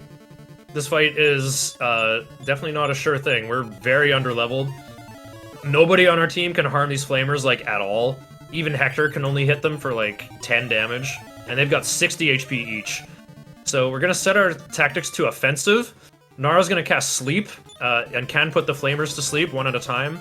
Hero's gonna try to use Expel on the flamers to just remove them from the fight. So, I'm not very good at catching Neberisata in the Japanese text. Yeah, these flamers are causing problems with their fireball emissions and firebell. Okay, well, Crimson's Expel did the trick right away. Nida going for Expel on Flamer B. Ooh, the damage is getting split up real harshly here. Oh wow, Crimson is through. Yeah, Crimson just making it look easy. You know, that's how it should go, but you should never expect it to go that way. Oh nice, Rinda got a Behoimi off with Hero. Heal more. Flamer's still going hard with fireballs here.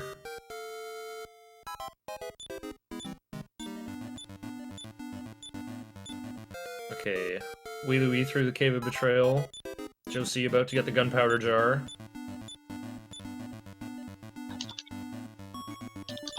Yeah, one more important thing to do. You gotta use the Fire of Serenity on the top of the lighthouse to turn it from a evil purple lighthouse into a normal red brick lighthouse.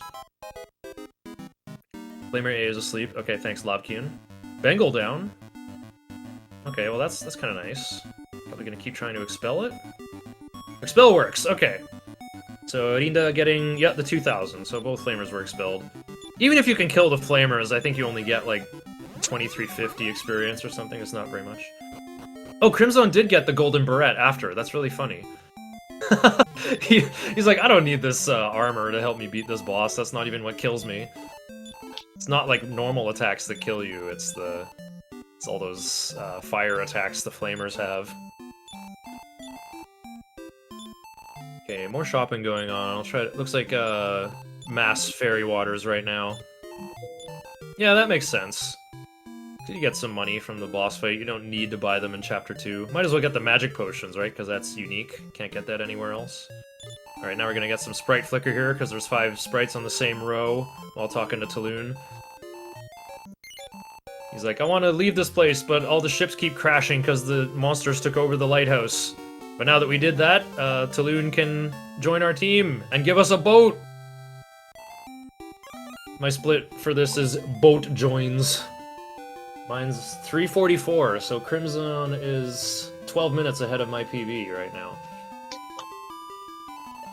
With a level 12 Alina, by the way.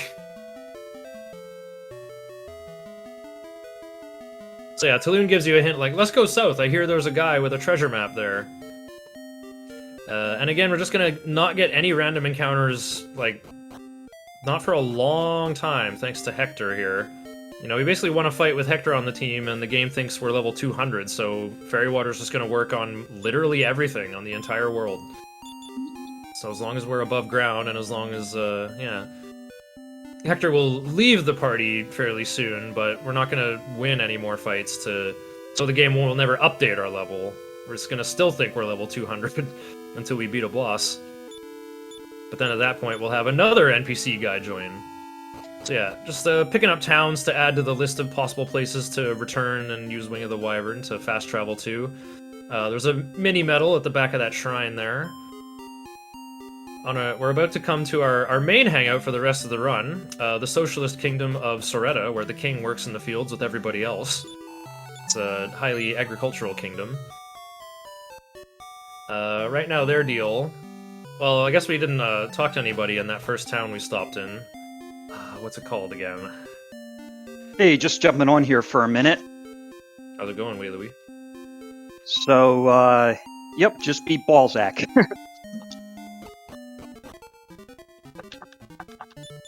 Oh yeah, Joe checking in. Right. Yeah, yep. After 3:33:33. You're going with Mara too, interesting.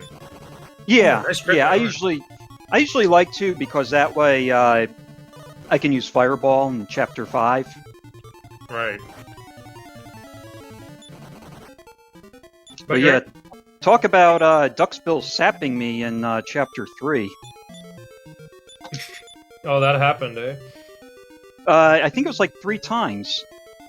Wow. And then Yeah, when I had the 60,000 gold and I was walking to the cave, at that point I hit another Duxbill. I had an Abacus, so I just expelled him. But I was thinking to myself, what's up with all these Duxbills?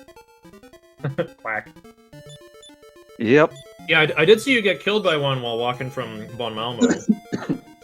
And I thought you might have lost your half-plate proceeds, but then I saw your inventory and went, oh, no, you already spent it. Yeah, no. It was twice in the silver statuette, or I think twice I got. No, I think I got sapped 3 times. One of the times I survived, but I think I died 3 times in the silver statuette cave. So yeah, people looking at Crimson Screen, you might have seen Alina in this cave. You're not seeing things. That really is Alina. I can't remember the name of the town where the guy with the treasure map lives right now, but... Mintos? Yeah, Mintos. Alina's party has reached there, and Christo got sick with something. Bray is staying there taking care of him. They heard about a herb called Pataquia that could possibly cure him. And so you go to the Kingdom of Soretta, which is agricultural, right? They're growing a lot of stuff. You know, go there and like, oh, we don't have Pataquia right now, we're all out. But we got some seeds in cold storage. So go to our cold storage cave and get a Pataquia seed, please. So Alina went there with some mercenaries to try to get it. So that really is Alina walking around in the basement. You can actually talk to Bray in Christo's room, and he'll join your party early if you want him to. So far, our Japanese runners have chosen to not go for that. I never go for that either. It's a good move if you kept Bray alive in Chapter 2 and he's already like level 11 and has Return and Outside, so you can get out of the cave instantly without having a death warp. But in my case, well, everyone seems to have chosen Mara as the sister to get all the Balzac experience. So, and well, she's gonna learn Outside after the Lighthouse fight anyway. So yeah, just keep Mara alive and you can use Outside to get out of here. Outside spell. So did, I guess both Japanese runners then had Bray die off, and Bray doesn't have Outside then? No, Crimson kept Bray alive for all of Chapter 2. He just kind of like took every single fight and reached level 11 about 5 steps away from Endor. It was quite uncanny. But his Alina had lousy stats, so he just kept going to level 12 anyway. Oh, okay. Joe, it's your break. I already took my, well, I'm taking a break by talking to you guys, but... Okay, you're prepared. In Chapter 3, I took a bathroom break, so I'm fine. I didn't even notice. Very well. Yeah, it was during when Tulum was giving stuff to his wife to sell. Oh yeah, you got, right, that's why she had a lunch and 8 abacuses, and you're just like hitting the arrow over and over. You probably had an auto fire going there. Exactly, that was my break. Okay. Yep. Alright, so, all our runners are in Chapter 5 now. Let's go! For Chapter 5. Or as a lot of people say, nothing goes wrong in Chapter 5.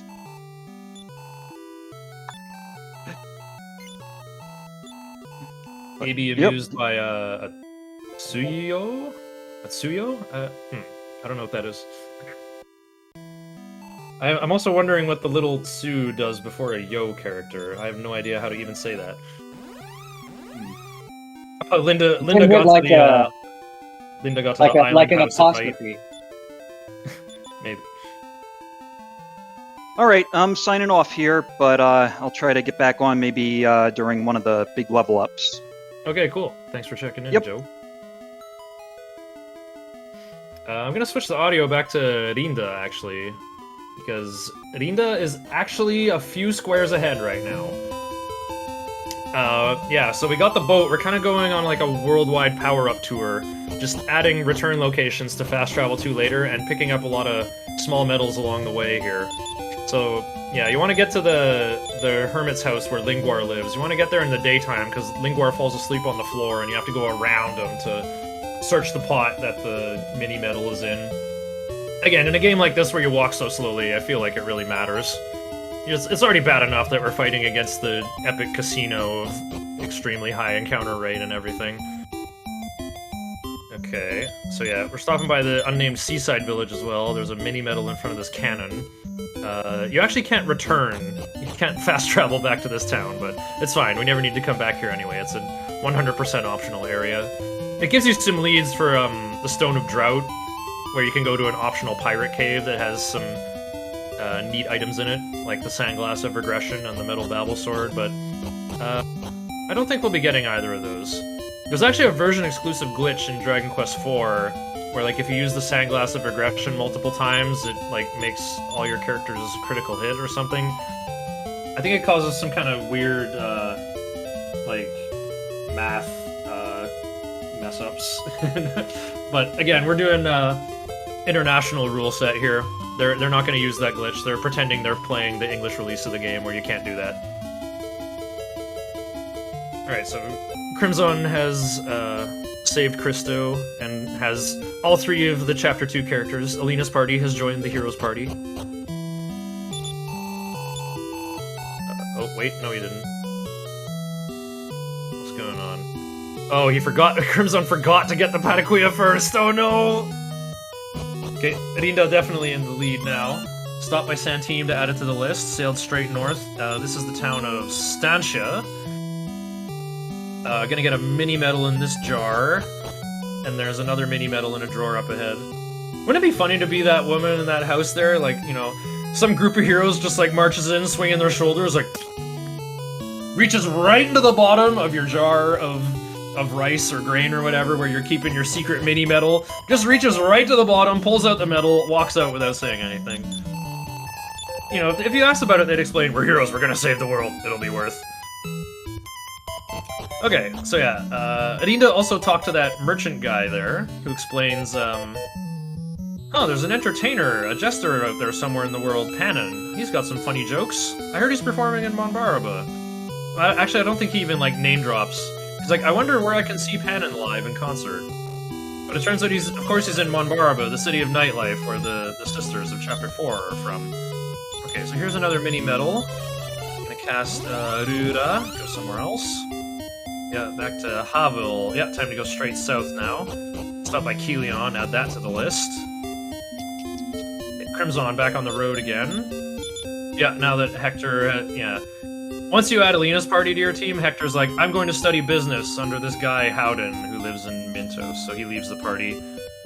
But again, as long as we don't win a fight, we have that, impenetrable repel shield. We're not gonna get any, random encounters.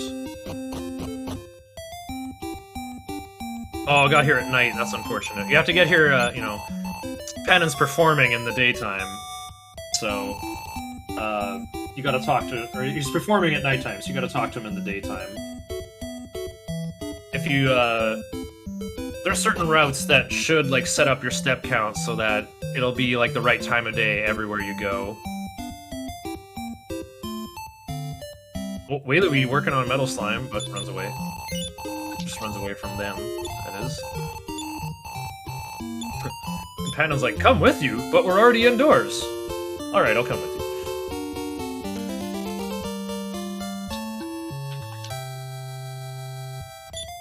So now we have another NPC character. That'll be nice. Yeah, we need Panon to finish the game, literally. But we're gonna take advantage of him for just his gear and stats for now. He doesn't have as much defense power as Hector, but he still has 95 HP, which seems high right now. Oh yeah, Rinda getting that mini-medal to the west as well. And is now going to add Alina's party, I guess. But yeah, Panon's 95 HP is nice, but the other main reason we want him, he's got a weapon called the Sword of Lethargy. You know, we can't unequip it, we can't take his gear, but the Sword of Lethargy is so good that him just having that to swing around is good enough. It's stronger than the Sword of Malice, even. I think it's plus 60 attack power, and it has a sleep on hit effect, like Giant Bantam and Chameleon Humanoid had. And this sleep on hit ability just bypasses sleep resistance. It doesn't take sleep resistance into account whatsoever. So even bosses that are supposed to be perfectly immune to sleep have a 1 in 3 chance of just getting put to sleep by Sword of Lethargy. Also, we're able to sail to a river town where we can buy the Sword of Lethargy. And the hero and Ragnar can equip those. So yeah, Panem is going to be in charge of helping us kill these 2 mid-game bosses of Chapter 5. Like I said, Chapter 5, you get the boat, the game blows up in complexity. I don't think they have, like, a planned order you're supposed to do stuff in. Oh, Wheelerby's Metal Slime ran away. But yeah, there's 2 really big bosses that you gotta beat eventually in Chapter 5. But, again, we're speedrunning. We're just gonna get all our chores done as fast as possible, just gather as much power unto ourselves as we possibly can, and then just take on these bosses when our characters are, like, level 11. You know, I think the game expects us to be in the early 20s for these boss fights, but instead we're gonna hit the early 20s from these boss fights.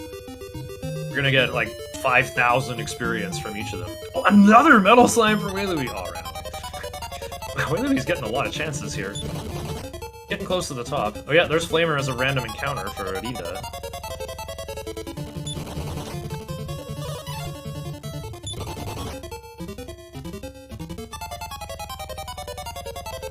Oh, I see, yeah.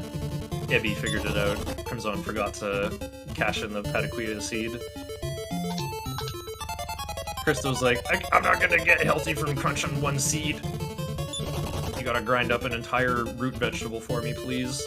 Make it into my tea. Okay, so we're back in this cave that we were in Chapter 4. There's actually some unfinished business here. I can't remember how you're supposed to figure this out, but I think you can go back into the basement in Kiev, like where, you know, Edgar's basement, Mara and Nara's dad, where he was working on alchemy. I think you can get a clue that he hit a secret button at the bottom of the chest in this cave. We never opened that chest, so it's gonna be kind of funny where we just, like, open the chest and get the Lamp of Darkness. Yeah, okay, whatever, that's nice. And then it'll just be like, moreover, there's a button on the bottom of the chest. So of course it's faster to just, you know, open the chest only once, and just only get delayed by 9 letters instead of, like, opening the menu again. There isn't even like a ... It's just like moreover with no punctuation. It's like it's a perfect, like, old-ish English word to throw in there for a game like this, isn't it? I've always liked the translation in the NES Dragon Warrior games where they, you know, they're like gothic 15th century England, right? Like, well, I guess the level of English is about similar to Shakespeare, but later than that. But yeah, you know, the backgrounds in battles are just black. You know, the caves are full of big black darkness. You know, the game is hard, lots of encounters, lots of dangerous enemies. Even if they have these really cute sprite designs, I think this game is, like, very scary. I was terrified of this game as a kid. This game made me afraid of the dark a second time. And then the DS versions come out, and everyone has, like, an atrocious Chrono Cross style accent, and there's puns everywhere. Like, oh, the mood is awful. I despise it. Yeah, speaking of scary stuff, Adinda working on getting his characters killed, maybe a little too well. So yeah, go through this cave has 2 purposes here. We're not only here to get the next item we need, we're here to get the magic key and then open up new kinds of doors and stuff. Moreover, what does that say? Samiko? I think it said? Okay, Bray, Mara, Endo. Okay.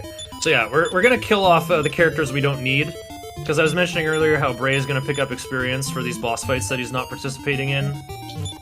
Okay, picking up that small medal. Crimson got a small medal earlier in the town of Riverton as well. Okay, here's our magic key, Maho no Kagi. Oops. So yeah, cast return, going back to Intos. Okay. Oh yeah, I guess Adinda's gonna go to Riverton next. Nope, Fairy Water ran out. It's nice to... For some reason we haven't got this run on the level of Dragon Quest III where we know, like, the exact tile to recast Shinobi feat. it'd be nice to know exactly where to reuse our fairy water so that we don't get hit with that dialogue box of the effect of fairy water has run out. And it's really slow outside on these like animated water tiles. The game gets very laggy. Alright, Grass to Wailui here. Oops, I missed Wailui's entire lighthouse fight. I'm sorry. I'm sure it was good. Okay, Crimson getting the mini medal. And yeah, I was talking about like getting the other characters killed off. Like Bray is gonna get the experience from these boss fights, but we're never going to use Nara or Tulun ever again, so we're gonna get them killed off for sure. So that we don't waste time with like reports of them leveling up like 10 or 15 times. It takes a long time.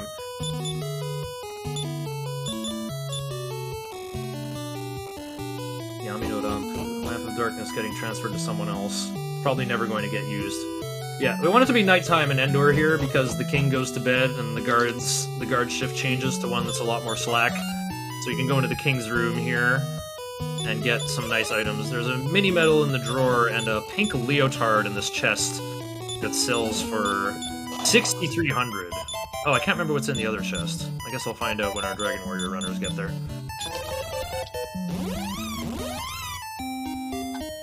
I feel like it's Mystic Acorns. I think it's like a stat up item of not much consequence.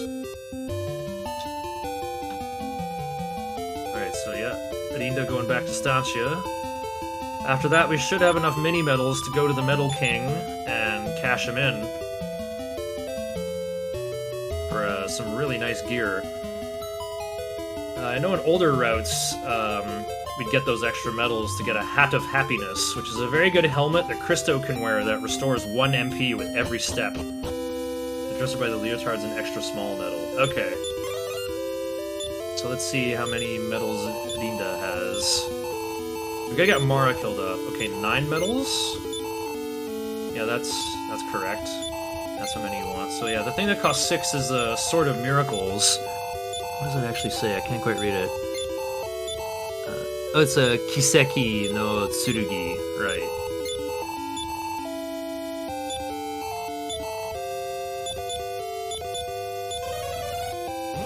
Yeah, and then get 3 Staff of Punishment.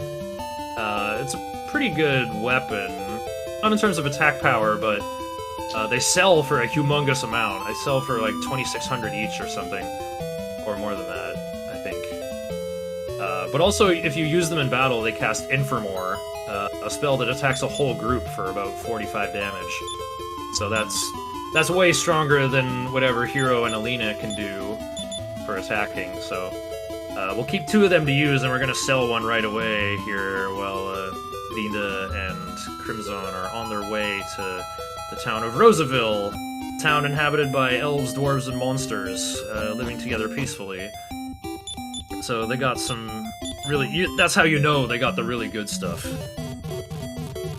Rinda banging on the counter, I love that. Okay, having Bray and Mara out here, perhaps questionable. I thought he might go into the Shrine of Breaking Waves as well to get Mara killed. Probably gonna... oh yeah, we're gonna lose some time here sitting through all of Mara's level ups. Oh, there we go, yeah, 3225. Yeah, Tenkai. That's Staff of Punishment. Hagure no Tsurugi. Oh, that's Iron Shield. Oh, let's see. Oh, it's Kusariga. That's Chain Sickle. I'll know what they are by how much they sell for. 660. That's the Iron Spear. I think we need 13,500 gold for this leg. 1125. Oh, that's I think that's Tulun's Iron Apron. Selling more Tulun's gear. 525. Seido no Yoroi. That's the bronze armor. Yeah, here's our Sword of Lethargy for Hero. And now we go around the corner here to buy Christo's best in slot chest piece here. A Sacred Robe. This piece of armor also grants spell resistance. Christo's only going to take 2/3 the regular damage he would from damaging spells. Okay, let's see. Somebody getting suited up. Oh, Rinda's going to save here. Oh, he's going to revive. By Panon. Oh yeah, I think Panon died in that quad flamer battle. I figured he had an extra cross there. Yeah, Panon. I can see his name there in the text blocks. Meanwhile, Crimson on his way to Rosaville and is going to start the exact same shopping spree. Oh, and he's reviving Irina, who also died in the cave.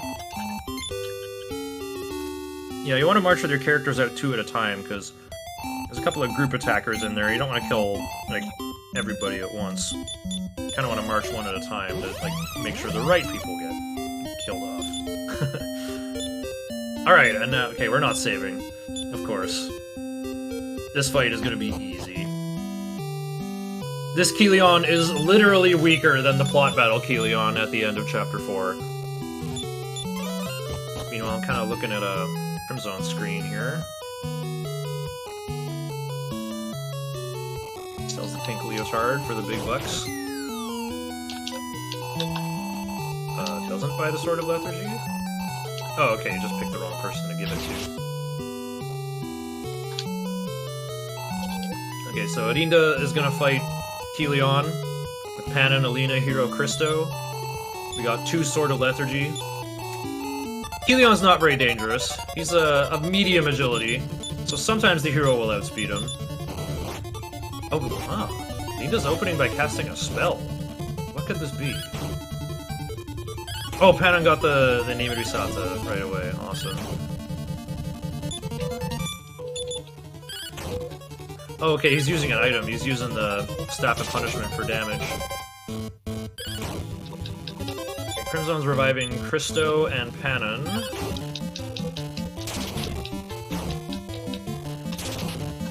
There we go.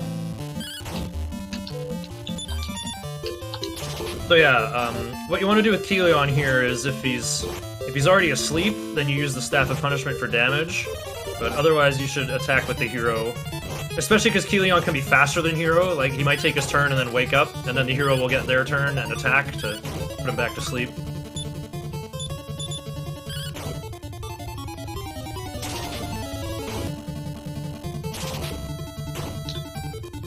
There we go, double punishment.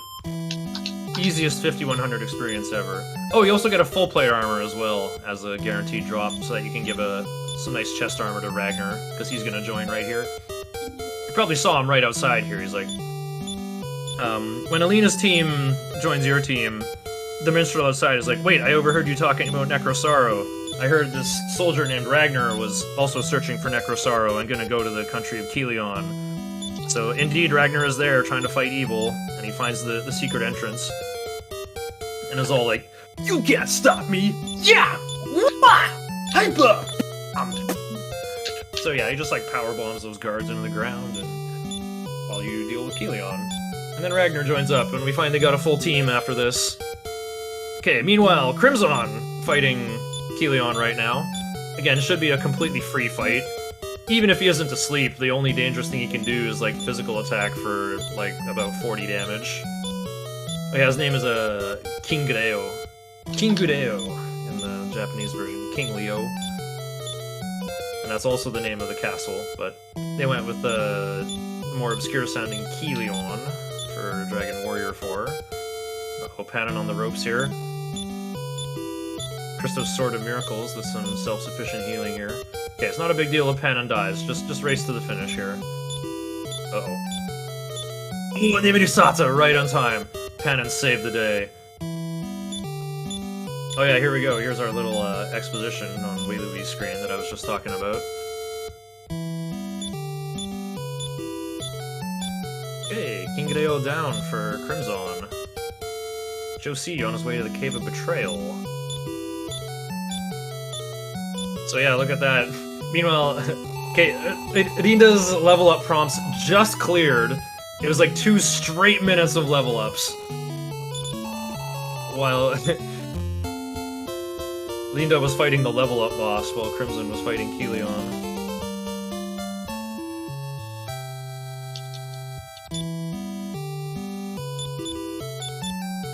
Alright, now Wei Lui is about to begin the world tour of power-ups. Adding all the return locations, gathering medals. It's that the medals can get nice gear. Okay, so Rinda's next move now is just going to be to transfer some good gear to Ragnar and rearrange the party for an even harder boss fight. One that's actually challenging.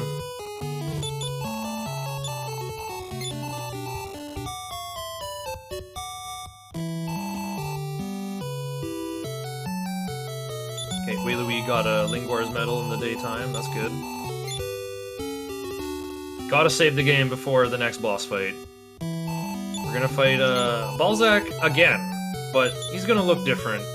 He's been using something called the Secret of Evolution, a concept mentioned vaguely in Chapter 4, which was said to be the actual main subject of Edgar's research. Balzac has evolved into a more powerful form and is going to brag about it. He's like, I'm even stronger than Necrosaro now! Come, you wimpy mortals!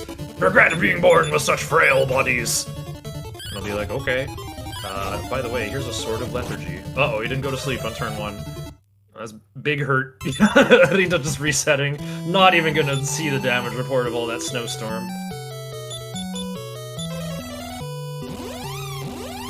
I mean, I think Panin was gonna survive that, but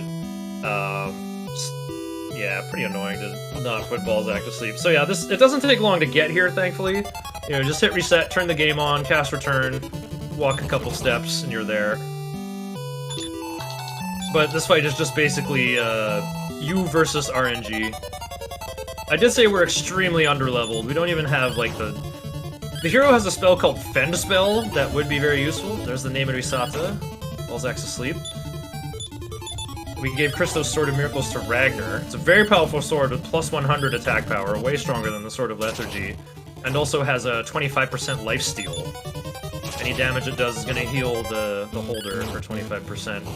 So let's see, we got Panin in front. Here's a Chilly Wind from Balzac, only, you know, 10 to 15 damage. Ooh, 62 damage from that big club, though. Panin can take it, though. So, Sword of Miracles, I think. Someone used an herb on Panin. Oops, someone had a herb in their inventory. Some healing. Oh, someone took 70 and died. Ragnar lives! Very nice! He could have taken Exaxes and died there. Alina using Staff of Punishment. Oh, there's the... As soon as that blue flash happened, I figured the reset was coming. Yeah, that snowstorm hits for 35 to 40 on your whole team. So as you can see, like, there's no way we could ever keep up with Balzac's damage output. The only way to win is to put him to sleep and wallop. So we might be switching back to Crimson's audio before long here. You know, they're just kind of both at the same beefgate here. It's whoever beats Balzac first is going to pull ahead. Balzac's got 500 HP and regenerates 50 HP every turn.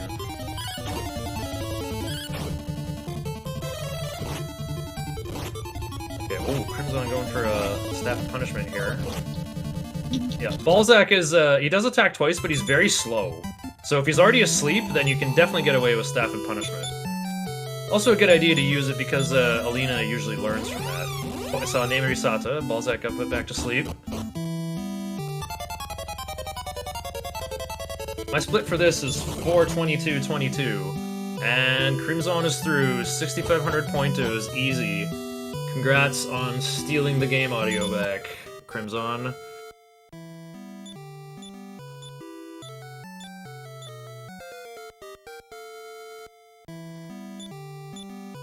I'm gonna turn Crimson up a little bit.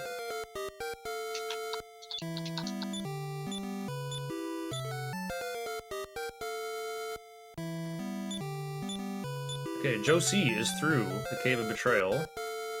We almost done the power-up to her here at the end of Stantia.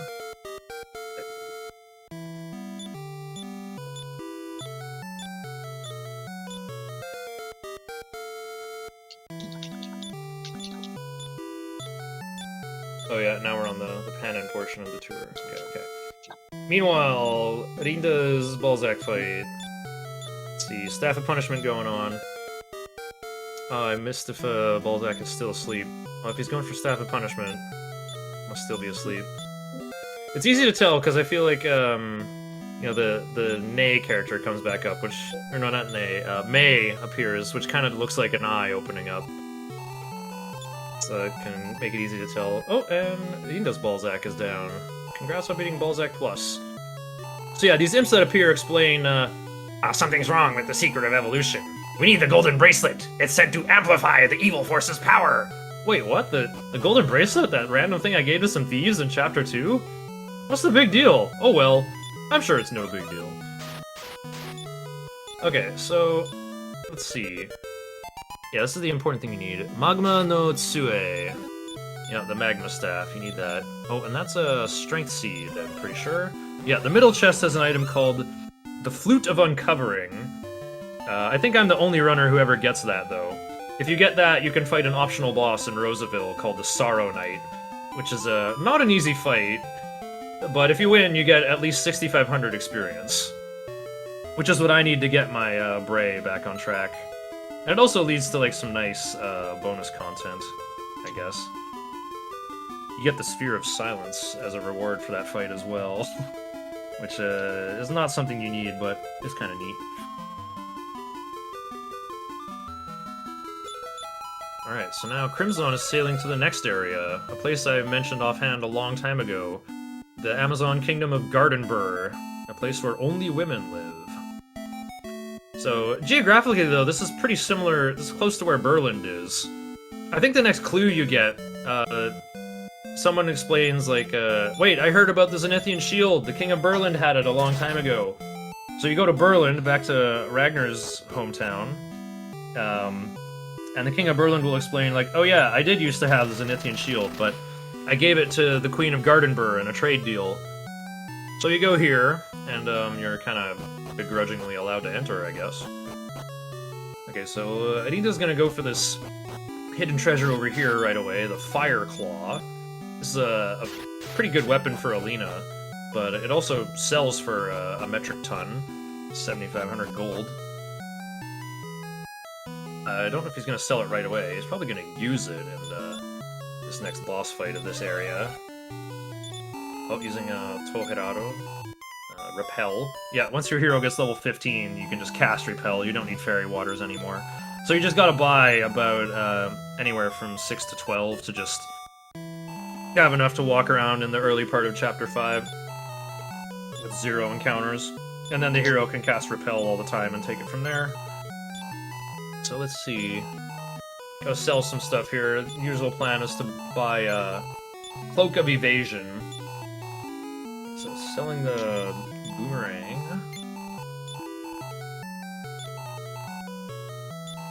Yeah, Cloak of Evasion for Alina. That's the best chest armor we'll ever give her.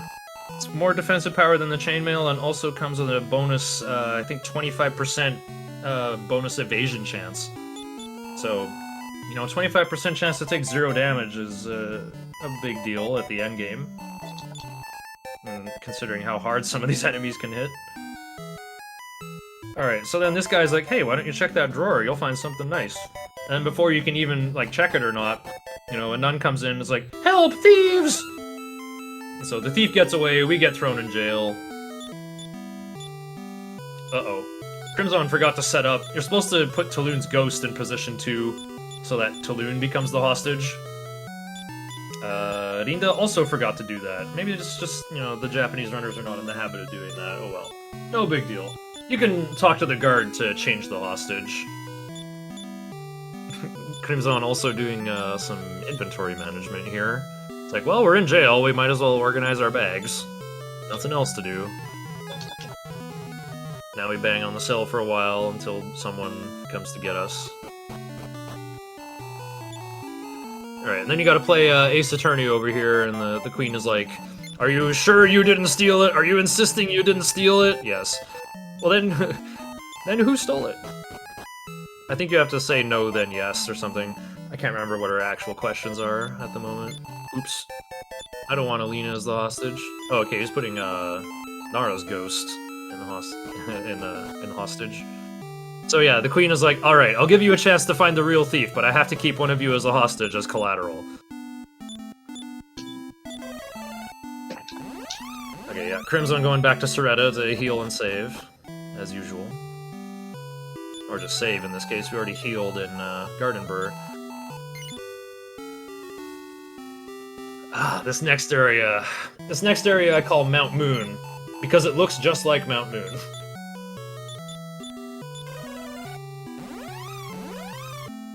How far behind are Josie and Wei-Louis? Okay. Well, I mean, they are both in Chapter 5. Wei-Louis has to get the magic key and maybe do some other stuff, and then he can go challenge Keeleon. I feel like Wei-Louis is about 15 minutes behind, and Joe is about 30 minutes behind. Joe hasn't even beat the Lighthouse Bengal boss fight yet. Like, Joe is much farther behind. Joe definitely had some unluck earlier on.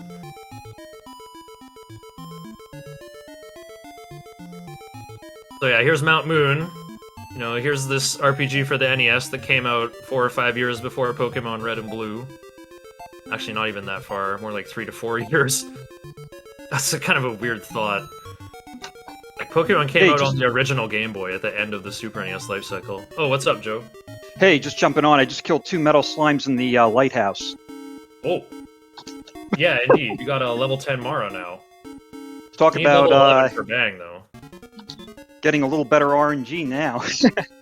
Yeah, you're a quarter of a Metal Babble further ahead for the upcoming grind. Oh, here's some more. Oh wait, okay, I'm gonna see it. That's the one right I just here, got. It's a little delayed. Yep. Hero just crit him. Watch, he's about to do that. 1 in 64. Ooh, 75 damage. Oh, meanwhile, Crimson is already through Mount Moon here. This is... Oh, no, never mind. It's the first floor of Mount Moon. Yeah, this area has the lowest encounter rate in the game, which is good, because it's a huge cavern. It's just a huge crater. Oh, no. There is actually a whole bunch of really nice treasure in here. It's just, like, really out of the way to go get. Okay, yeah. Wei-Louis, get in the chest. Okay, pink leotard is in that. What is in the other chest? I think it's a strength seed. Oh no, together Mantam creates a giant blaze! Yeah, instead of all the blue chickens attacking, sometimes they'll just do a powerful fire breath attack as their entire turn. Hits everyone for 40 damage. Pretty harsh because, you know, we can't afford dragon shields this early in the game to reduce breath attack damage. Well, also I've heard from Evil Ash and people who put like the spreadsheet together in the compendium that resistances of shields in this game are bugged and actually don't apply. I think the game only looks at whatever your armor slot gives you. Here's another pile of metal slime for Joe. Oh, here we go. You won't believe it. I just got another metal slime. That's 3 metal slimes. Oh, at that point you're just losing time to level ups on the sisters, am I right? Well, then again, you got Bang, well, so I'm sure the lighthouse fight will go great. Yeah. And there's more HP, too, which can help protect them. Yeah, I mean, experience on hero is experience on hero. Yeah. Oh, these extra grizzly sabers, too. Yeah. Let's see, yeah, it's gonna be up to Hero to take down this metal slime. Oh, Hector got it! 1 for lethal! Good stuff. Okay. Well, there'll be a lot of level up reports to sit through. I'll try to have a glance here. I gotta talk about the Bakor fight happening on Crimson stream here. Alright, go for it, yeah. Yeah, Bakor is a mage assassin, I would call him. I mean, he's a thief, but he can roundhouse kick pretty hard. He's got building up power as a move. He has Snowstorm in his moveset as well. He has 1000 HP, but does not regenerate at all. The real biggest problem with Bakor, though, is that he can cast Increase to raise his already substantially high defense power. And in these old Dragon Quest games, buff spells last forever. And there's no way for you to scrub them off either, except to cast your own sap or defense or whatever. You don't have the final key yet, so you can't get the Sword of Destruction as like an item to cast sap or defense for you. So we set our tactics to offensive and bring Christo, and Christo should almost always use Stop Spell on turn 1. And I don't think I've ever seen Bakor's spells not get sealed on that turn 1, so yeah, as soon as you seal Bakor's spell, then you can go in and just kill him. Christo, and then you switch your tactics to defensive. Christo will probably cast Increase on your guys to make Bakor's mighty physical attacks hurt a lot less. If Bakor does build up power, that Christo will usually react by casting Increase a second time, and then you'll be truly invincible. Only thing you gotta watch out for here is try to keep your hero alive, because Hero's the only one who can cast the outside spell to get you out of this cave quickly. It has happened to me before where my hero dies or gets below 8 MP, and then I have to do the Walk of Shame and walk all the way out of this gigantic Mount Moon crater.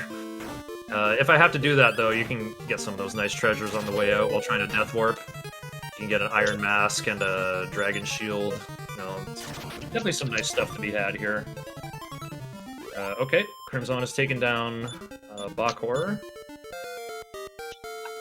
I wasn't paying close enough attention to the spell names to see how the spellcraft played out here, but I'm sure Bakor's spell has been sealed and he stopped trying to cast spells, seeing as I assume they're on defensive tactics, if that's what a Inochi Daijini means.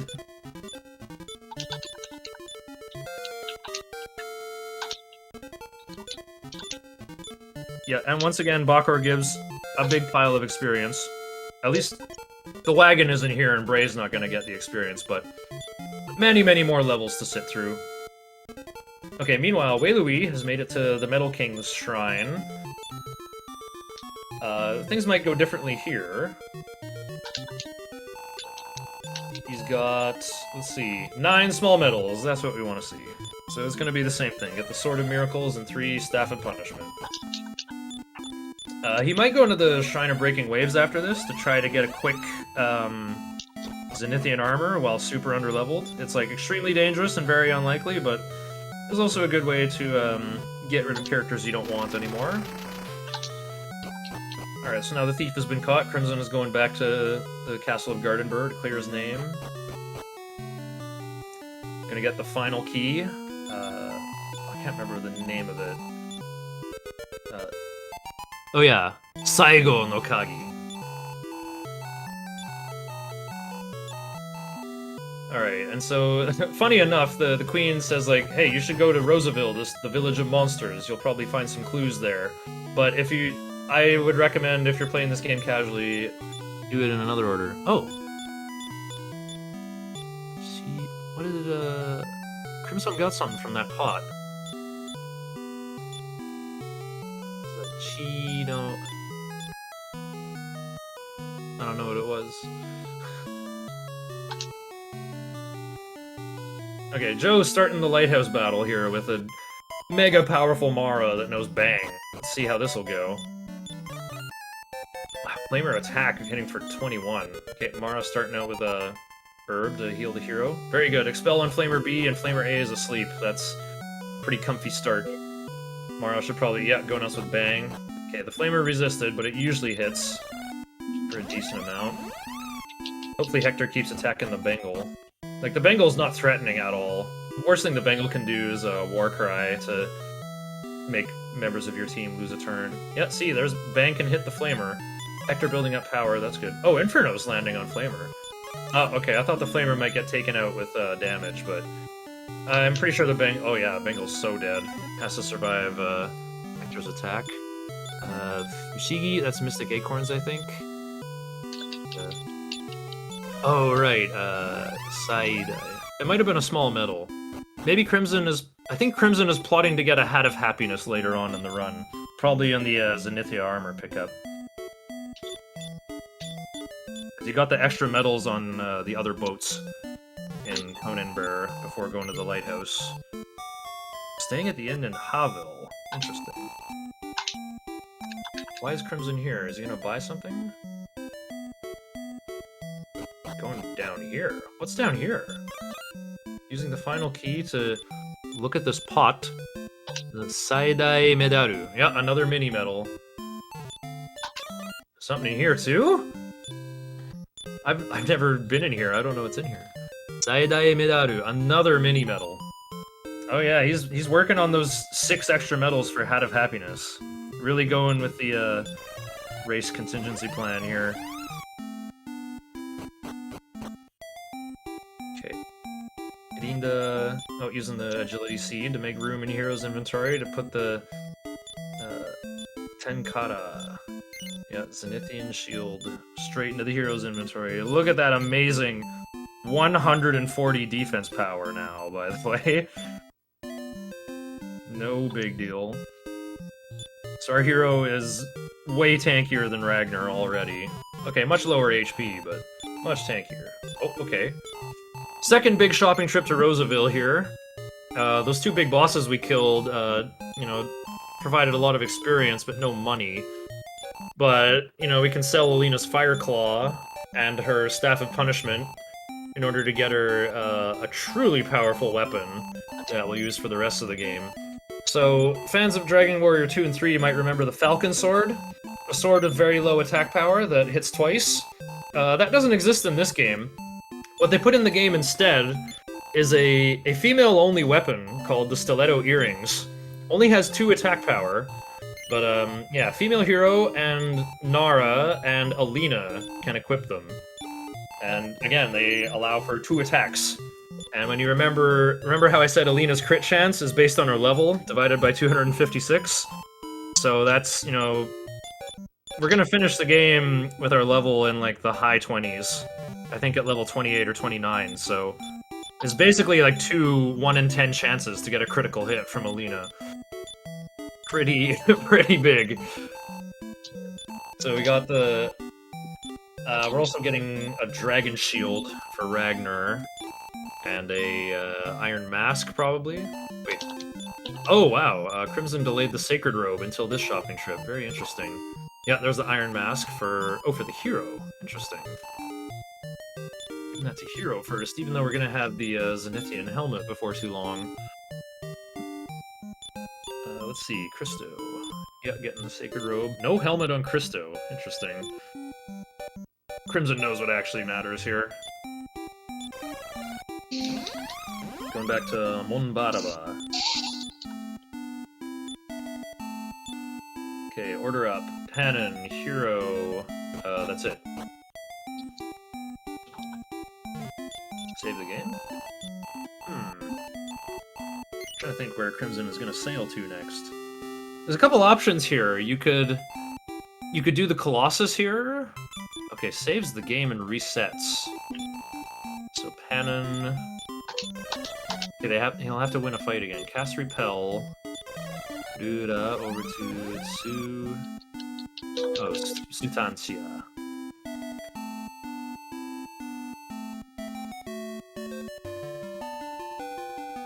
Okay, still no encounters so far. That's encouraging.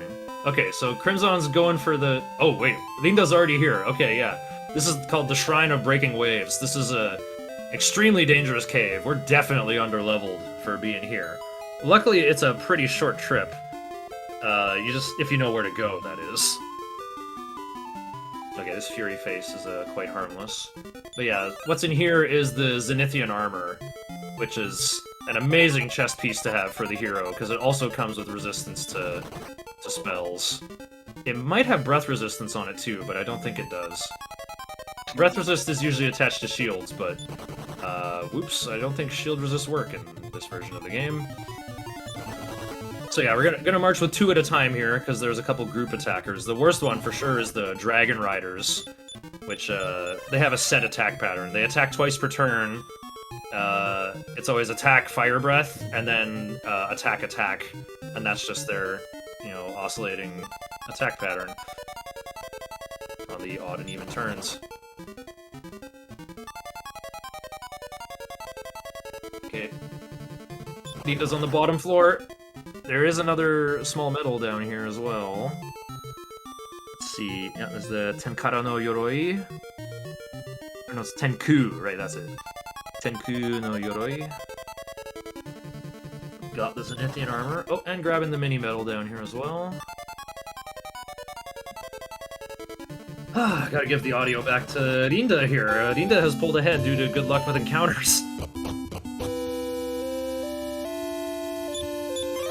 It's so close between Rinda and Crimson again.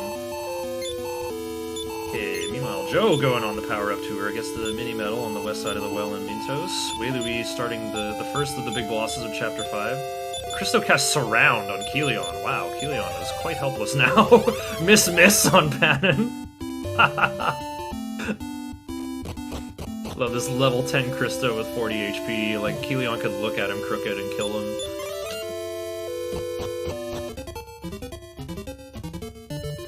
Alright, so yeah, with the Zenithian armor in tow, it's gonna be a pretty easy walk through the Obelisk here. Or a Colossus, that's what it's called. Obelisk is from the game that I wrote. Oops. So yeah, Colossus is also full of dangerous enemies. Not as dangerous as the Shrine of Breaking Waves, but it's a much longer walk. There's Blizzag enemies that can cast Defeat and beat and instant kill your team, and there's no defense against that. That's super annoying when that happens. Other main thing to watch out for is Charon, kind of an orange and pink palette swap of Sorrow Shadow and Chameleon Humanoid. They can use Staff of Thunder, which is an item that'll cast Firebane. Just hit your whole team with a spell that does 25 to 30 damage. Luckily we got the Sacred Robe on Christo and Zenithian Armor on Heroes, so they'll take less damage from that. Okay, Blizzag casting Beat, but it didn't work. That's a relief. But yeah, Hero's gonna have humongous defense power in here. Everything else in here is just kind of physical attackers. But like with Hero in the front and Alina with Cloak of Evasion in second place, that seems like a good marching order to get through this place. Okay, good stuff to Wei Louis, got the full plate armor for beating Helion.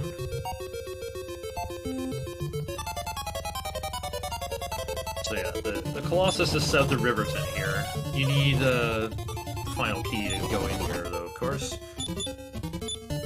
So yeah, you get a clue about this Colossus here that, like, you know, tears fall from the Colossus' right eye, implying that, like, you know, the position it's in is that its palms are face up. So you have to jump out of the hollow eye socket on the right side to land in its right hand in order to get to the very end of this dungeon. Oh yeah, there's another important thing in here. There's a cursed weapon called the Demon Hammer. It kind of turns you into one of those whack-a-mole enemies that either miss or always get a critical hit. So that's a weapon that Hero or Ragnar can equip. We're going to equip it on the Hero because we can, you know, choose the Hero's targets. You know, 2 in 3 chance to whiff, but 1 in 3 chance for a guaranteed crit.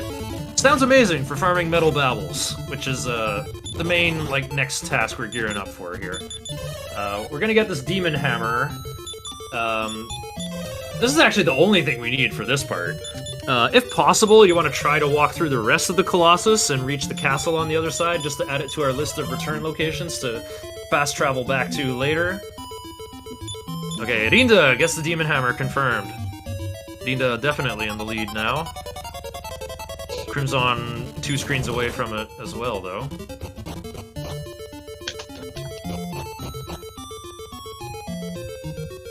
Joe C. Selling some of Tulun's glorious excess gear here. Wait, where is this?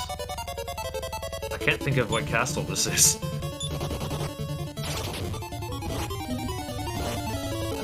I don't even know where Joe is right now. Crimson gets the Demon Hammer. Okay. So they're good to proceed. They're going to try to go all the way. If you can make it to the castle at the end, it saves a lot of time. Otherwise, it's okay to just march through Colossus again once the Metal Babble grind is done and we're, like, literally 12 levels higher. We're gonna, like, double our levels, but become... well, not double, like... we're gonna gain about 9 to 10 levels on everyone, but become literally more than twice as strong. I was saying how the early game level ups are pretty weak. Well, this section of the game is where we kind of grow out of that. Once we get into the 20s, the stat points gained with each level up gets a lot bigger. Oh, big loading screen. It's always the Fury faces that have the big loading screens in this game.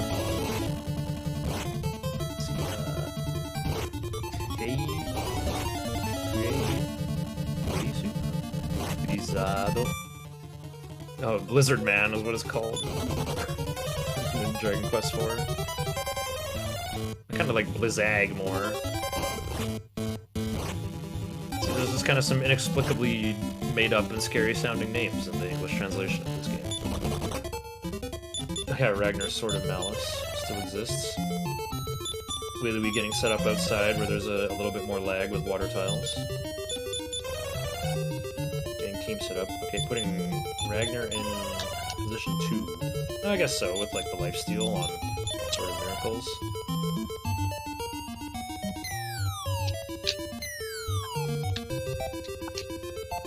Wait, Joe's Tulun is alive. Oh, he's in the seaside village, doing some vending there, okay. Why is this Taloon alive in level 3, though? Oh well.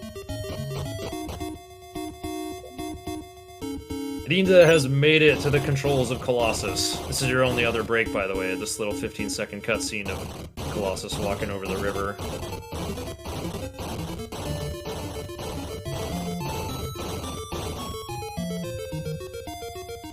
Okay, then you just jump out the left or right side. You can go back into the shrine here, yeah, to get your wagon back. That would be nice. You can use Bray's MP to cast Return when we're done here.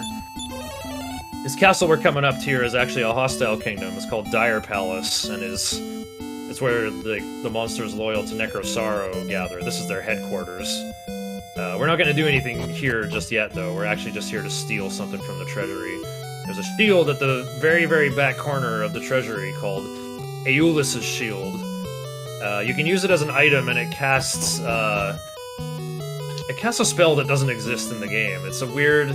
It's kind of like an Expel, but it's actually Death Element. It's like the same element as Beat and Defeat. It doesn't just target a group, though. It targets everything. So we're gonna give that to the... It also, you don't get experience for it. Like, the description says, you know, this enemy was blown away, and it makes, like, the same sound of jumping off a tower, like a big gust of wind, so... Yeah, I think it got translated as the Tempest Shield in all future games. So this is going to help us in the middle Babel grind to get rid of enemies we don't want to see, that are not worth as much experience and are too difficult to remove by other means. Remember, we can only control one character. We can only control the hero. So we gotta be crafty in terms of what we're able to do during this middle Babel grind. Meanwhile, Wei Louis fighting Balzac Plus.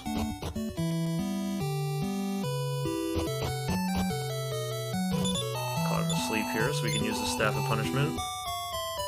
Ragnar with the Sword of Miracles, really helpful for breaking past our damage requirements. Staff of Punishment at the top of page 2, we love to see it. Okay, meanwhile, Rinda... I'll just pay attention to the Balzac fight while I talk about this stuff. So, why is Panin in the game? Why do we need him to beat the game? What's going on in Stantia here? The king is known to have the Zenithian Helm, but he will give it away to someone who can make him laugh, because his waterlogged kingdom is miserable, knowing that the end of the world is coming, that the world of the ruler of evil has returned to the world and is gaining strength.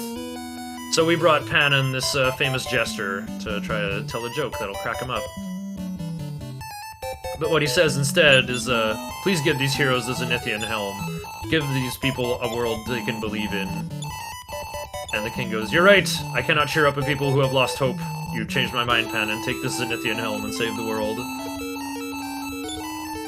Unfortunately, the Zenithian Helm is, you know, not that special. The helmet gives you, like, the least defensive power of all the gear slots, so it's just kind of like a slightly buffer Iron Mask for hero. Wow, so fancy, right?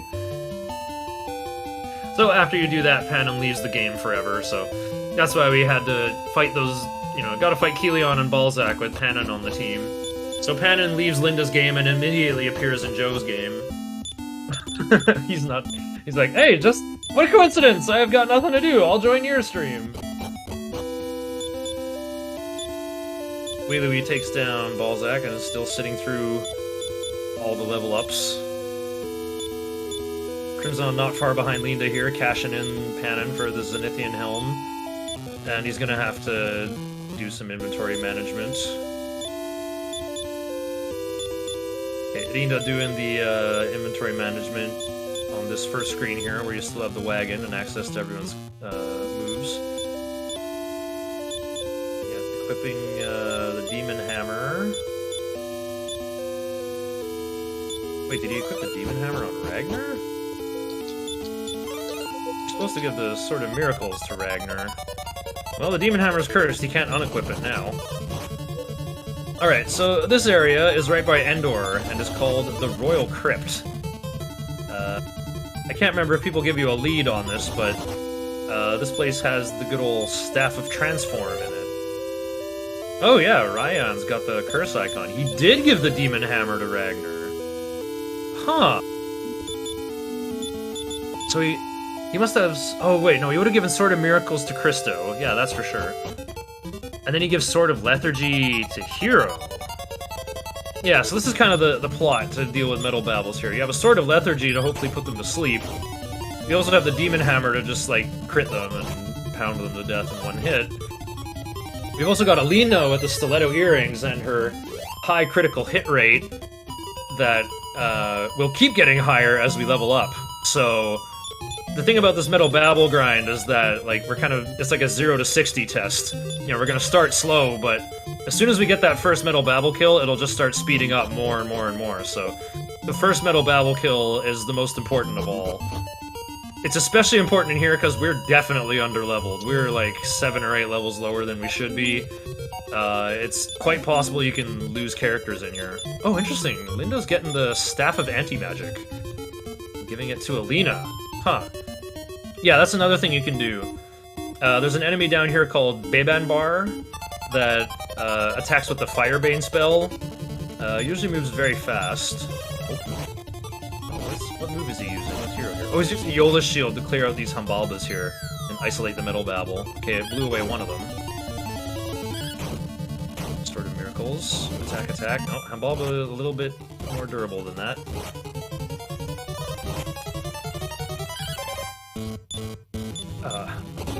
Ragnar did not land the Demon Hammer. Metal Babble has escaped. Oh, there's our first crit from Alina with Stiletto Earrings. And, yep. Yola's Shield blown away. Yeah, there's a Bebanbar, that purple guy, on Crimson screen. Yeah, Bebanbar attacks with Firebane. Attacks twice per turn, but then runs out of MP, and then we'll use Rob Magic to get more MP. But if you get the Staff of Anti-Magic to Alina, well, she's really fast and is smart enough to figure out, hey, I can seal up these spellcasters here. It's still not a great idea, though, because Bebanbar, you know, doesn't try to cast spells in vain. If Bebanbar's spells are sealed, he'll just spam Sweet Breath to put your characters to sleep. Oh, Crimson going around the corner here for another small medal here. Really digging big time for that Hat of Happiness. 4 Metal Babbles on Linda's screen. Okay. B has stuck around by casting Fireball. C runs, A runs, D runs. Okay. 1 damage from Alina. 1 damage from Christo to heal 1 HP. And Orion misses with the hammer. Another Fireball. Okay, another go around. Can we do it? Oh, I didn't see what item Crimson got, but I will assume it was a mini medal. Saidai Medaru. Wow. Metal Babble's still here. Oh, Alina with the crit. Linda is the first on the board. First Metal Babble kill. We need to kill approximately 7. The goal is to get Christo to level 26 or 27. Because this will allow Christo to learn Heal All, either on the way to S-Turk or from S-Turk himself. And it does matter, because, like, S-Turk is our next boss fight, and S-Turk shouldn't be too dangerous, but our character's max HP and S-Turk's damage output is large enough now, such that when we go down there and challenge S-Turk at level 27, you know, he can do more than 80 damage, and that's how much Heal More can heal for, so Heal All will help us stay ahead of that. Oh, Crimson getting a level up off a 211 experience fight.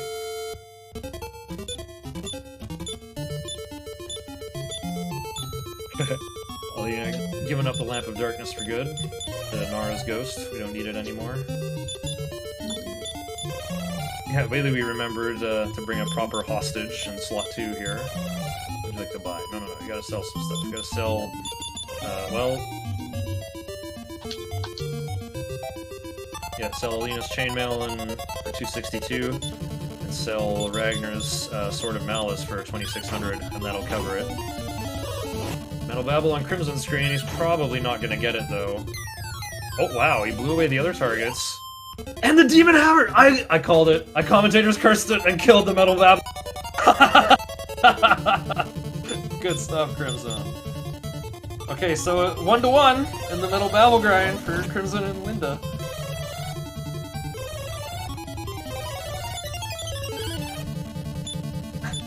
Oh, Christo learned Beat and is putting it to use already. Alina can't be equipped with the Staff of Punishment. Okay, well, maybe give her the Fire Claw then. Okay, then we're gonna Suit up Alina. Fire Claw, Cloak of Evasion, Feather Hat. Oh! We kept the feather hat for all of Chapter 2. I was saying earlier, a lot of people like to sell the feather hat to buy a Thorn Whip for Alina. And you get an extra feather hat in Chapter 5, so you can give her one at the very end of the run if you need to.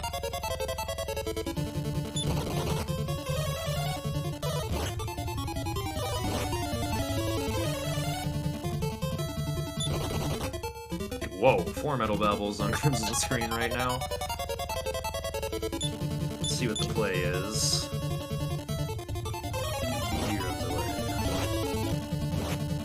I think Alina tried an item. Oh, Yoda Shield got rid of Beban Bar. Oh, and then all the Babbles escaped. Crimson getting 0 experience from that fight with 6 enemies.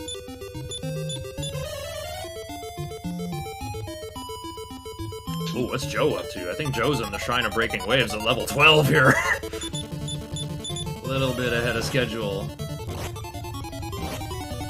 Saloon got paralyzed and had to tag out.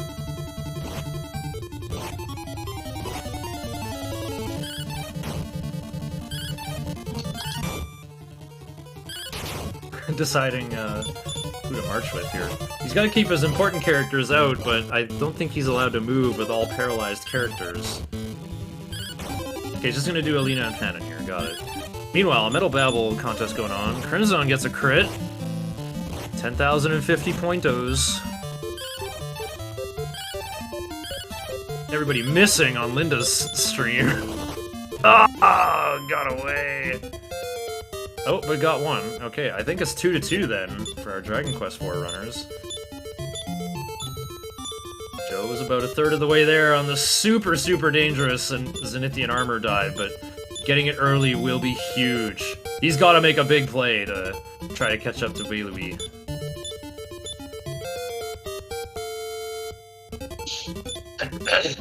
So you can shake off paralysis just by moving around, although unfortunately he's on a boat right now. I don't think Taloon has his sea legs.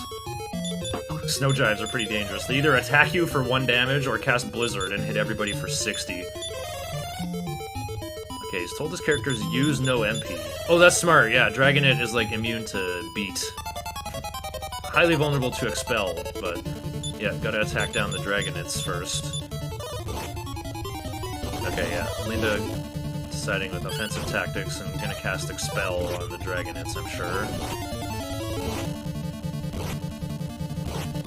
Ah, yeah, those Dragonites can breathe fire breath. Pretty dangerous. Okay, Expel works. Ragnar misses with the hammer. Switching to use no MP tactics. Metal Babble B stays.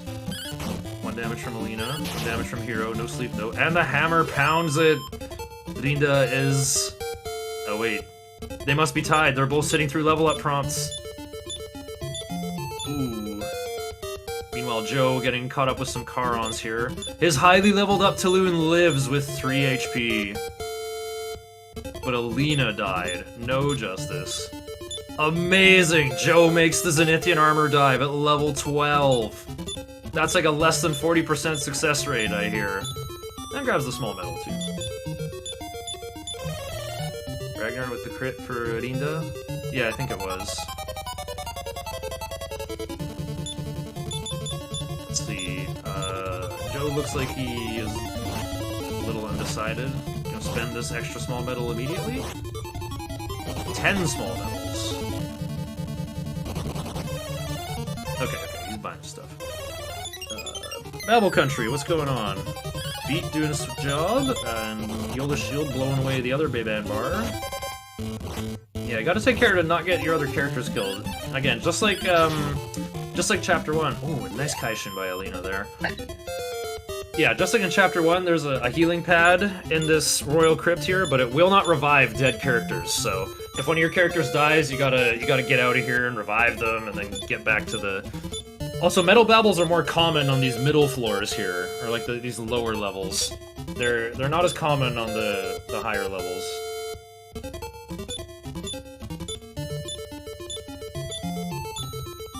see.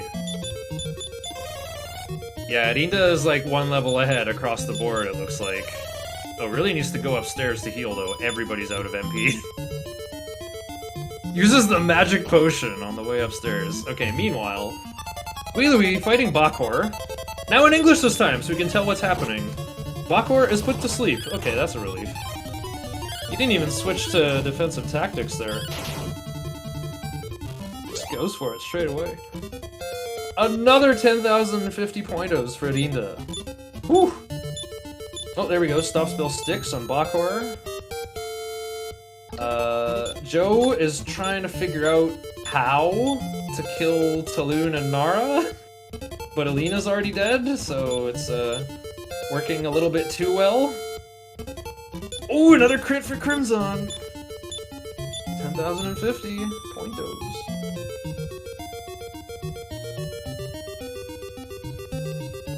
Alright, he has to kill Mara, so he's summoning Mara.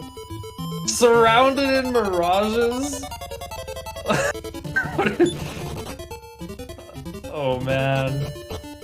Use it casting Fireball on Mara, who's corpse blocked right now, by the way. Mara uses the medical herb! Why does Mara... Oh, she has another one! At least she went first. Okay, there's like a good chance of bursting her down here, right? Hey! Okay, Joe finally cleaned his team up here. But there's no escape! But his hero has Zenithian armor, he's not gonna get hurt very much. Oh, there's another 10,050 pointos for Crimson.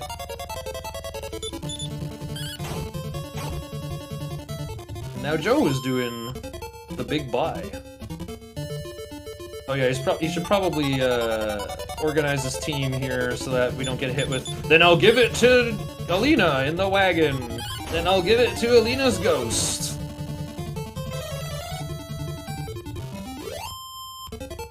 Dragonet sent into the lights. Ooh, 2 more babbles on screen for Crimson. Looks like Wei Lui took down Bakor and has plenty of MP on Hero. He can get out of there. Let's see. Ooh. Metal Babble B still in it. 1 damage from Alina. 1 damage from Hero. No sleep.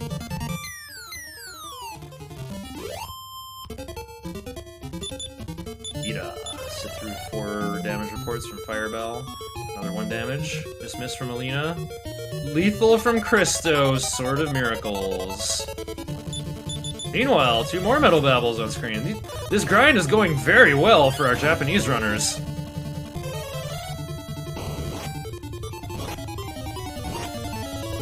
Okay, how's Joe's shopping going here? He's got a Sword of Lethargy for Hero. Oh yeah, he didn't give the Zenithian armor to Hero yet. Alright, level up reports coming through. I think by the time Crimson's gotten through all these reports, he'll be almost the same level. Or no, other way around. Rinda will be caught up to Crimson. Crimson might be ahead right now? I'll have to get ready to switch the audio. Whoever leaves Royal Crypt first is in the lead. I know both of them have Zenithian armor. And Zenithian helmet. They are equally caught up. You can kind of do, like I said, you can kind of do your stuff in whatever order in this video game.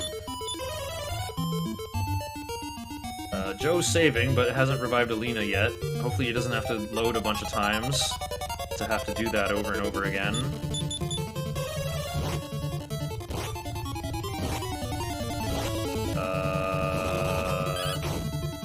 Does Joe know? Does Joe know? Does Joe know Alina is dead? I don't think you want Alina dead, my guy. Oh, he noticed. Okay. Alright. Meanwhile, Wei Lui doing the shopping boss here. Wei Lui looking a little bit short on funds right now. Oh, yeah, that was a big glorious sound for Rinda. Okay, never mind, Rinda's in the lead now. Okay, oh, Dragon Mail. I really like Dragon Mail. It's a great piece of armor. Who's getting it, I wonder? Ragnar, of course. Scale Shield. Oh, not giving Ragnar an Iron Shield?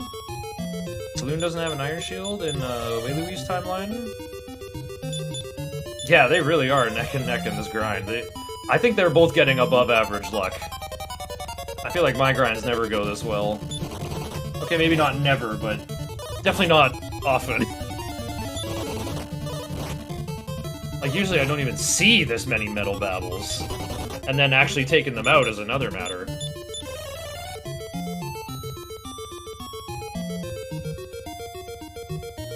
Alright. Joe challenging Kilion.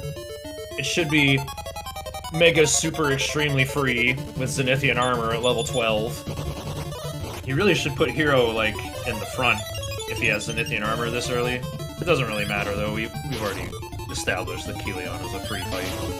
Or is it? Wow, Hero took 48 with Zenithian armor? Okay, never mind. Oh, 10,590 pointers for Rinda!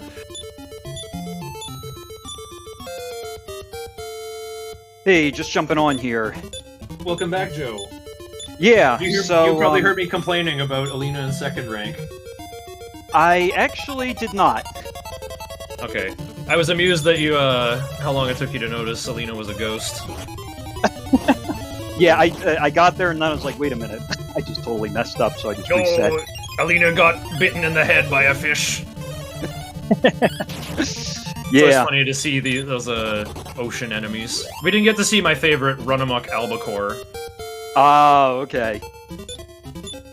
Yeah. You know, I noticed some people in the chat were wondering about me being in Seaside Village there. Usually what I do is I stop in Seaside Village, I sell a bunch of things, I buy Christo's Sacred Robe and his and Alina's Cloak of Evasion there, because when I go to the do the early Z Armor Cave, I'd rather have them have a stronger armor. So I usually like to stop there first and then do the early Z Armor Cave. Yeah, I thought you were going for that just to make a big play because you're behind. I'm amazed you pulled it off. Usually I do. Before, but it's success feels like lower than 50% for sure. Yeah. But you'll be 3k below budget, kinda, with the Cloak of Evasion this early, but you'll stabilize soon enough. Yeah. I didn't know you could buy that stuff in Seaside. That's pretty cool. Yeah, Cloak of Evasion, the Sacred Robe, and the Iron Helmet. Iron Helmet? I don't know if I buy one of those usually. For Christo. I can usually afford... Oh, right. Right, that is Christo's best-in-slot helmet. Yeah, that's way more important than an Iron Mask for Ragnar. You can get an Iron Mask and a Dragon Shield for free in Mount Moon. Oh yeah, it looks like Linda's done the grind for sure now. I thought he was done one Babble ago, but he just got another one. Christo will hit 27 from this for sure.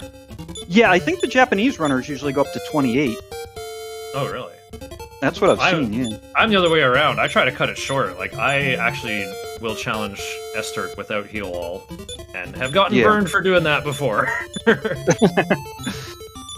Yep. Alright, well, I'm just about to go back into some things, so I'll catch you a little later. Good luck with Balzac Plus. Here we go.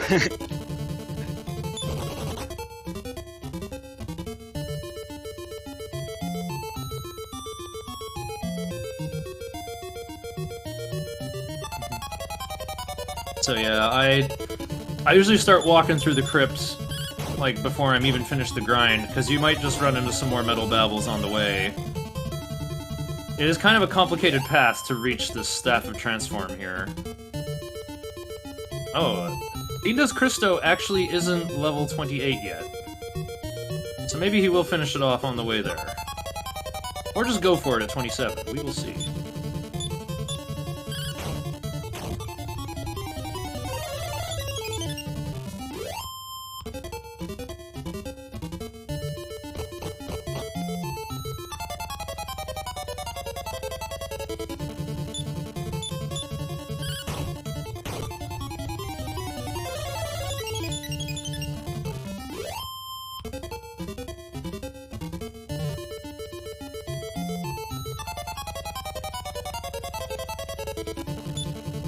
just thinking how this might not actually be where these runners are in real time right now due to syncing up the timers. I think Rinda is actually about 15 minutes, not 15 minutes, like 15 seconds in the past. Rinda started a bit later than the countdown. Okay, here we go. Nice puddle of metal babbles right now for Rinda. Hagure, hagure. Nice Kaishin by Alina. Okay, Rinda is done for sure, and I think the Staff of Transform is on this screen as well. I was just talking about Dire Palace, right? It's a, you know, a place full of really rough monsters loyal to Necrosaro. I wonder if we could use the Staff of Transform to sit in on their meeting and do some espionage. I wonder.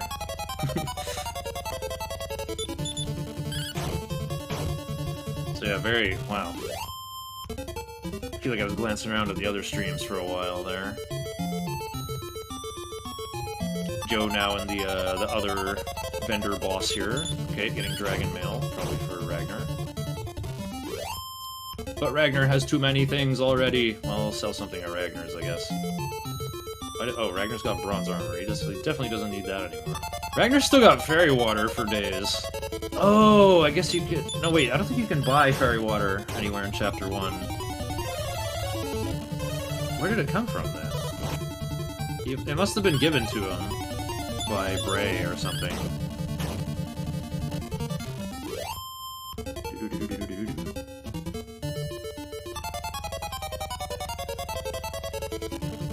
Uh-oh. Wheelie, we gotta get past some Zags. Oh, oops, you kind of went the wrong way there. I don't even know what's in that chest. Oh, I just noticed Wailui's on the ropes here. His two tankiest characters are dead. You could probably transfer some of their gear. Not much, though. Okay, Staff of Transform get for Rinda Nushi. Wait, why is he walking over there? Oh, I think there's like a small medal if you double back a little bit. I don't think Linda's on the Hat of Happiness plan, though. I think there it is. You just gotta go over into that room in the north. I don't think Linda has enough medals left over. You need 6 to get the Hat of Happiness. Uh-oh, Alina's dead now. No! Christo died! And Wailui hits reset!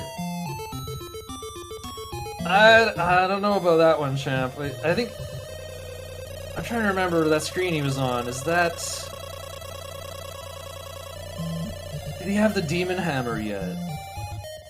No, I don't think that screen's at the Demon Hammer yet. So I guess that is reset worthy. Oh, he's still got Panon on his team too, so he's gonna have to cash in for the Zenithian helmet again. Remember what I was talking about with the repel glitch? And how... Like, he has to win a fight with Panon, and then cast repel. Or, actually, I think you can soft reset the game, too. I think that will... You know, it sees Panon in your active party and goes, oh, okay, you're mega high leveled. So yeah, just cast repel. Now go trade in Panon for the... Oh, oops. Where's Stantia? Did Wailui not... Did Wailui not go to Stantia? No, that's impossible! But how come it wasn't on page 1? Or page 2? Like, what? Huh? He must have got all this stuff from the Metal King. Well, okay, he's formed up his team. Oh, okay, he's doing Colossus without Zenithian helm, whatever. It's only like an extra 15 defense power or something. Why is Rinda still in the Royal Crypt? Am I gonna have to switch to Crimson's audio here? He's got the Staff of Transform. No, he's going back as well. Probably is after whatever's in this room. Oh right, there's a portal, but then where does it go? Ooh, this yucky mini-demon fight. Kristo's gonna die from this on Wailui's screen. That freezing wind. Josie, about to start Balzac Plus. Oh, these Mystic Dolls are the Goldman equivalent of this game. They give a lot of money. I think they give like 400 each. You can get big money by farming these things.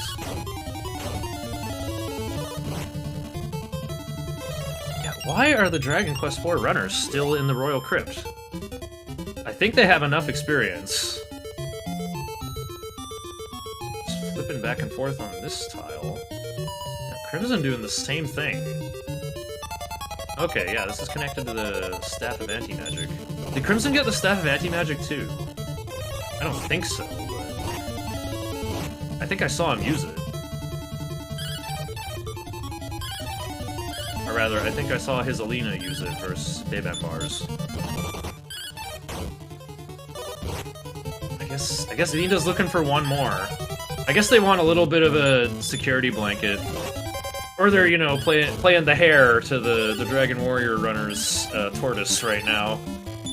And they're like, I got so much lead to burn, I'll get an extra metal babble for safety. Don't have heal all yet? Well, Christo's level 28. Okay, well, 10,050 pointos for Ninda. If this doesn't do it, I don't know what will.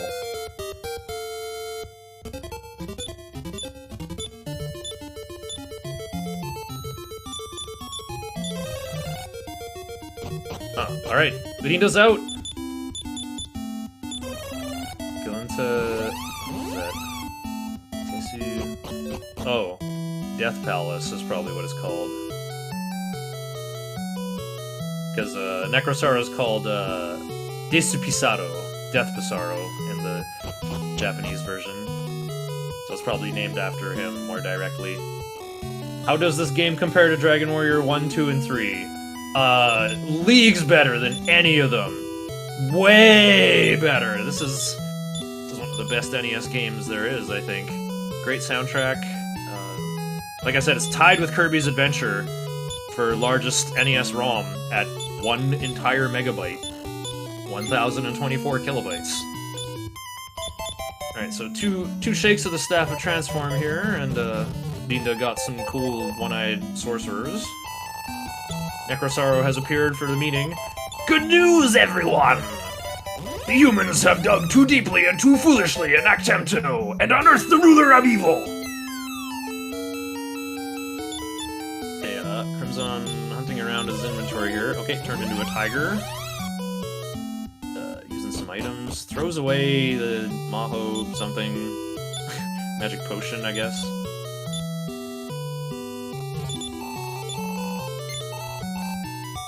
Best RPGs of all time? Maybe like top 10. I don't know if it's like up that high. But yeah, this is a great game just because it's like so huge. It'll take you like 70 hours to finish just because the encounter rate is so darn high. Ooh, what's in these stairs over here, Crimson? Show me. Search. Oh, Inochi no Kinomi. Some life force nuts.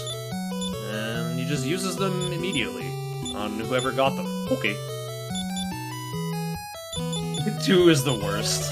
I don't know, I enjoy it more than Dragon Warrior 1 just because, like, the 1v1 combat and utter grind of it all gets old pretty fast. I played every game in this series, and I do like this series, but I have to be objective about how a lot of these early releases are far from perfect. I do really like this one, though. People are still speedrunning this game because there's so much luck. So much random misfortune that can happen. Wailui again. Okay, he's got an Alina with 5 HP. He at least got the Demon Hammer. He's there's no way he's making it all the way to the end. He hasn't got any healing items. Got an Alina with 5 HP. Oh, this Fury Face is pretty harmless. Okay. Rinda is already going into Actemto, Part 2. To find the ruler of evil in the much bigger mine shaft. Crimson, though, is going back to spend those 6 extra mini-medals and get that Hat of Happiness for Christo. 5 for SNES is better than 4, but barely. Yeah, that sounds about right. 4, 5, and 9 are my favorite in the series. Like, 5 has the best story, and is still pretty challenging. 9 is just, like, the most content. That's just, like... It should have been an incredible forever game. The biggest problem with Dragon Quest IX is literally that it came out 5 years too early. If that game came out as a smartphone game instead of a DS game, we would all still be playing it right now. Mark my words.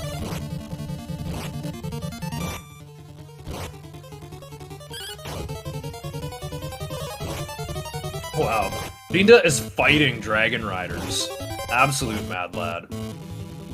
There is a healing pad halfway through this place, so you can go wild and fight guys. I don't even know if it's safer than trying to run away from Dragon Riders. Well, it seems to be working. Yeah, Arena takes out the Mascan. Yeah, I lost my copy of... I lost my DS with my copy of Dragon Quest IX in it. And I had like 330 hours logged. I took it to PAX Prime twice in like 20... let me think. I think it was 2012 and 2013 were the years that I went. So I think I had like 15 or 20 people in my inn. All these maps that I tagged. 5, 4, and 11. I think 11 is overrated. I'm still playing it though. I'm still working on the post-game and Stronger Monsters Draconian Challenge. I do like the Stronger Monsters of 11. That really makes it feel like a Dragon Quest game. It actually feels even harder than 2 and 7 were, but is less unfair, sort of. Okay, it's still pretty unfair sometimes, but it's like the Goldilocks level of challenge for me.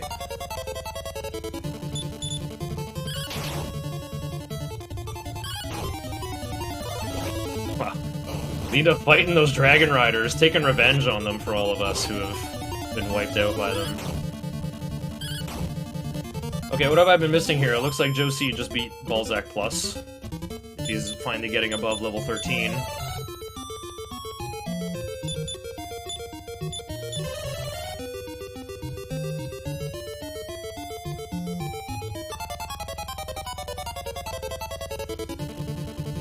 Oh, I didn't pay attention to what Crimson actually did at the Metal King's Palace.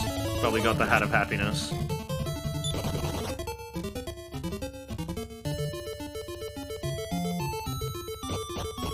Yeah, actual dragon in Dragon Quest is important for the development of our nation, indeed.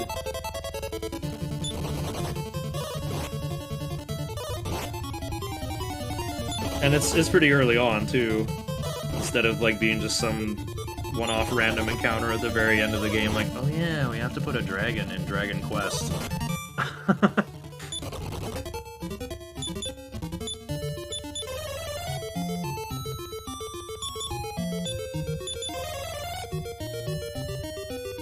Because in most of the games, dragons aren't even central to the plot. It's kind of funny. I mean, it like was the entire plot of Dragon Quest I. It's like, there's a dragon lord and he is menacing our land, you must defeat him.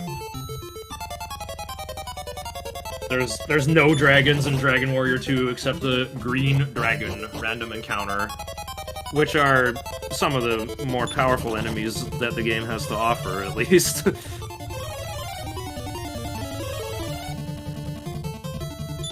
Okay, yeah, might as well run from the Chaos Hoppers here. Or, Medapani, I think, is what they're... Yeah. Medapani Batta. Yeah, Medapani is the name of the Confusion spell. So, you know, in the English version, it got the Confusion spell is called Chaos in the English releases, so they're just called Chaos Hoppers. Quite harmless, might as well run from them. So yeah, indeed, the humans broke through, they released even more poison gas, they're pretty much all dead, but here we go, we broke into this bigger cavern where the ruler of evil just already has a palace built and is having a nap in it. And he's about to wake up, so we're gonna take a, you know, Necrosauro's gonna try to kill the hero while he's growing up, that's evil, that's despicable, that's not allowed, that's... That's a terrible thing to do. So we're gonna go sneak up on S-Turk while he's sleeping before he can become powerful, and hey, wait a minute. But yeah, in all seriousness though, S-Turk is a pretty easy fight. He starts out asleep, but he is truly the first Pokemon to ever use Snore. While he's sleeping, he'll do an attack that says, dazzling lights are emitted from S-Turk's body, and it hits your whole team for 50 damage. And I think that's worse than S-Turk being awake. even still, we're still gonna stick to the Sword of Lethargy, just because Esterk will lose turns waking up. So it's still more efficient to do it that way. It's just that you gotta be careful. Esterk has a predictable moveset while awake. One of them is take a deep breath, which is similar to building up power. But it doesn't just make his next basic attack stronger. Taking a deep breath will make his next any move more powerful, so... You know, if the last thing he does is deep breath, and then you put him to sleep, that Dazzling Lights move is going to do double damage and hit your entire team for 100. And that will probably wipe you out, almost, well, not like completely wipe you out, but... yeah. Our max HP on everyone is, as you can see, like, below 150 on everyone except Ragnar. So you gotta be careful of that. But otherwise, it's gonna be the same kind of stuff as, like... Yeah, Krista will cast Increase, and everyone else will just wallop while Christo heals. Dragon Quest III has Orochi. Is Orochi a dragon, though? To me, I want to say no, but I think we'd have to ask someone from Jipangu.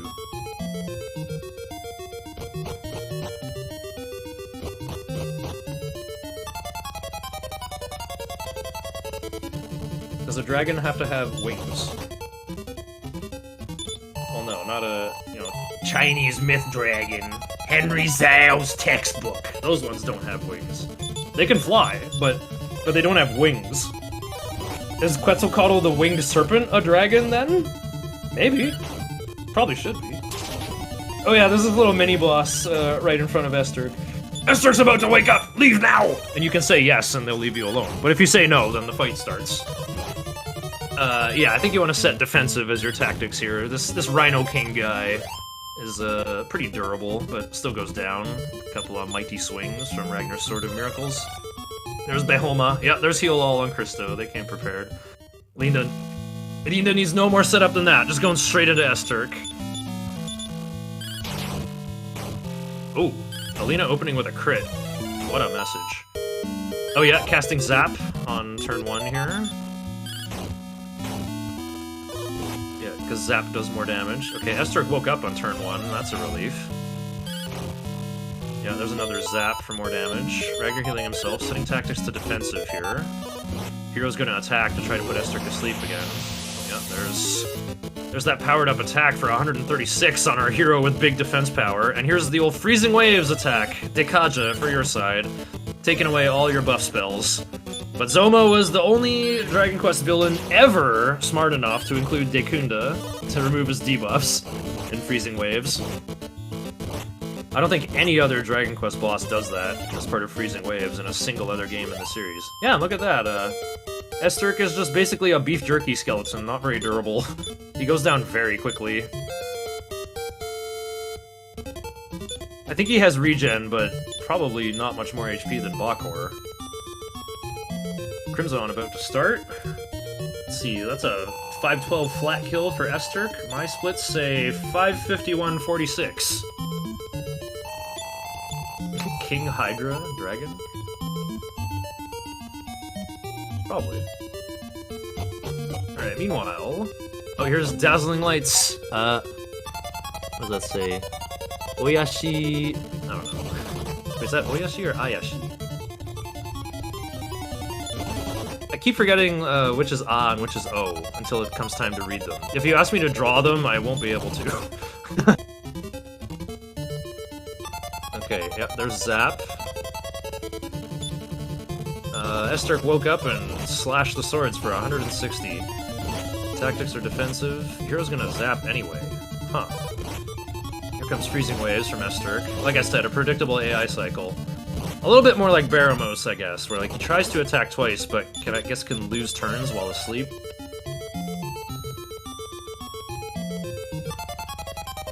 Let's see. Oh, that looks like Blizzard Breath, maybe? And then an attack? Okay. Oh yeah, the waist-high tables guarding the gas canister.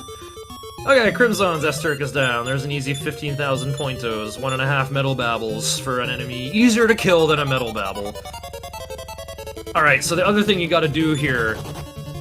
so on the way in, you guys probably saw that skeleton standing at the entrance through all the little waist-high tables there, who's like, I am Esturk's loyal servant, and Esturk made me immortal. While he lives, so do I. Ha! Ha ha ha ha! And he's guarding this gas canister, which is surrounded by waist-high tables that our heavily armored heroes can't possibly vault over, right? So after you kill Esturk, you gotta go back to that to get the treasure, which is a gas canister. There's also a strange force in this entire section of the Evil One's palace. You can't cast outside to leave this place early. They really want you to backtrack and make sure you get that gas canister. And normally what you do is in the room to the south there's a mimic, which you can, you can't run away from a monster in a box forced encounter like that. So you just try to run away all the time, the mimic kills your team, and that's how you death warp out of here, but...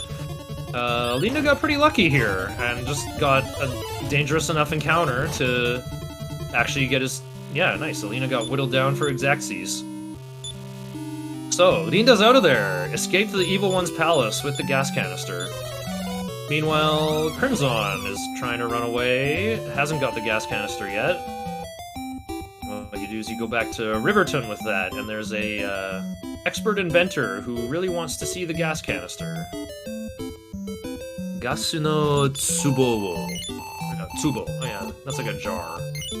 It's like the Vase of Drought. Same word, I think, from Dragon Warrior 3. Dragon Quest 3. Yeah, these waist-high tables here, I think in the DS version it's actually like a, Mayan pyramid with like 5 sets of staircases. It's a little more believable that you can't get to the top of it because there's an immortal servant standing guard. How do they even know to guard?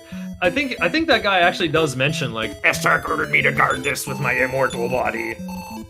Why isn't this immortal guy the ruler of evil? He's actually got infinite HP like the original Balzac, who didn't get hit with the Spear of Silence,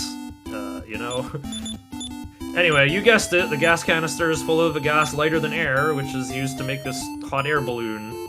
The aircraft of choice for this JRPG that will allow us to go to Mountain Valley areas and explore new places. Meanwhile, Weilui getting yet another Metal Babble. 10,230 experience points. This balloon piece is really wacky and dissonant, and it's actually really long. I think it's like 4 minutes long. It's probably the longest piece of music on the NES. It's highly atonal and has some motifs in it. It sounds like a Debussy piece. Like, it actually sounds like Sugiyama-san went to the tomb of Debussy and poked his casket with a stick and is like, hey, write this balloon music for me, I don't want to. And Debussy is like, okay, and then wrote the balloon music. Oh yeah, good question, Lavkian. Esturk must know about mighty technology from the previous millennia of mankind. Okay, meanwhile, Crimson went AFK. Uh-oh. I think Crimson wanted to... Okay, I thought he wanted to, send the balloon north or south and then go AFK. This game has a round world, but there's something really weird about it. I think if you go straight south in the balloon, you end up moving slowly west somehow. I don't know how this works, is the map not an infinite grid? But how can you go straight south and, slowly drift west? How is the game world slowly turning? I don't know. Here's another funky difference the Japanese runners are doing that, I've never seen this before. You do have to go up the tree with 3 characters, but usually you revive Alina and Christo before you go in here. They're very useful to have around. Oh, wait, but Yola's shield also very useful to have around. Yeah, here's the thing. I said no bellyaching about the AI allowed. That's because Christo uses defeat on all these red cyclone enemies that only have 80 HP and are vulnerable to defeat. But the Yola's shield is the same element as defeat. So you can just have the hero do the same thing that Christo would be doing. The experience in here is really good, though. The fights are very easy to win, and you get 2,000 experience for each one. So, you win 5 fights, you just killed a Metal Babble. That's why I like to cut off my Metal Babble grind early and do the rest of my grinding in this tree. I think Esterk is easy enough to beat without heal all, even though that big sword attack hits as hard as 2 heal mores. Snow Jives. Uh-oh. Oh, there's Blizzard. Oh, it only hits for 38, though, thanks to the mighty Zenithian armor.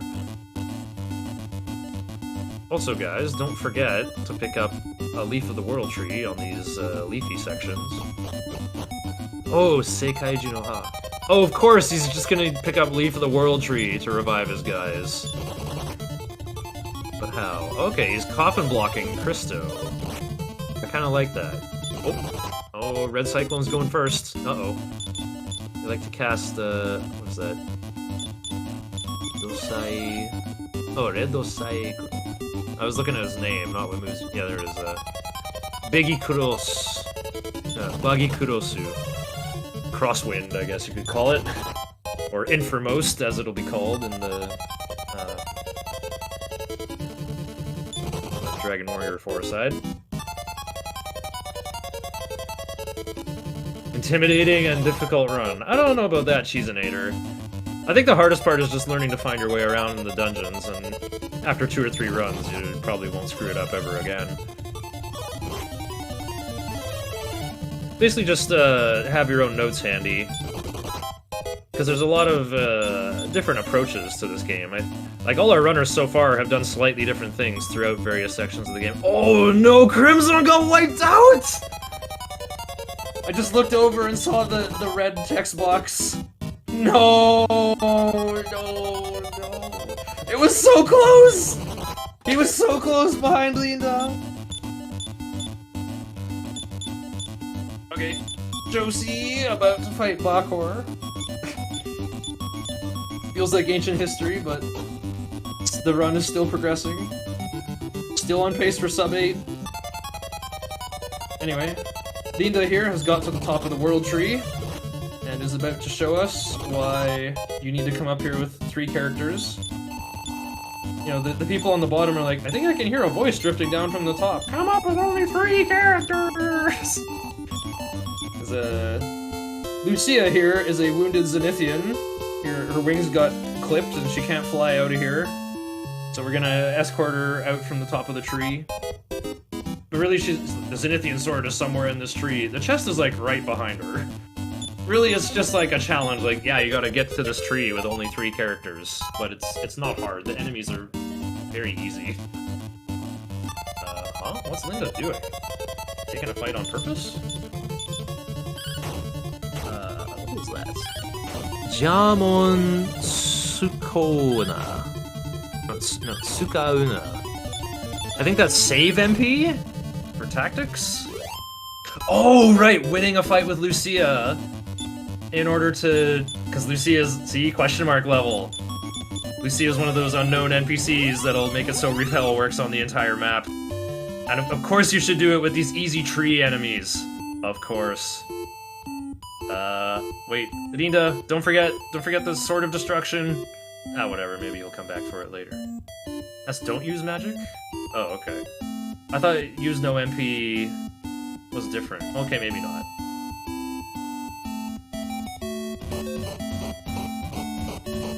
Okay, let's see.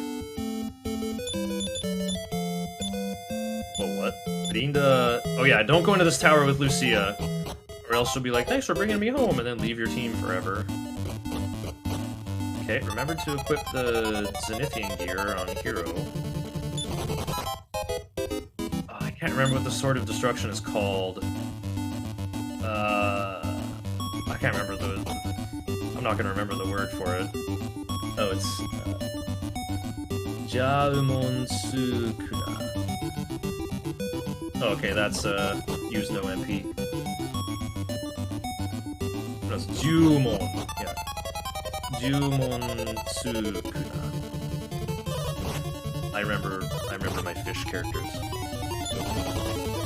Oh, I see. I'm looking at like a screen within a screen within a screen, and I couldn't tell if it was a little ya or a little you. Anyway, this here Zenithian tower is not very dangerous at all. Should be an easy climb to the top.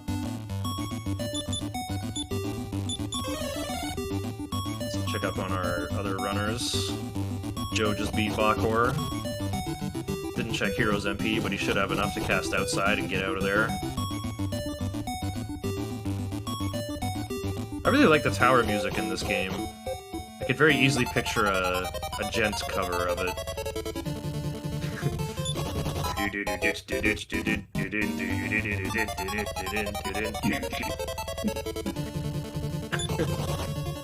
Think how great it would sound with like some palm muted guitar with all the mids taken out.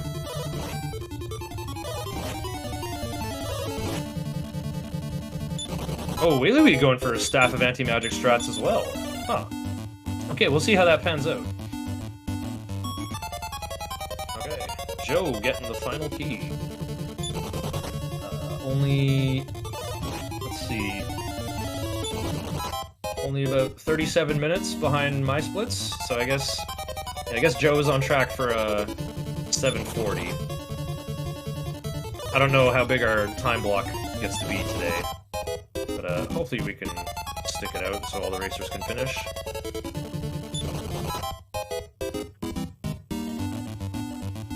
Okay, Crimson ran it back up the tree, rescued Lucia, gets a Zenithian sword, while Josie gets a Zenithian shield. Yeah, this Zenithian tower is pretty funny. It's got a very funky design to it. This tower literally exists in Dragon Quest V, and yet the layout is physically different. Actually, I think this tower might have a physically different design in the DS version of Dragon Quest IV. These Zenithians just can't make up their minds when it comes to architecture.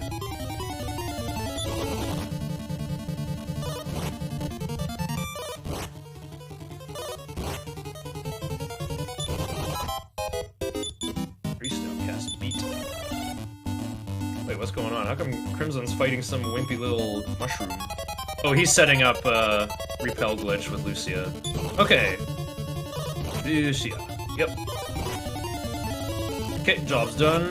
He's going in. By the way, if you go northwest in this first room here, it's only like 30 seconds out of the way. Oh, whoa! Crimson's going for it this time! Did I just Commentator's Curse getting the Staff of Healing? Yeah, this is an interesting item here. Even if you equip it as a weapon, I think it heals the things that you hit with it. But, yeah, you can use it as an item, and it casts Heal More on whatever you want. That doesn't sound very impressive, but, I guess I'll just start spoiling the plot. Or the plan. Our plot to defeat the final boss of this game. But, what? Oh no! Crimson fell off! got griefed by the menu, I think. Gonna stay at the end. So yeah, Staff of Healing is handy, just because you gotta walk through Necrosaro's palace before getting to Necrosaro himself. You know, the very powerful bad guy dealing with all this. Oh, okay. Never mind, Crimson faked me out, didn't get the Staff of Healing. Repel ran out? Oops. Getting an encounter here. Oh, nice terrific blow for Wailuigi. But just on Humbaba. Right, what are these guys called? Yatsujio... Yeah. Yatsu... No, wait. Yatsu... Yeah, I guess that's Yatsuji. Yatsuzi. I think they're called, Wait, what are these called? Not Leonars. They're called Ferocials, I think. Dragon Warrior 4. Oh, he was just getting a leaf, of course. Getting another, Sekai Junoha, Leaf of the World Tree. Very good item that revives a character and puts them at full HP. Gotta have. You can only carry one at a time, but you just gotta have them. Yatsujiki Animaru. Oh, I just stopped reading because I thought it was Alina's name. Just thought because that "whoa" usually appears for like the, you know, after the article, after the A, B, C, D for which one it is. Okay, Crimson equipping the Zenithian sword because you have to in order to walk into this front door. Then gonna give the Zenithian sword to Alina, and then manually equipping the Sword of Lethargy, making it impossible to forget. Let's see. Oh, keeping Ragnar dead for the walk through the tower. Interesting. Yatsujiki means to tear apart, according to DPL translation. Thanks. Animal that tears apart. Ferocial, pretty good, that's a pretty good artful translation of that to English, I think. It's kind of like feral and ferocious put together. Ferocial. There's Master Malice on Rinda's screen. Let's Yatsuzaki. Oh, okay, I keep getting my Sa and Chi mixed up here. Yeah, Yatsuzaki. Yeah, right, so... Chisa has skinny waist, Sachi has big hips. That's how I'll remember it. Chisa, skinny waist, Sachi, white hips.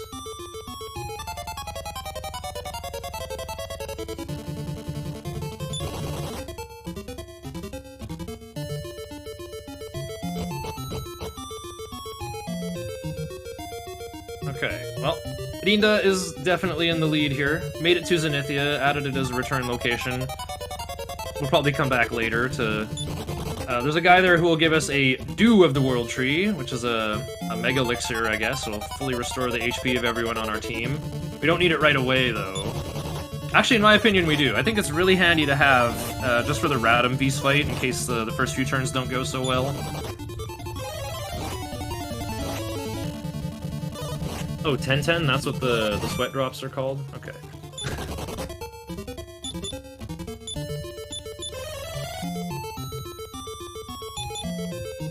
Oh yeah, I think G or Z is spelled with a different character. Right, yeah, they put those on C. That's how I should be able to tell. Okay, thanks for the reminder, Lobkin. I haven't run Dragon Quest III in a long time. I would probably... This would be fresher in my mind if I was playing Japanese games more often. I was thinking I would play Shin Megami Tensei in Japanese, just so I could have a hilarious time reading all the dialogue and having no idea what it means. So yeah, you gotta climb the Zenithian Tower to reach Zenithia, and thus prove that, you know, in the beginning of Chapter 5, you can kind of talk to some characters who have, like, rumors and legends, knowledge of that stuff, where, like, a long time ago, an angel came down from heaven, and a woodsman in a shack took care of her. So, and then you meet, like, you know, this guy who lives in a shack, and he's like, "Who are you? Leave me alone!" Who's probably your actual dad. So, you know, our hero is half Zenithian, and has finally gathered all 4 of the Zenithian treasures, and thus proven their birthright, and finally made it to actual Zenithia. You can talk to Master Dragon, and he'll, you know, give you 10,000 experience, which is, you know, a drop in the bucket at this point. It's just a single metal babble. And he'll also power up the Zenithian sword to give it a decent amount of attack power.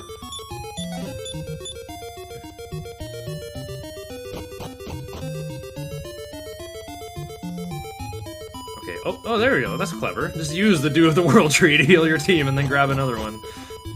That's very cute, Crimson. I like it. I like it. I always have to heal when I get here. But I guess if I haven't spent as much MP, well, here we go. Yeah, Crimson's got that Hat of Happiness on Christo. He's got a battery of infinite healing for this trek. So yeah, you don't have to talk to Master Dragon, though, and we're never going to use the Zenithian Sword to attack with. We're obviously going to challenge the final boss using Sword of Lethargy to put him to sleep. Of course. So, yeah. You just gotta drop through this hole in the clouds to land specifically in this very tiny spot inside the continent we can only fly to, surrounded by big crosswinds, so we can't fly over all of it. So yeah, we can go into, you know, this big hole that goes all the way to Double Hell. The very bottom, the inside of the Hollow Earth. We're going to the evil world that Necrosaro has fled to after the demise of Esturk. Out of Happiness? Lucky Run. No. Crimson went out of his way to get 6 more mini-medals along the way. You got the 2 in, you got 2 of them in the boats before going to the lighthouse. You got 2 of them in the prison in Havil that I didn't even know about. And you got an extra one beside the Zenithian armor, and an extra one in the Royal Crypt, I guess. Actually, I'm not entirely sure where the 6th one was. I better watch this VOD. That seems like a great race strat, just like pick up that Hat of Happiness with extra medals. And Crimson has second place to show for it. It's not that far behind Linda. You know, victory is not guaranteed versus the final boss. Linda might get wiped out by Necrosaro, and then it'll be a real race again. Is V done with the grind? Theoretically, no. Maybe Wei-Louie's taking it like me, and just gonna learn heal all on the way to, like, on the way through the tree. I think a lot of Western runners prefer to, like, grab the stick before the grind is done, because, you know, stuff like this might happen where you just run into more metal babbles on the way. Oh, there's one down! Alina's second attack hitting the air. Demon Hammer whiffs. Actually, I don't know who's got the hammer, Hero or Ragnar, for Wei-Louie. Oh, here we go. Linda has come back to Conan Bear to pick up the Sword of Destruction, of course. This is a cursed weapon, but we're not going to equip it. We're just going to use it like an item, because it casts Kasap, or defense. You know, cuts a group's defense power in half. We're going to need that for the final battle to have some guaranteed reducing defense here. And Nida has already returned back to Last Refuge. Gonna challenge Bob and Enderug Mackenzie first. So yeah, the Zenithian and the shrine there explain that, like, welcome to the world of evil. Necrosaro is sleeping and evolving into his final form in his palace. The palace is shielded by 4 barriers, however. You have to defeat these 4 guardians to take down the barrier. So you can fight these 4 bosses in any order. And they're all quite different here. Enderug appears to be one guy on a throne, but is actually 3. So we're going to set our tactics to offensive. It turns out, you know, they're separate groups. It's all Enderug, Enderug, and Enderug in 3 separate groups. They can call for reinforcements, though, and that will create bigger attached groups. Enderug is vulnerable to expel and defeat, however. I don't know, something like 40 or 50% resilience. I don't know the exact numbers. It might be the... Actually, I think the numbers are weird ranges, like 37.5%.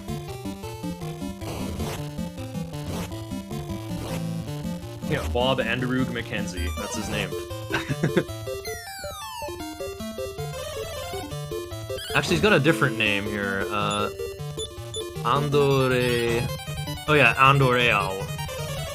Yeah, it's called Andreal in Dragon Quest IV. And yeah, they gave about 1,000 each, so the more you can kill, the better it is for Bray. And here's Bray leveling up. What's it called?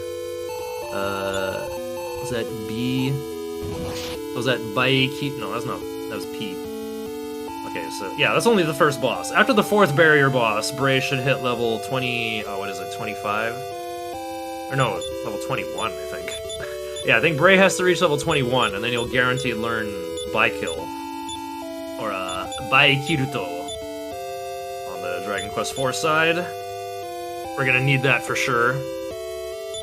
Maybe I'll talk about the Necrosaro strat itself while our first runner's marching through the final palace. Because I'm sure I'll be busy enough talking about the 4 boss fights themselves. Joe taking the long way around Instancia here to get the Zenithian Helm. Wei-Louie coming back. Right, he got wiped out while going through Colossus. But his grind is done. He got the Demon Hammer, that was the important part. Now he's got these much more durable and powerful characters to march through Colossus with. And get to Dire Palace. This time for sure! Here's Master Malice. An enemy that's probably more powerful than the final boss. Or at least more powerful than Zoma. Very, very durable. Yeah, you want to march through this big long final cave with only 2 characters. There's a lot of group attackers. You know, just stick with Hero and someone else, whoever's resilient. Alright, next boss that Linda's gonna fight is Radam Vis, or with the boring name, Evil Priest. On the DQ4 side. He explains that I was the one who ordered the abduction of Rosa and drove Necrosaro into despair to turn him into the new ruler of evil. So Radam Vis is the real villain of this game. Really amazing start for Lindo, though. Radam Vis is supported by 3 demi-ghouls. Wow, amazing. Nice Kaishin there by Ragnar. Yeah, these demi-ghouls, they're like blaze ghosts. They can sometimes just completely dodge physical attacks and even split in half. They also hit physically very hard and also can cause a paralyzing touch. And you won't be able to cure that because Nara is the one that learns Numb Off. Meanwhile, Radamvis is a very, very good black mage. He'll hit you with Exploded and Blizzard, Inframost, all the strongest spells in the game. Blazemost as well. So, we gotta work on two things here. We gotta cast Expel on the Demi-Ghouls on turn 1. They're vulnerable to Expel, so you can just get rid of them all with Expel. Christo's Defeat works as well, so we set our tactics to offensive for turn 1. Rinda got super lucky and the Expel stuck on all 3 of them. And then got 2 crits on Radamvis and killed him super quick through his regen.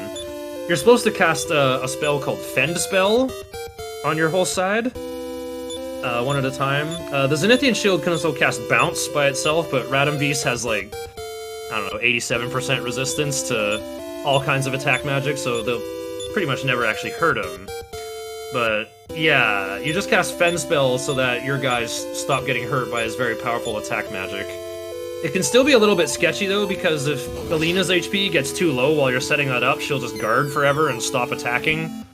And then Crystal won't be able to heal her because Fend Spell just makes it so that spells never reach the target, whether friendly or enemy. But yeah, Linda had the greatest Radamvis fight I've ever seen. Radamvis, I think, is the only barrier fight that's actually hard.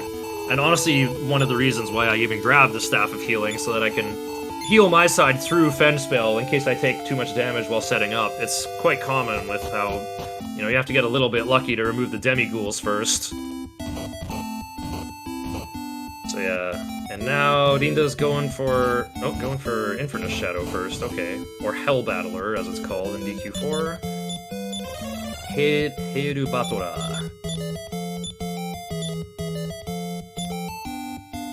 Just used it once and then went for it. So this is the other hard barrier boss here. This guy is just very durable, has regen, attacks with very powerful breath attacks, and also Exploded and other mighty attack magic. Also extremely high defense, so we're probably going to have to hope that Lucia casts defense, or that we can stick the Sword of Destruction. I remember it has Go in it. I can't remember. Lavkin, do you remember what the Sword of Destruction is called in this game? I think it's the, Sago. I think Sago might be the first 2 letters. I think Linda... Right, Linda's going in for, you gotta hit him with the Sword of Lethargy first. Ooh, that double Violent Blaze. Alina goes down. Everyone else on the ropes. Lucia ignores whatever orders you've set for AI, and she'll probably heal your characters. Oh, there goes Ragnar now. I don't think Hero can do this alone.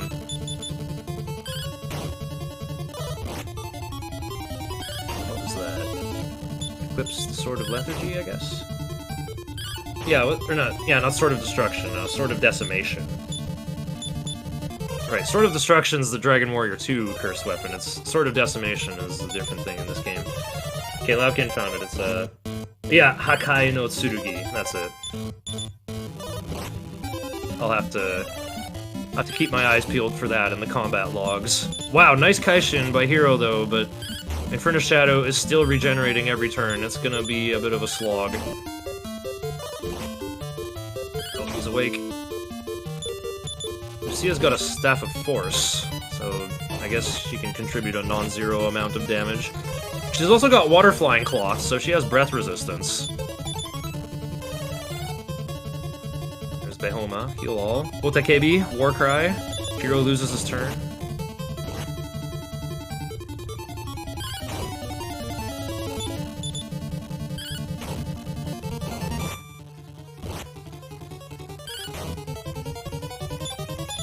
I don't know if Rinda's gonna win this. Lucia doesn't seem to be in danger of running out of MP, but she is in danger of dying. Oh no! Ice Breath! She can't survive Ice Breath with that Water Flying Cloth. It only gets Fire Breath resist. Oh, Joe on the board with the first Babel kill. There we go. Yeah, Oh. yeah, it actually, I was on the top floor too, so Ray's getting leveled up. Oh, on the first floor. Awesome. Yeah, so now I don't have to worry about getting extra experience for him. Oh, true. You could go fight the Sorrow Knight, maybe. Oh wait, but then you'd have to go back and get the Flute of Uncovering. Yeah, it'd be I don't easier really to just fight bother in with the big cave. Yeah.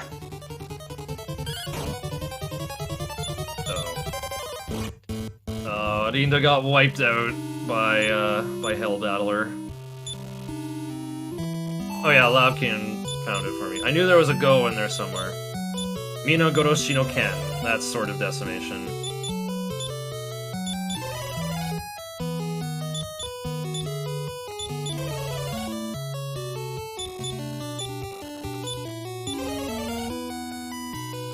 Yeah, I'm also one of the other runners that's grabbing the Staff of Anti-Magic, too.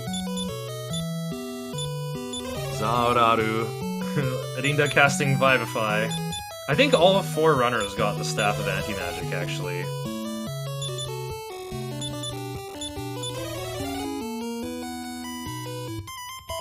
Crimson starting the Barrier Gauntlet now, starting with Bob Anderud Mackenzie. Got changed to Massacre Sword in later remakes, which is more accurate. Oh, okay. It got upgraded then. It doesn't kill 9/10 of the enemy army, it kills all of it.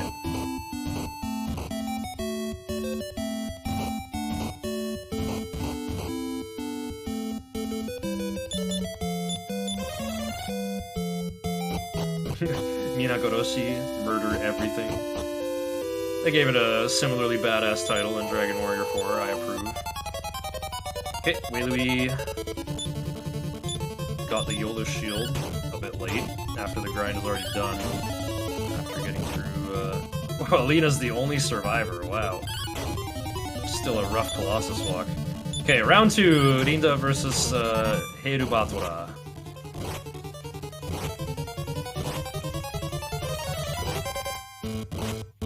That toe looks so tiny. I don't mean his hooves, I mean the toe character. On the Batora. Okay, more like this, please. Alina getting those double hits. Lucia healing. Hell Battler's asleep. Ragnar healing himself. Nice Kaishin by Alina. Lucia healing herself. Hell Battler... Actually, I didn't check if Hell Battler's woke up or still asleep. Okay, and taken down. See? It's either free or impossible. By the way, this boss gives you a free Sword of Miracles. And that's why... I think that's why the runners did this ahead of the last boss. It's a better weapon to give to Ragnar for this last barrier fight in particular.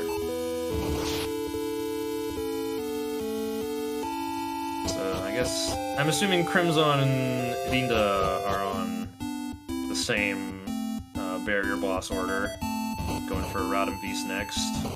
Rinda on his way to the last of the barrier bosses, Giga Demon, who's just a meathead who attacks twice and then gets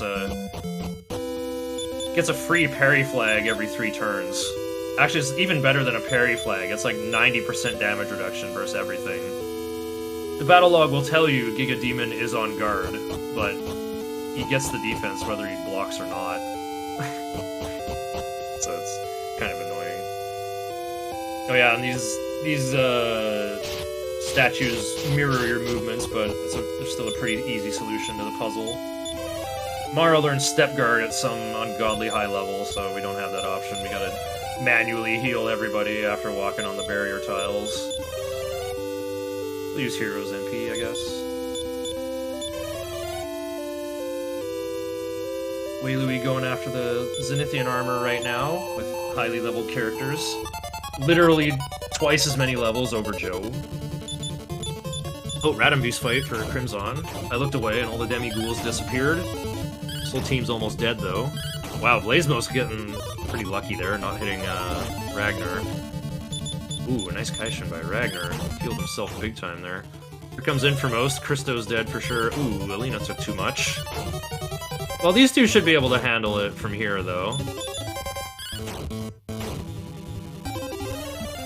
Crimson's just attacking here. He's not even bothering with, what was that? Suho... or Maho... Oh, that's probably Fen spell. Let's see what this is. Mahosute. Oh yeah, Mahosuteki, I think, is the name of Fenspell. And DQ4.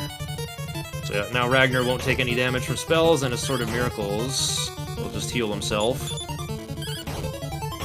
Radin Beast does have regeneration, though. It remains to be seen if Hero can get the job done alone.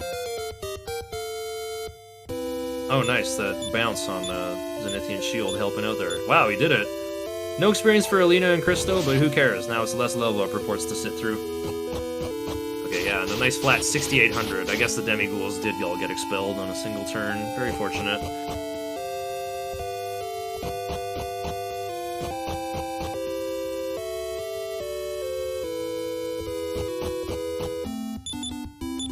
Well, I'm definitely not surprised that Dragon Quest IV has pulled so far ahead. Not just due to tech speed, though. Our Japanese runners had very good runs. They were very fortunate. Crimson now on his way to Infernus Shadow, or Erubatora. Oh, putting his team together, but he's got a dead Alina. Time to start casting Zauraru with Hero. Gets it first try, very lucky. Starts reviving Christo. Christo's up to heal everybody, I guess. Still, you want to use Lucia over Christo, because that Water Flying Cloth is better defense than Sacred Robe. She's just more durable than Christo. We only need her to use Heal All. That's all they have in common. They're just in charge of healing. Okay, Irinda back in Zenithia Castle to pick up the Dew of the World Tree.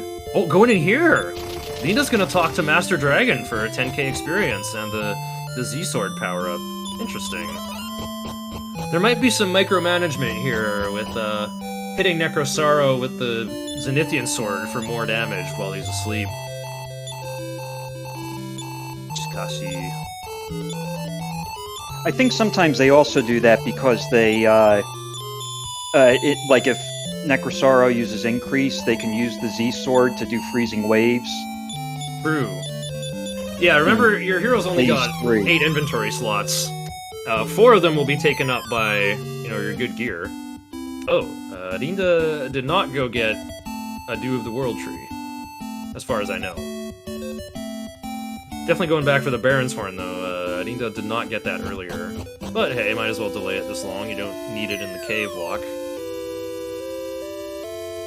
Yeah, this looks like fewer steps, actually. This is probably a better way to do it.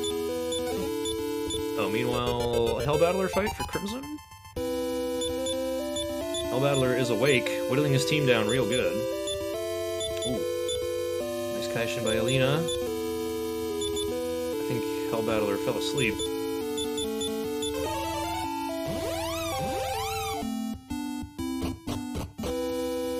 And he's down. Good stuff.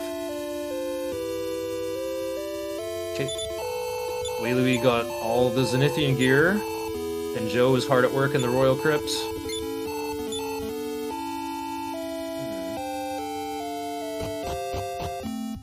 Kanoke ga Ghosto Nano Omashiro.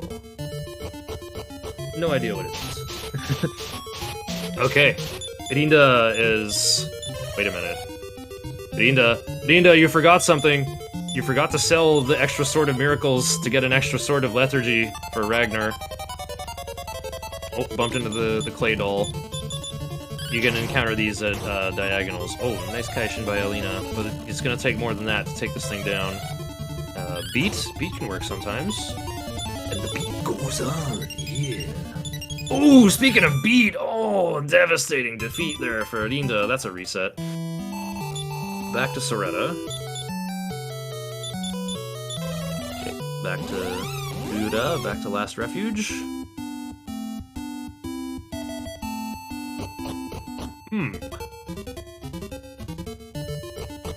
Irinda making a big play here, I think.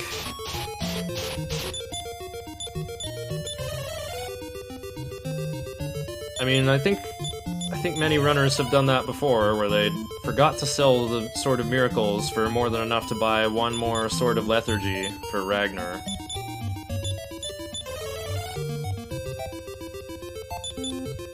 Yes. Maybe Rinda is gonna give the one Sword of Lethargy to Ragnar, and just use the upgraded Zenithian Sword on Hero for more damage. I don't know, that still sounds kind of yikes to me. I think you just need as much sleep chance as possible for Necrosaro. We are taking him on 12 levels lower than the game would expect.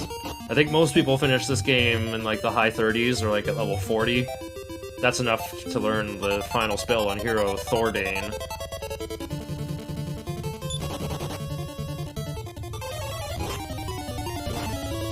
Crimson fighting Giga Demon. Should be a pretty easy time here. Yep, there's a Sukuruto increase from Christo. Raise up everybody's defense so Giga Demon can't do a thing. Wailui entering the big mine of Actemto on his way to Esturk. Josie still working hard on Metal Babbles. Yeah, once you're on the Metal Babble grind, you're about an hour away from the end. Especially in the Japanese version.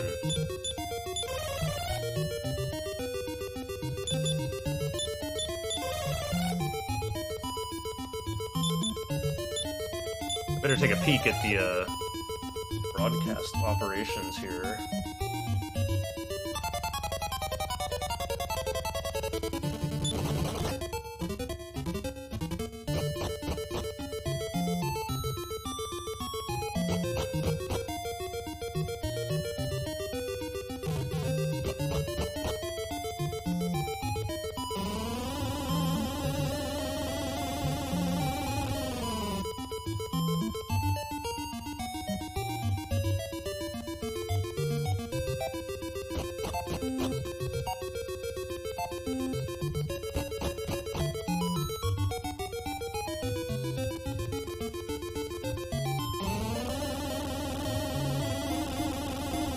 Oh yeah, indeed.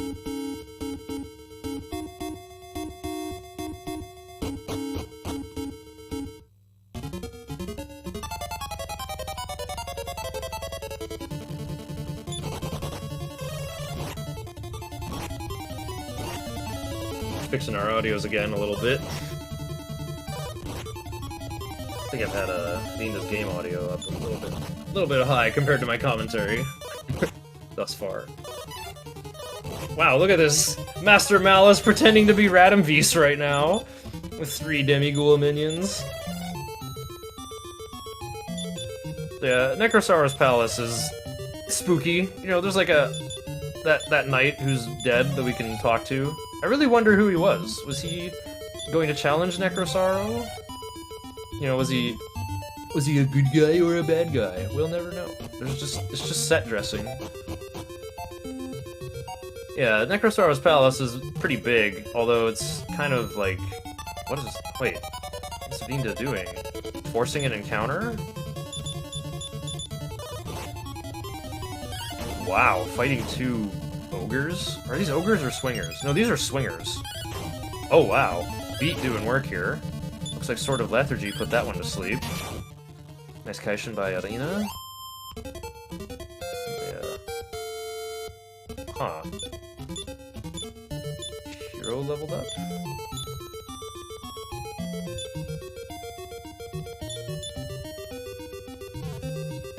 I don't understand. Is Linda sandbagging? Or trying to reach an experience threshold? Trying to death warp? Just fighting to the death? Did Linda figure out right here? Oh no, I forgot to get my second Sword of Lethargy. I've been so focused on this that I didn't see if Crimson did the same thing. Did Crimson bring a second Sword of Lethargy? I can't remember what the Sword of Lethargy is called in DQ4. Oh, there we go. Bray leveled up. Alright, he's remembering he needs Bray to learn. Baikiruto! There we go. Now Rinda's on the road again. Looks like Crimson's taking some fights too. Versus, Ryvern Lords. Wow, that's actually what they're called in Japanese. Raiban Rodo. 2,688 pointos. Arena's level goes up. So yeah, this item we got earlier, the Baron's Horn, this allows you to summon the wagon outside in this final area, so we can... And we really need this wagon here. Oh no, I didn't finish explaining how this final battle's gonna go. It's way more complicated than anything else in the run so far. So the wagon is an insulated Pokeball. Our 4 frontline characters are out there taking damage, but whoever's in the wagon, it's air-conditioned in there. They're not gonna take damage from any of Necrosauro's breath attacks, and they're even gonna keep all the buffs that they have on them. So we're gonna be switching our characters in and out of there all the time. Also gonna do some setup here. We're gonna get everybody healed up. Also need to get Alina's defensive power below 100 by equipping slightly worse gear on her. And we want Ragnar to be in between 120 and 130. Alina didn't even check, he just went in. Hungry for that sub 615 here, let's go. Okay, so we're gonna start out. Hero's gonna cast Maho Suteki, or Fend Spell, on Necrosaro. And then, once we get Necrosaro below 50% HP, at least for this current form, I think he's got about, I can't remember how much HP this form has, 1,024 or so. There we go, Crystocast increase on everybody, seeing Alina's low defense power in the first 2 ranks.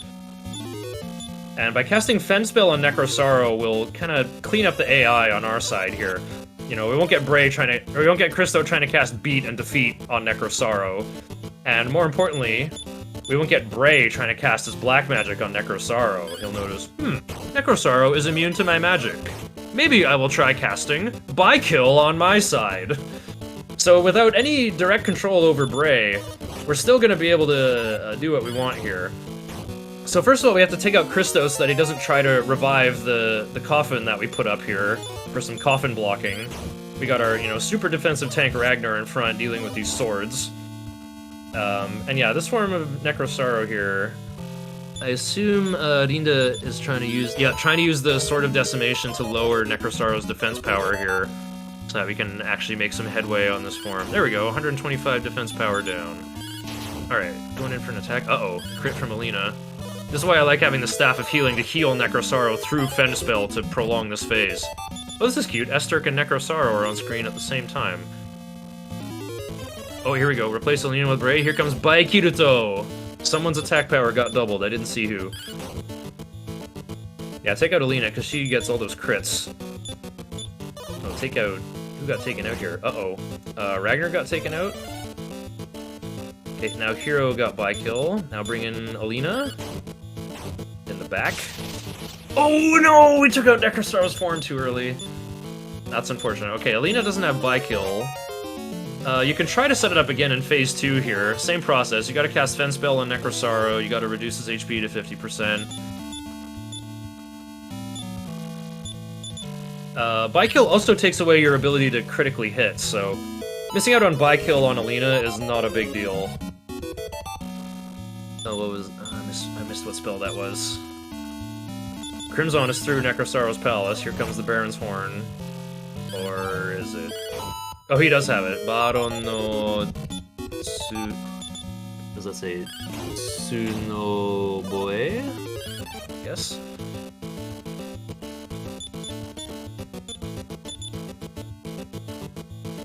Okay, Bray is back. I think Rinda is still trying to stick the By-Kill on Alina. Gotta whittle down Necrosaro's HP a little more, perhaps? Also, getting the Sword of Decimation to activate helps a lot in encouraging Bray to use By-Kill. Not too sure why, but that's just like part of the process. I'm also thinking you should put away Taloon's Ghost and actually stick it in the middle again to protect Bray here. Bray will get killed by a single attack from Necrosaro. Okay, let's try to pay attention to Crimson as well here, starting with Fend Spell. Okay, Sword of Decimation sticks for Rinda. Alina's back. Oh, she crits immediately. Survives the second hit. Bye, Kiruto! I didn't see who it went on. It must have been Alina, because, it lasts permanently. And phase 2 is done. Okay, Rinda is all set up. Now just has to carefully put the right characters away. Now I'll pay attention to Crimson here. Way to be defeating Esterg, by the way. Probably about an hour away from the end himself. Let's see. I think I saw Behoimi or Behoma from Hero. Oh, there's a Sukuruto. There's increase from Christo and healing from Hero. Phase 3 of Necrosaro is a little bit scary though, because he can use beat and breath attacks. So you want to. He also likes to cast increase sometimes. That's why you got to keep that Sword of Decimation handy in Hero's inventory to reduce the defense power. It looks like it's stuck. Okay, good stuff.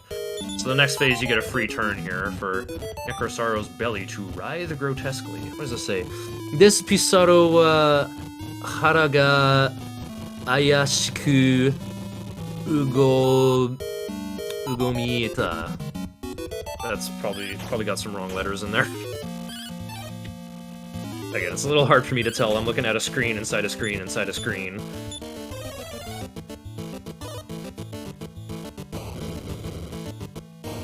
Okay, let's see. Christo's here. Oh, okay. Linda cast Iron Eyes to check what... Yeah, the fourth phase of Necrosaro is a... You know, it's 8 moves and they just constantly rotate all the way through. And yeah, Meditation is one of them. I think that's what just happened. Self-heal for 500. But Freezing Waves is one of the moves that fourth phase of Necrosaro can do. You can Dekaja and take away all your buffs that you meticulously set up in such a complicated manner by controlling Braid's experience for the entire 7-hour speedrun. No big deal. Okay, Dinda's through phase 4. These green phases go by quickly. Oh, and put him to sleep, too. Yeah, if you last hit with the Sword of Lethargy on the phase change, the new form can start asleep. So you usually want to put Alina away while you're working through these phases. You can have her out early on in the beginning for some quick damage there. But it looks like, yeah, Alina's just coasting along with Lucia and Mara's Ghost. Okay, oh, I missed all the setup for Crimson here. He's got 2 Ghosts out and Bray still. I have a feeling he didn't get set up to his satisfaction here. Alina is back. If we see Alina critically hit, we know she doesn't have Bi-Kill. Okay, Sword of Decimation stuck. For Crimson. Behoimi? On who? On Prey? Oh, that's big damage from Alina. She doesn't have Bi-Kill. Okay. Ragnar's back. You better be careful, Crimson. This second phase has even less HP. Oh, he took Bray out. Okay. I guess he is not trying for Bi-Kill on Alina. Judging by Ragnar's damage, maybe he got Bi-Kill.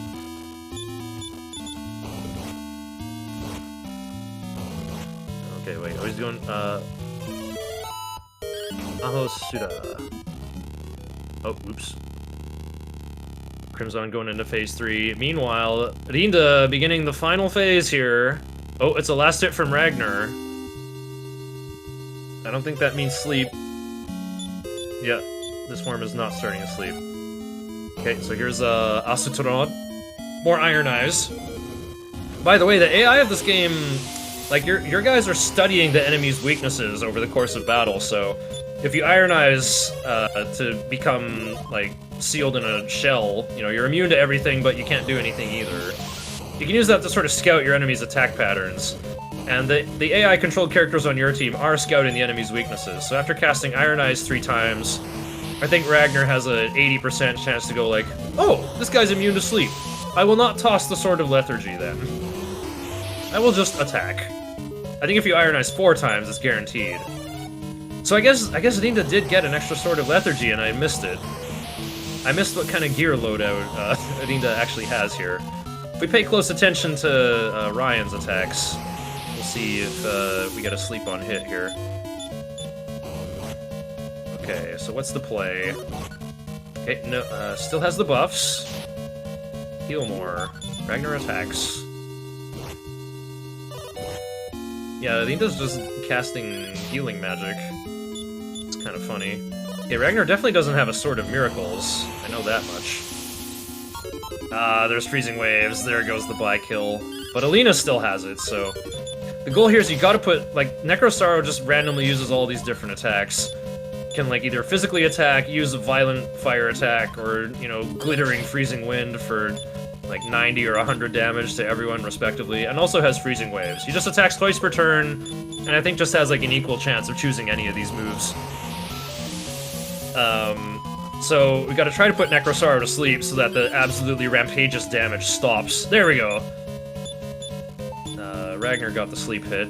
So now we gotta try to stick the Sword of Decimation here, but it's only got a 37% chance to land. So we can bring... Oh, we brought out Lucia to heal for a bit while Necrosaro was asleep. Again, I'm not very good at detecting if Necrosaro woke up. No Sword of Decimation there. I don't know when Linda got that extra Sword of Lethargy, but it's definitely there. Okay, adding in Lucia. Ooh, 130 damage on Lucia. Yeah, that's definitely final boss levels of attack power. Joe turning into a pile of armored knights.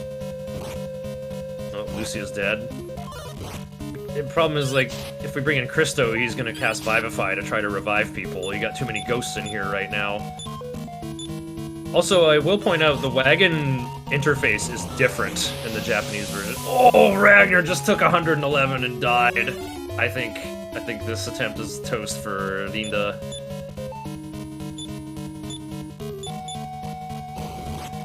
I guess I'll also try to pay attention to the other runners here. Crimzon's attacking. I assume he's done his ironizing to get phase 4 to a position he likes. Big fire breath, kind of unpleasant though. Let's see, can he put... Oh, can't put the swarm to sleep. Oh, he's going for Iron Eyes here. Oh, there's the Freezing Waves, but blocked it with Iron Eyes.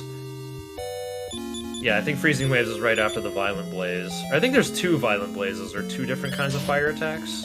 Yeah, I think Violent Blaze, then Freezing Waves. There's a weaker fire attack later in the rotation. Oh, what's going on here? Linda appears to be stabilizing. 3 full health characters out. Necrosaro not doing anything. Damage values in the 50 to 100 range. That looks like Sword of Decimation stuck. Alina's in the front. Ragnar's in the back. He must have got him up with the Leaf of the World Tree. Bray is back to cast Bykill. Oh, wow. Yeah, the final form casts Bounce on himself as soon as it appears, so you can bring Bray into... And there it is! Pretty much the GG from Linda. Time is after walking out of Zenithia Castle. That was a really big streak of sleep. Like, staying asleep for 3 solid turns is pretty unlikely. Amazing run by Linda here to finish under 615 in a race. Meanwhile, how's Crimzon going? Lucia's out, and so is Christo. Bringing in Alina over someone? Alina over Christo. Yeah, you don't want 2 healers out. Maybe Lucia will heal herself? Oh, Crimzon's got his eye on Bray right now. I think he still wants to try to get buffs on someone, but... it looks like he's gonna manually heal Lucia. Because she's too stubborn to heal herself. No, he's healing Alina, of course. Oh no, Bray's in the front right now. He cast something. I missed what it was, though. Bray gets switched for Christo. Christo heals himself? Okay, I gotta get ready to hit, Dun on Linda. Yeah, getting out of Zenithia Castle is a little bit tricky. The route out is not obvious because there's people partying in the passageways. That's time for Linda. 6, 12, 31.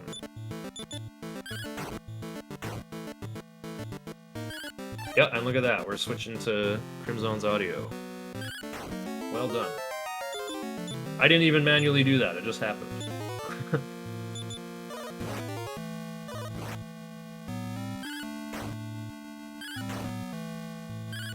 Okay, Crimzon working on the second last phase here. Brings in Nara's Ghost.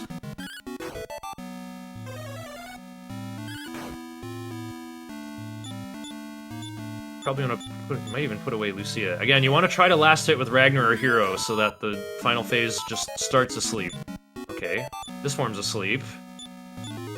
Crimzon thinking of summoning? No, going to cast Heal More on Ragnar. Okay, here we go. Ragnar gets the last hit. Summon Cell's knee spikes here. music's gonna go full Stravinsky here. No sleep, okay. No sleep till Brooklyn. Okay, here comes Asteron. Time to go into the Iron Shell and study Necrosauro's weaknesses.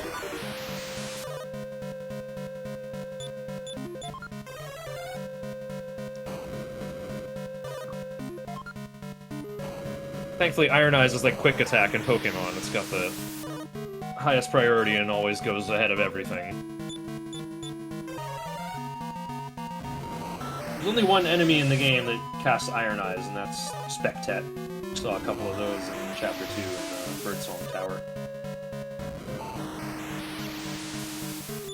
Okay, safe behind the freezing waves. Time to go in. Here comes Spicy Breath. And another Breath. Okay, we got the sleep. Probably gonna bring in Lucia to heal the hero while he uses... what was that? He used an item. Oh, right, I guess Crimson's got the Minagoroshi no Ken in a different position in his inventory. It was probably a sort of decimation attempt. Yeah, there it is. It was sort of decimation attempt. It didn't stick. That one didn't work either. Okay, Necrosaur woke up, but Ragnar immediately put him back to sleep. Again, I'm not really well-versed in what block of text to look for sleep. Alina's in, doing work. Alina doesn't have By-Kill, got that crit in there. But this form has, again, I think has 1024 HP and 100 regen every turn. So you gotta kind of, like, get a good start and then just go in. Okay, that damage output is looking better there. I think, yeah, he's back to sleep there, Nemarisata, and, well, Crimson making Necrosauro short work out of him there, without By-Kill on Alina. Despisado. Something, something.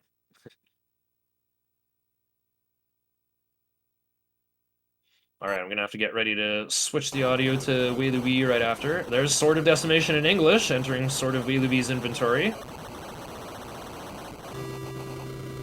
Joe bonking into some Dragon Riders. Most unpleasant. Master Dragon's gotta revive your whole team, one line at a time. Joe getting held up by Dragon Riders a little longer.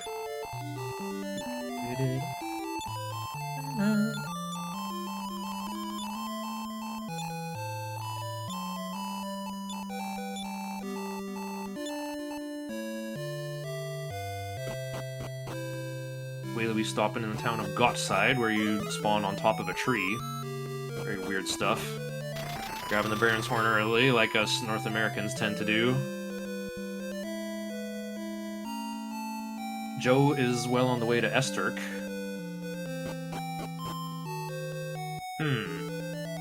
If Wailubi gets wiped out by Necrosauro, it'll be a close race again. Takes about 15 minutes per Necrosauro attempt. Because, like, the fight itself is so long and could go wrong at any point. And also the long walk through the palace. Oh yeah, that's the done for Crimson. And we're on Wailubi's audio.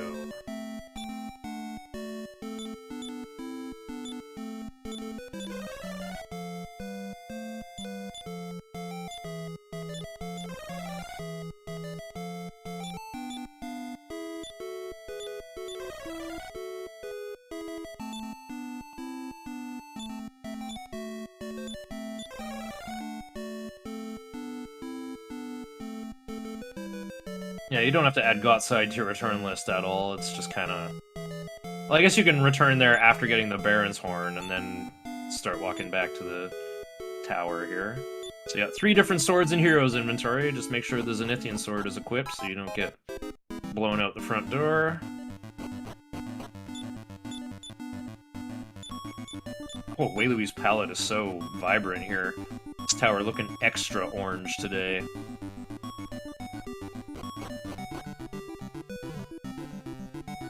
Christos should have Antidote, I think. But maybe you want to keep your characters poisoned, it'll be easier to kill them off after Esturk.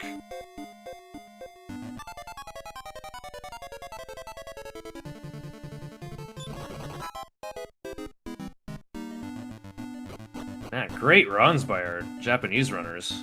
I wish I could actually speak Japanese so I could invite them in here and interview them and interpret on behalf of everyone, but instead I can barely read the script for babies.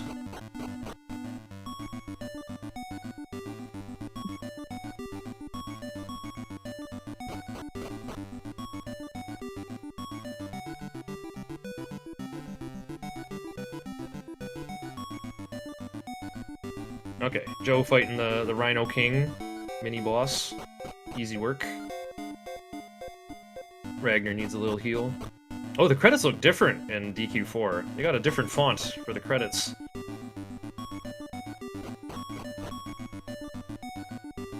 It's like they were gonna use this for the English release and then just decided not to. Oh! Big raids from Speed Gaming 2 and Speed Gaming Deutsch.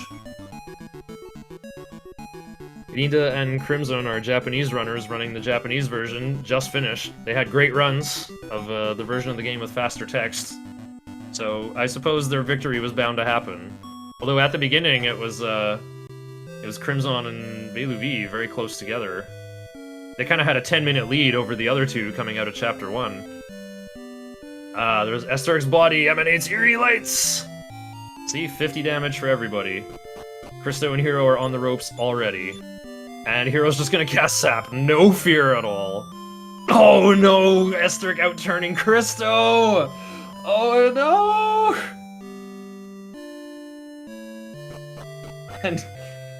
And Joe committed to the zap instead of the heal. Okay, Esteric wakes up, loses his turn. You probably want to heal Alina, my guy. Okay, yeah, Alina's blocking. Here's Freezing Waves, no big deal. I don't know if Christo even did increase on turn 1. And then the Deep Breath after that. Oh no, just an attack. 60, whew. Ragnar's keeping himself alive, at least.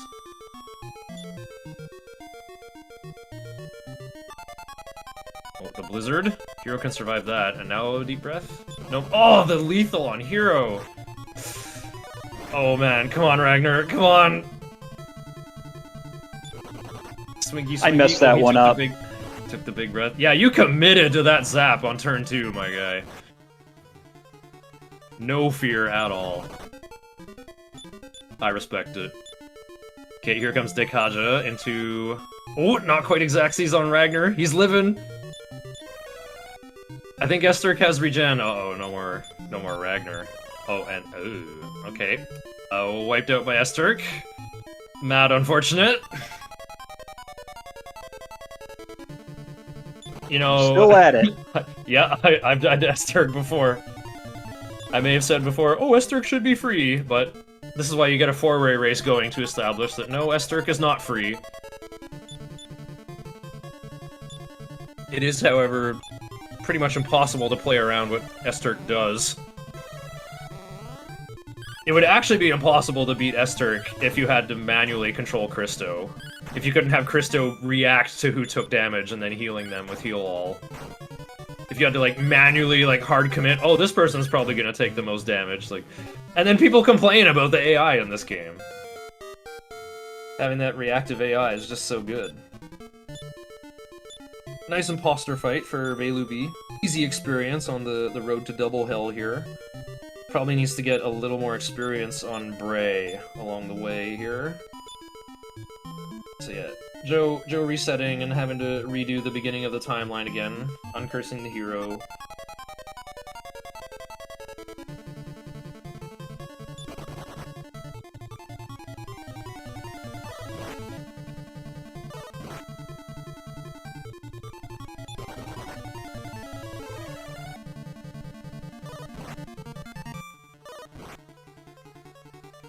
Well, GG's to Linda Nushi and to Crimson.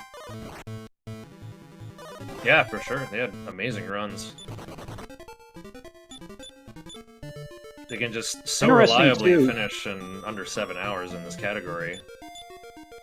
It's interesting, too, how a long game like this, they could come in close to the same time. Yeah. Like, Rinda started 10 minutes behind Crimson and finished 5 minutes ahead. Think about that. It's like a 5-minute difference. Yeah, in such a long game, it matters. It's been a fair bit of research into consistency in this speedrun, but there's also a lot of personal preference when it comes to that sort of thing too. Yeah. A lot of situations you can run into and like, oh boy, I wish I had a Staff of Healing so I can heal people through Fend Spell. Yeah, I think it's like a safety versus speed trade-off.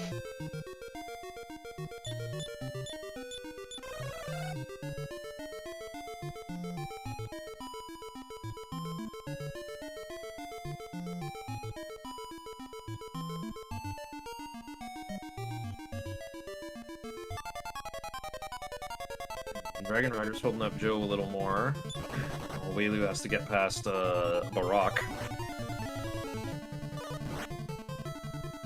These guys, yeah, they make the game lag quite a bit. It's like the game has to like really consult the AI table for what they're gonna do.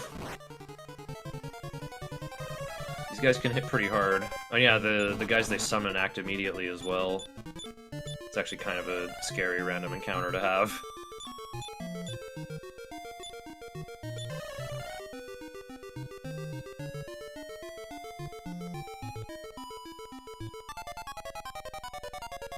I think Adinda got a sub 6 time in one of these races, actually.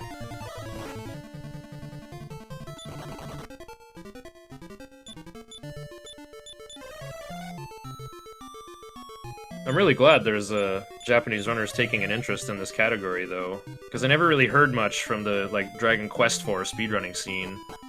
I guess that run has been ruthlessly optimized at this point, with throwing the holy hand grenade at Metal Babel over and over again.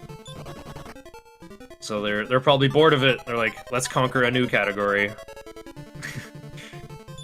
Actually, I think one time when I entered one of these races, I actually ran the Japanese version, and I got pretty unlucky early on. Actually, I think I got an early lead, but then I died in Chapter 1 and fell behind. And I think I was in a kind of neck and neck for a second last battle with one of the English version runners, but I fell behind because I found out too late.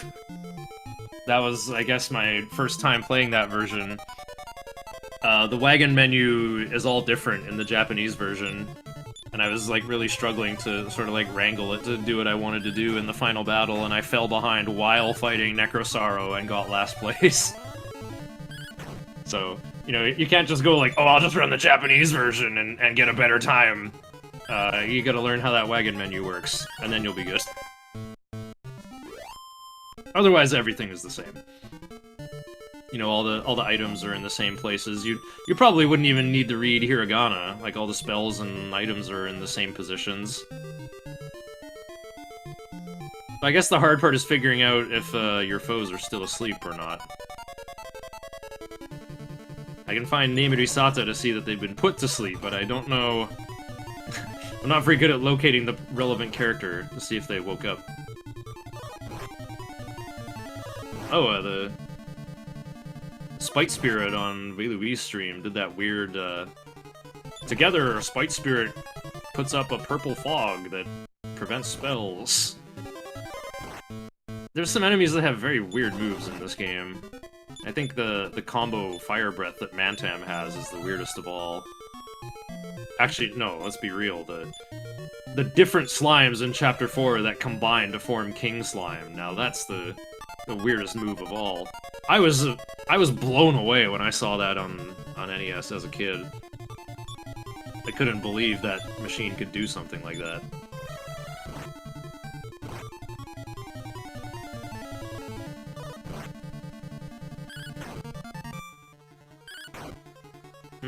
I'm kind of needing a break of my own pretty soon, but I want to see Joe's Esturk fight. Oh, why is... Huh. Wailui is fighting these, Bull Bashers.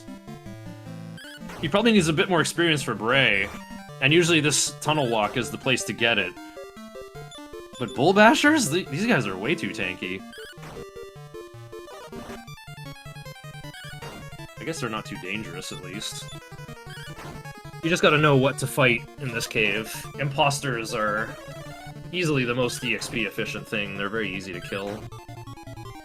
Like, whether they transform or not, if you can kill them before they transform, and even when they transform into your characters, they won't have more than like 150 HP.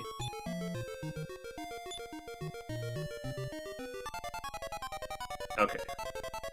Joe, gonna run it back with Esther. And Rhino King. Rhino King, first of all.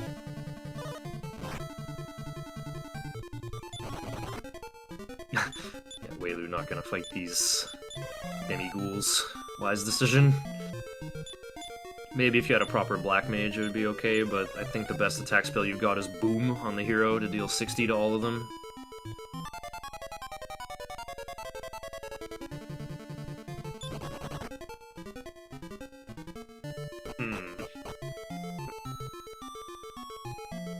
Ah, I can't do it. I'm gonna break now. Joe, you're on commentary for the next 90 seconds.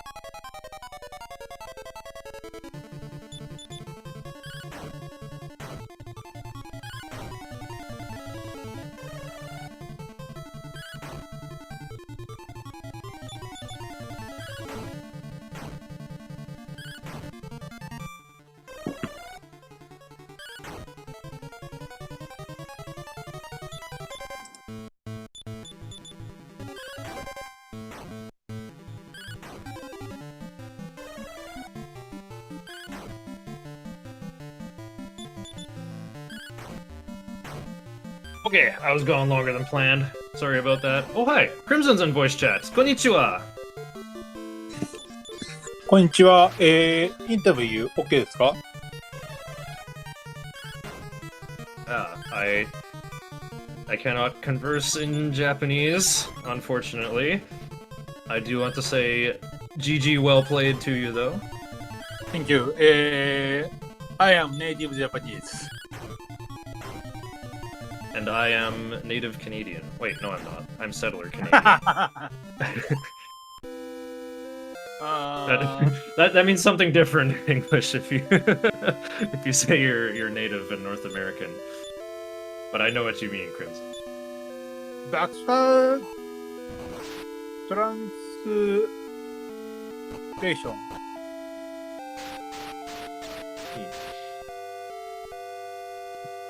When you went back into the tree, I thought you were going to get the Staff of Healing, and then jumped away at the last moment.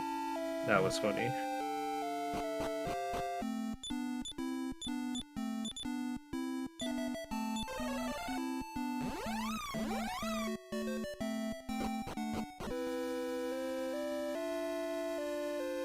Well, I missed how Joe's Esterk fight while I was away. Okay, he's in the tree now. Good stuff. And we just took down Giga Demon. That's probably the last of the barrier bosses. Talking at Last Refuge. Must be on the way to Necrosaro now. Sorry.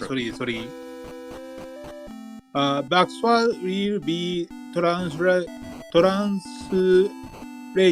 for US and is standing by. Oh, is there a What? translator we can bring in? What?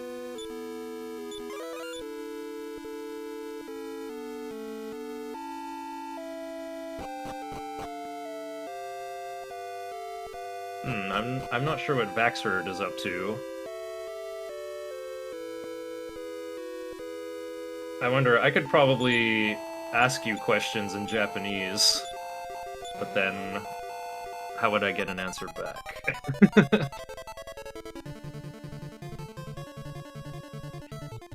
Send the reply in Japanese and I'll fire it into DPL translator or something. I still got a fair bit to talk about for the rest of the race, though.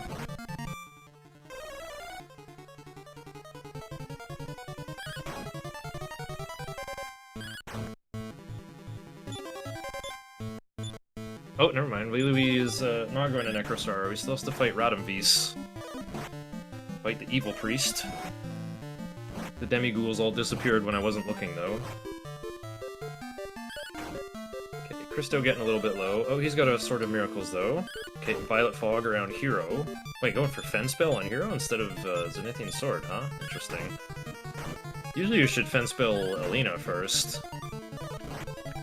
I guess Fen Spell could be faster than Bounce, because then you don't have to sit through the report of doesn't affect Radamvis every time the spell gets reflected. Yeah, Radamvis will actually stop using spells, though, if you put up too much Bounce and Fend Spell. Or he'll start trying to skill-shot people with Blazemore like that. That's a pretty good aim to go all on Christo, but Christo's Sacred Robe keeps him alive, his Heal All keeps him alive. Wow, nice Kaishin by Ragnar.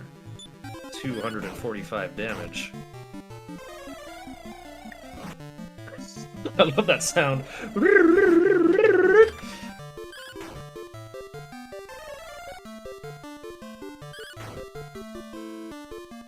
And Radamvis is down.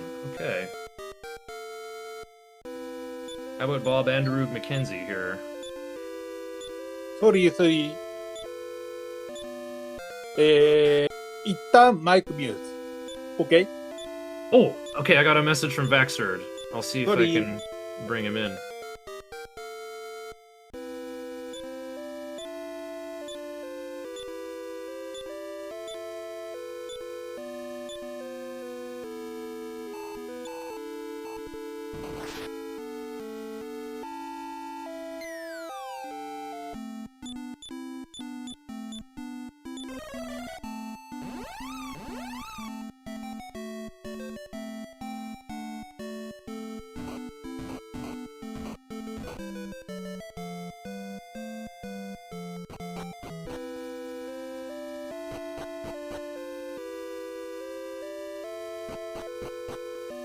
Okay, Vaxerd has just got in touch with me. I'll see if I can bring him in to act as an interpreter here, so we can chat with Crimson as our Western runners finish up.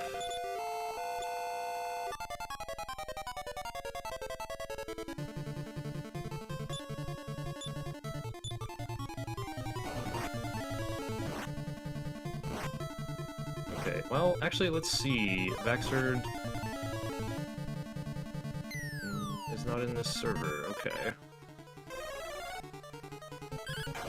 I guess I'll ping the help bot.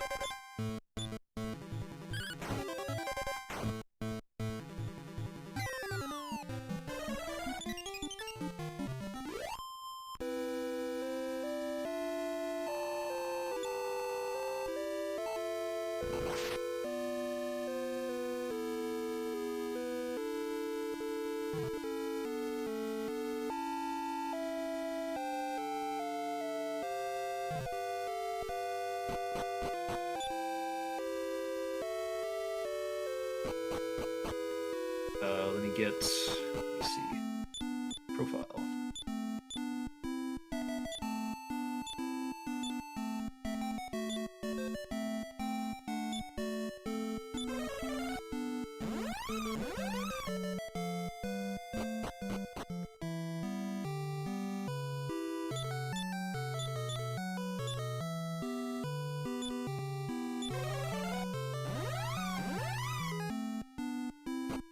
Send you the invite by...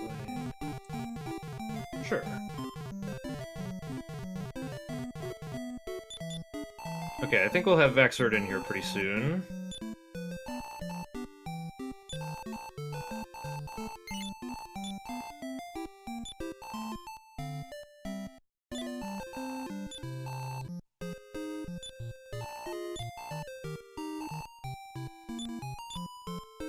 Oh, I'm missing an important thing here. Veiluvi is doing the final shopping in Roseville, it looks like.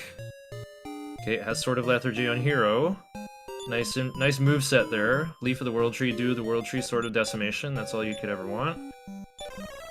Crimson, welcome back. Vaxerd is nearby as well.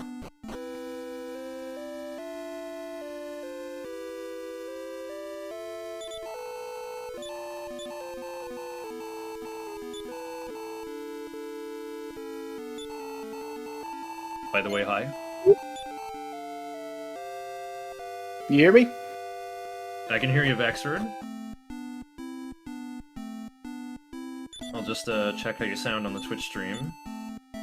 So feel free to chat and introduce yourself in English and or Japanese. Okay, yeah, hi. I'm Vaxerd. I have run not Dragon Quest 4, but I've run a couple other Dragon Quest games in the past, and I've also helped out Crimson, who had the original idea for this Japanese-English combined this combined rule set, if you will, this international community race. Helped out some setting up and also some commentary on the Japanese side. Yeah, I only caught the end of the race here, but I saw that Linda and Crimson both finished pretty closely together, and looked like they both had some very pretty clean ends there. Yeah, they finished 5 minutes apart. Crimson stopped the timer at the JRTA timing, I guess, at the end. The end, right? Because the traditional JRTA timing, of course, is from power on to when the little feather pin disappears on the end screen. So it is the end of everything. So that is their traditional rule set.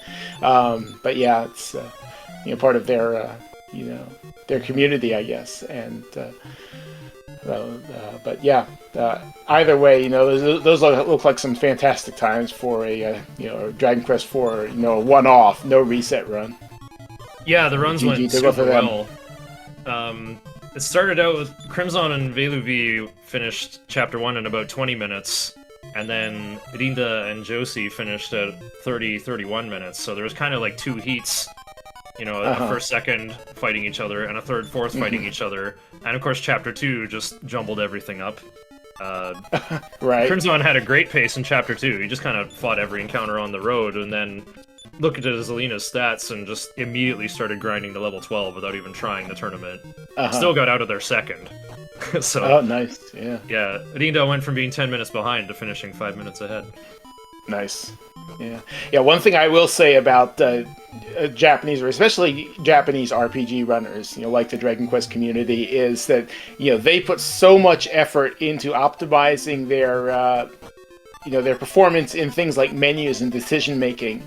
That like one thing I see, I kind of saw a little bit of this just watching the last hour or so of the stream as well. Not to put down the Western runners, of course, because they're also doing a fantastic job. I haven't run Dragon Quest 4 to be fair. I'm sure if I picked it up, it would be like a 15-hour run, even following a guide, just because I don't know, what things to look out for. But the Japanese runners that I've seen, especially the top level runners, take it a step further. And by the time the menu pops up on the screen, they already know what they're going to do, and they can just tap, tap, tap, and get straight to that. Even if it is something like that, something that they've never seen before, they can make that decision instantly. And so, I'm sure that is a large part of what enabled them to. I mean, obviously text 2, of course, chapter 3, but like that. Yeah, there was Crimson. Yeah. There too. Yeah, but like you were saying, Crimson, checked his Alina's stats, immediately started going into the grind. That's sort of instantaneous decision making. The Japanese runners just put so much effort into that, and it's so great to see the fruits of that, to see how smoothly they can pull out a run even when the RNG goes against them.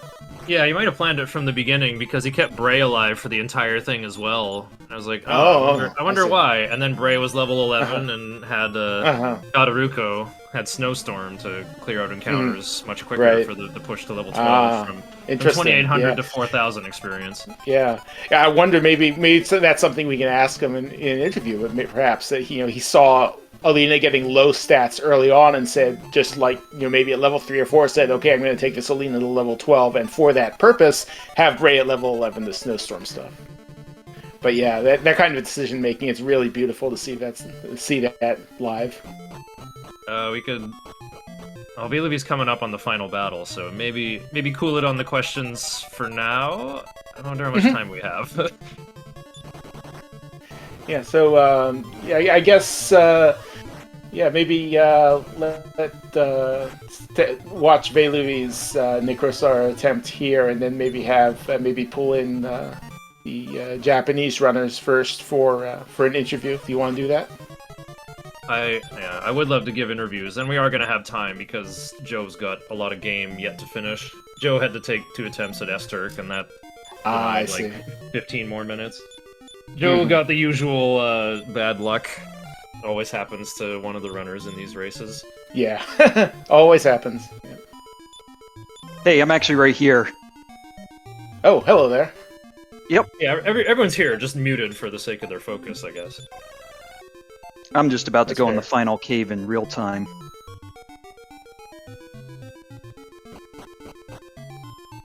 Oh yeah, the old Road to Roan imitation that every Dragon Quest game has had ever since the second one. Baron's Horn on Ragnar. Didn't forget it. Wait, Ragnar has the Mirror of Ra? What's going on here? I'm gonna demand to ask Welubi about that when he comes back.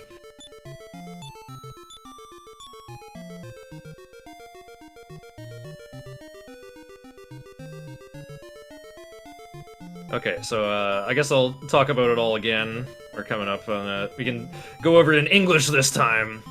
Welubi must challenge Necrosaro. You want to try to get Ragnar's defense power to... What the? Why is it 73? Why is it so low? I thought Ragnar should have, like... Oh, he's got a wooden hat. How did that happen? Who's got an iron mask? Ah, well. Oh, Alina's carrying a Staff of Healing. Fascinating. Okay, Alina's losing the feather hat. Okay, and just going in. Okay, interesting. Giving Alina the Staff of Healing. That could be really good, because Alina's really fast. I wonder if she'll react, though, and actually use it. Okay, so yeah. Defensive on turn 1 here. Cast Fend Spell on Necrosaro, so that Christo doesn't try to do stuff to him. Okay, the immediate crit. I think this first form has 800 HP. Okay, big hit on Christo. He's not doing increase on turn 1 then. Oh yeah, change the message speed to 1 so we don't have to manually mash for... Yeah, that's something I never even brought up the whole time. The runners are running on the supposed slowest message speed because manually mashing through stuff is actually faster, especially when you're just trying to run from encounters. Yeah, it's a common thing in all of the NES, or at least 3 and 4. I forget, I don't think 2 has it, but 3 and 4. You know, we do that in 3 as well. You start the game, set the message speed to 8, which is the slowest, and it turns out that gets you through the game the fastest. Oh yeah, and Dragon Warrior 3. You've done that interesting Dream Ruby category. I'm looking yes, to learn the any percent route. Oh yeah, definitely let me know. I'd be happy to help out. I think it's a fun run. I will definitely need your help, but I'm looking at Dragon Warrior 2 first. Mm-hmm. Yeah, I may be just a little bit biased having developed that route, but you know. Well, thank you for your work. Otsukare-sama deshita and all that. Yeah. I want to do an NES quadrilogy run. That sounds like a lot. That sounds like a long time, but a lot of fun. Yeah, they're all good games. I want to learn Manipt 1, Seedlock 2, Dream Ruby 3, and then I have to do a real Dragon Warrior 4 run at the end of all that. What contrast. The one that can't be manipulated. Yep. Yeah, it looks like phase 1 for you. One thing I thought I'd point out, since you brought up Alina with the Staff of Healing, there is a glitch in the game's AI. It's where it handles healing. It's supposed to think, because Christo and Nara are the 2 healers, and so it's got special special rules that say they should be pay more attention to HP. But there's a bug in the way it's implemented, and instead of Christo and Nara, it's Christo and Alina that pay more attention to HP. So having the Staff of Healing may be a really good idea here, because Alina will heal at earlier thresholds, especially on defensive here. On the defensive, I think on the defensive status. Speaking of that Staff of Healing, like Necrosaro Phase 1 is gonna go down here. He's gotta take Alina out. Oh, yeah, this isn't gonna work. Yep. He's gonna lose the sword. Yeah, right here. Called it.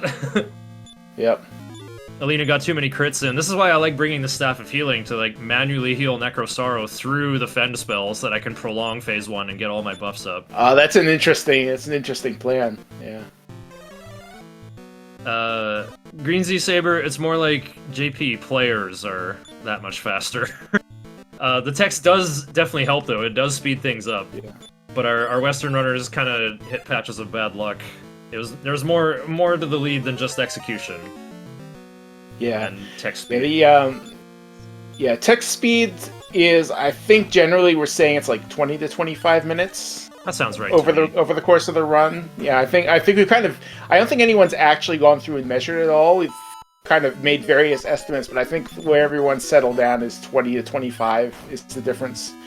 So we could measure it objectively. In that, because in combat, text appears like an entire line at a time. It's only when you're, out of combat where text appears one character at a time. Yeah. So we could just download the game script and just compare how many more bytes the English script is. We could know how many more frames of letters being spat out is happening. Yeah. Yeah, it's not quite that simple, because the scrolling is also, it's gonna scroll at different times, and scrolling, I think the speed is slightly different between the two.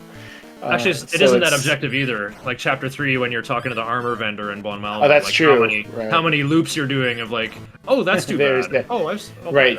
Yeah. Well, I mean, of course, you could take you probably in that case you would take an average and say for this amount, and then obviously RNG is going to have what it's going to say is RNG is going to have a slightly larger, greater or lesser effect on the two different versions. But we can assume how many successes there are going to be with the full plate and 2 or 3 trips worth of iron aprons.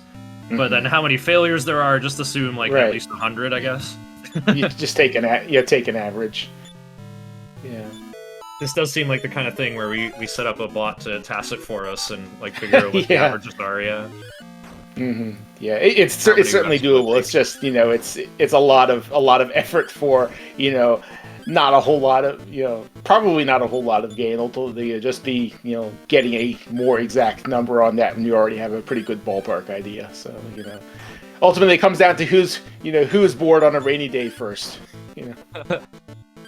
Well, Wei Louis is going on a good pace here through Phase 3. Judging by his damage output, he's got By-Kill on Hero and Ragnar. Not sure if he got it to stick on Alina, probably not. But like I mentioned several times, it's not a big deal if Alina doesn't get it, because By-Kill removes your ability to critical hit. Right, and Alina has at least a decent critical rate, plus, of course, 2 hits per turn. 2 chances at the crit. Yeah. Here it is. Necrosauro's belly writhes grotesquely. I tried to read it in Japanese earlier, but I probably got some letters wrong, because I'm looking at it through, like, a screen, in a screen, in a screen. Uh-huh, yeah. Yeah, and if you're not especially familiar with the language, it can be hard to make out which characters are which. I am not overly familiar with the language. I get Sa and Chi mixed up all the time, and I remember. Yeah, I had that problem a lot when I was first learning it. It definitely takes some time to just kind of get your brain, get those wired into your brain where it becomes second nature. Yeah, I'm definitely not even qualified to read it because I can't write any of the characters. Like, I can recognize them when I see them, but if I had to, like, write them on the blackboard or something, I'm like, uh-oh, what is this actually? I mean, writing is always, I mean, that was the thing for me as well. It always takes much more effort than learning, learning to read. And the same with, speaking versus listening. It was, when I was studying Japanese, I had a language partner, conversation partner to practice with. And I had no trouble listening to them. Whenever I wanted to say something, the only thing that came out was "so desu ka," "so desu ka," "so desu ka." It's the only thing I could not put any more words together than that in that rushed pace of a conversation, and it just takes so much effort. So I totally understand that.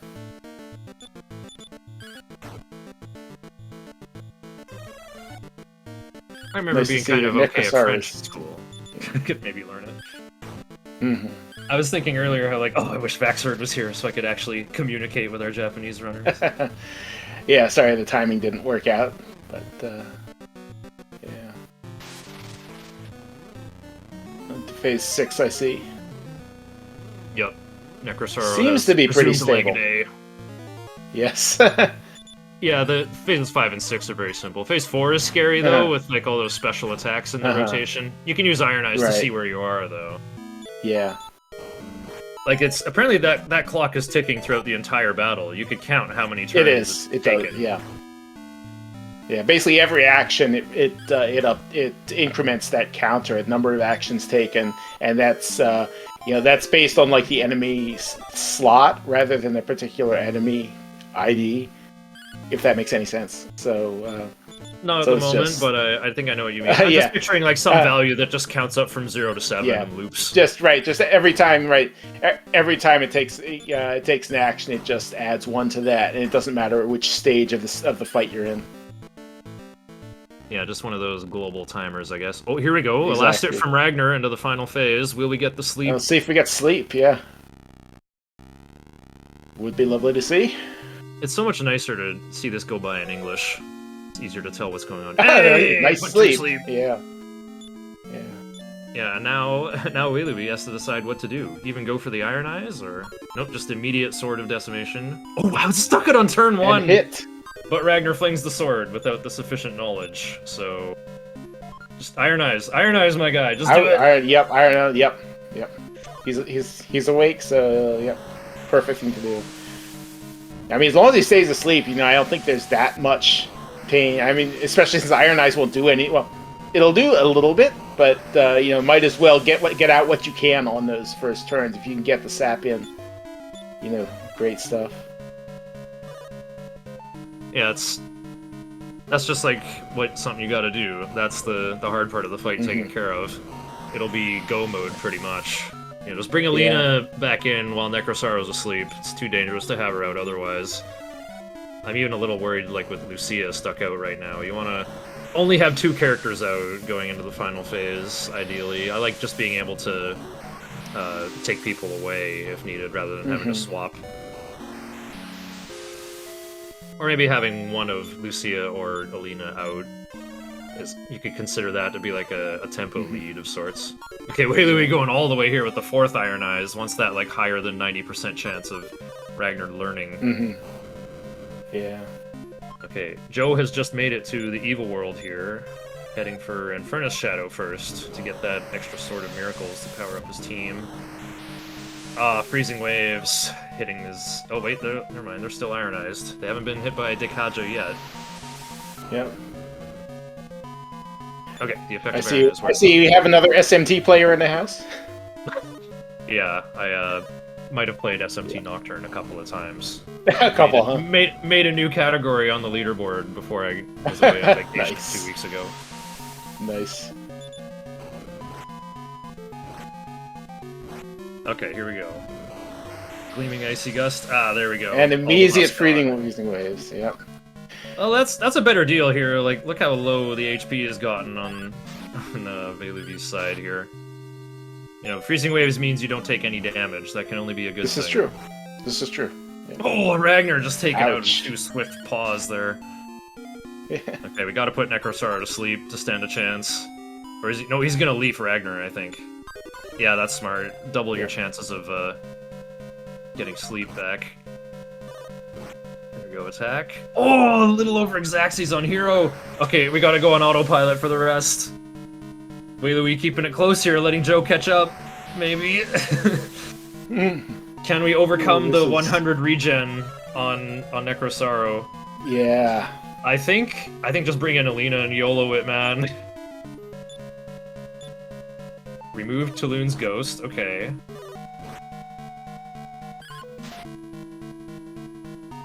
Ragnar shoves Tulun's ghost in the wagon. Now summon Christo to try to revive Hero, probably? 2 It healers? looks like. Yep. That's his best chance of stabilizing. What's the risk of That's a dying good on the final boss? Immense. Yeah. Yep. Now Christo going for heal more first. He's got enough MP for 4 Vivifies, I think. I think it costs 10 or 12 per shot. I think it's 12. Yeah. Oh, now Christo losing. The his one time you increased. really want it, you're really happy to see all of the Yeah, it is freezing 12. waves. It is 12 each. Yeah, and Lucia's just gonna behave randomly. She's not affected by the decision to go with defensive AI. Yeah. Staff of Force is only hitting for 20, even with the Sword of Lethargy. Oh, Lucia's no more toast. Lucia. Yep. Christo, yeah. Oh, Necrosar asleep. Okay. Put away Lucia's ghost. Or just switch Lucia for Alina. I wonder if Necrosar is probably at full HP again by now. Ooh, a nice Kaishin. Okay. Nice crit. That's your lead. Doesn't revive. Vivify, Usually- yeah. Vivify is always a thing. Oh, he there it revives! Christo is out of MP though. All the healing's gotta come from Hero now. Oh no, what's it gonna be? Oh, the freezing waves were alive! Saved! Hey, Hero's gotta get the Do the World tree off. Come on, Necrosaro has gotta fall asleep by Rag. Oh! And We're fell living! asleep. Oh, We're wow. living! By the skin of his teeth! He's awake again Surviving. already. And there's the do. Alina using the Staff Wow. of Healing. No, Alina, you gotta swing! Ooh, another Kaishin! I think Necrosaro's got about 700 HP left at this point. More freezing waves. Christo's alive. Christo's probably just gonna attack. I don't know if he has the extra Sword of Miracles though. Oh, he's got one. Okay, 36 he's got damage, that. yeah. Got that 25% lifesteal. Crit for Ragnar. Let's go. Got Oh, a Staff chance of here. Healing from Speedy Alina. Staff of Healing. Just Well, check Staff of yours. Healing strats.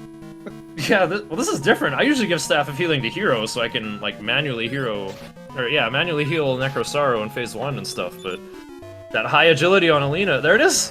Like I said, the AI glitch that makes Alina pay attention to HP. Yeah, that's... You know, maybe That having an 88 effect here. That 88 on Christo, he might survive this blaze. Ooh, 90? Just did not. Oh wait, our breath-resistant characters were fine. Oh, And asleep. Asleep. Kaishin for sleep. Alina healing herself. Wakes up. This Necrosaro is so frisky. Reading this Necrosaro stayed asleep for 3 turns in a row. Oh my Our goodness. DQ Oh yeah, that's right. Forerunners had Yeah, I such did an see easy that time. at the end. Yeah. Oh, big blaze, Hero should live. The delayed heal from Alina. Sleep time. Yeah. Yeah, that's the downside of having the staff on Alina is that, you know, unless he stays asleep, you know, you're not going to get that damage out. Got bamboozled by Alina there. Yeah, she's outpacing all the heal all attempts, and now Necrosaro's regenerating as well. Yep. Okay, freezing waves, 0 damage. You love to see it. I think Wheelie is past halfway here. I think he has this. Yeah. Kind of unlucky with the sleep procs on Sword of Lethargy, but nice Got it, Kaishin. right? Yes! Oh, and there it is. GG. GG. Amazing finish by Wheelie. Wow. That was an intense phase 7. Yeah, like one of the most intense I've seen. That's up there with legendary Necrosaro fights. That's up there with Error of Rutos. Yeah. I'm gonna cast Fence Spell on Ragnar on turn 1. He won that fight, by the way. Oh, did he? Yeah. I think Ragnar's... I don't remember if Ragnar survived, but there was a lot of thrills, chills, and spills in that fight. It was legendary. I can imagine. Yep. But yeah, no, the Staff of Healing did do some work there. You know, credit to that. Yeah, I think it actually saved the fight by itself. Unfortunate, Christo got slightly more than Exaxes on that final 420 Blaze It. Mm-hmm. But it kept everyone else alive pretty well. It was pretty shaky when you know, Veilui queued up heal all on the same targets that Alina was healing. I probably just would have used heal all on Alina because I would have figured Alina would heal the hero. Right. Yeah. That's some Yeah, good there are lore actually some specific rules about who AI characters will choose to heal. You could probably make decisions based on that. But they usually go with whoever has the least. Mm-hmm. But yeah, there's the 7-11-43. That's not bad at all. Yep. Not in the race like that. So yeah, I guess you want to call. We gotta kick Joe out of the channel. We can't switch to his game audio while he's in the channel, even while muted.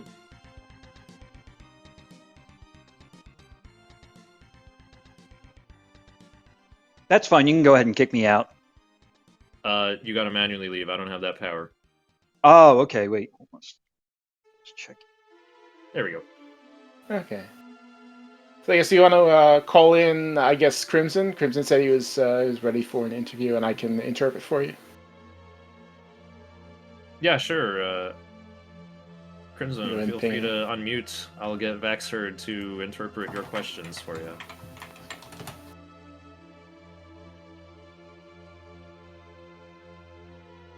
You can probably type to him in the Hello. Community Race Discord. Konnichiwa. こんにちは。こんにちは。お疲れ様でした。GG です。お疲れ様でした。僕からでいいんですか？どうぞどうぞ。はい。わかりました。ちょっと、拙い英語力で、聞かせて、お二人の話聞かせていただいたんですけども、2章の、ヒャダルコのことをちょっと語っていたような。はい、そうですね。ヒャダドコをいつの時点でそこまでブライを育てること、そういう判断をいつ頃したのかっていうのをちょっと話してたんですが。まあ基本的には、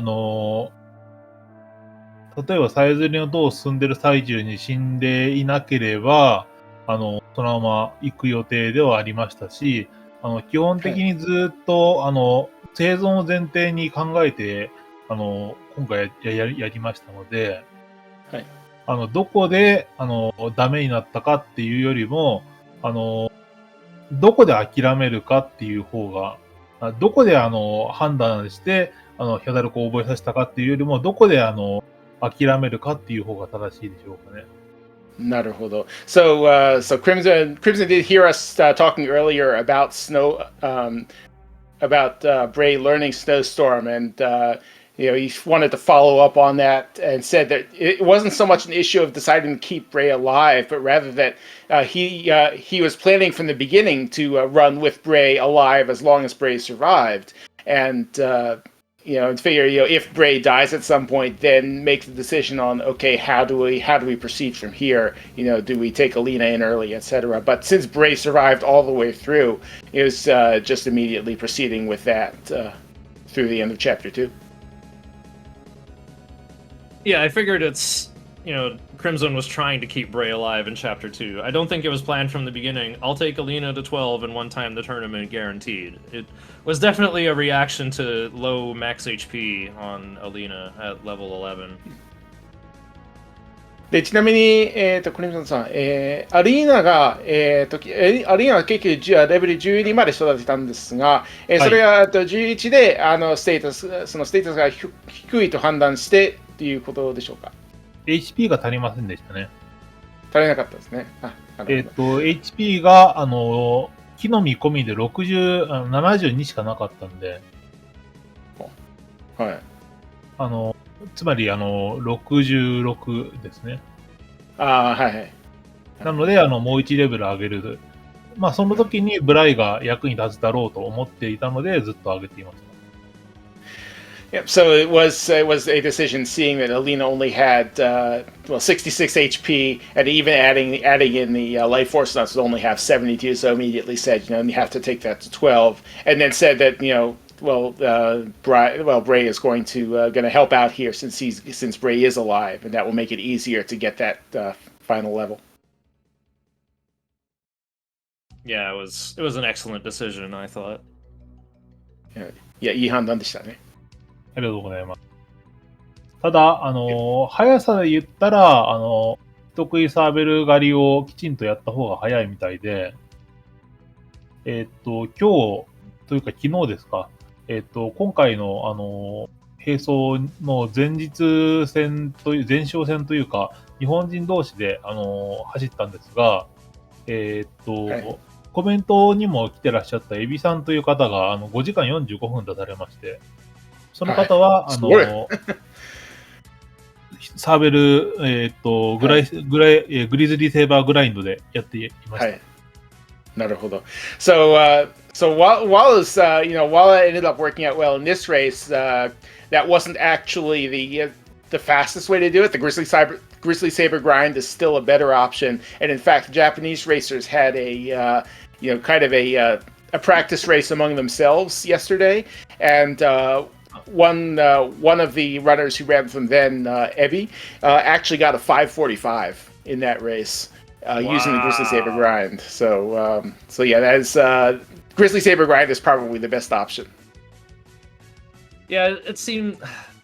I don't want to call it the most consistent option, but it's reliable and easy to understand. It's not so much grabbing experience. You're gathering enough money to get the best weapon, the Morningstar for Christo.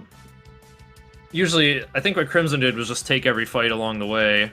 Rinda did some kind of raiding the Golden Bracelet Cave for the 360 gold and the seed, and then leaving early to get an Iron Spear and do more grinding elsewhere. I think everyone took a different route through Chapter 2. Someone did do Grizzly Sabers, though, and it worked out. It didn't get destroyed by a terrible blow for 40 damage or anything. It worked out. I'm really glad to hear the Japanese runners have compared all this stuff, and they have their own opinions about what the best route is. I did the Grizzly Sabers. It went all right. I had trouble getting it started, though. Oh yeah, I think Alina died when you first got to the tower. Yeah, I think something caught us and killed her. Oh, you know what it was? I tried to start it with I forget what was in there, but it casted Surround on me. And then I had to start running away, and that's when they killed me because I wasn't. Oh yeah. That was the first encounter you saw. It was like 2 orcs and a Grizzly Saber was there, but they cast Surround before you could get set up. Yeah, so and I did get hit by a whole bunch of crits in that, actually. I had to duck out before I got my 30. I like to try to get it all in one swoop, but sometimes you don't want to get killed after you've killed 27 of them, and then you have to do 27 more.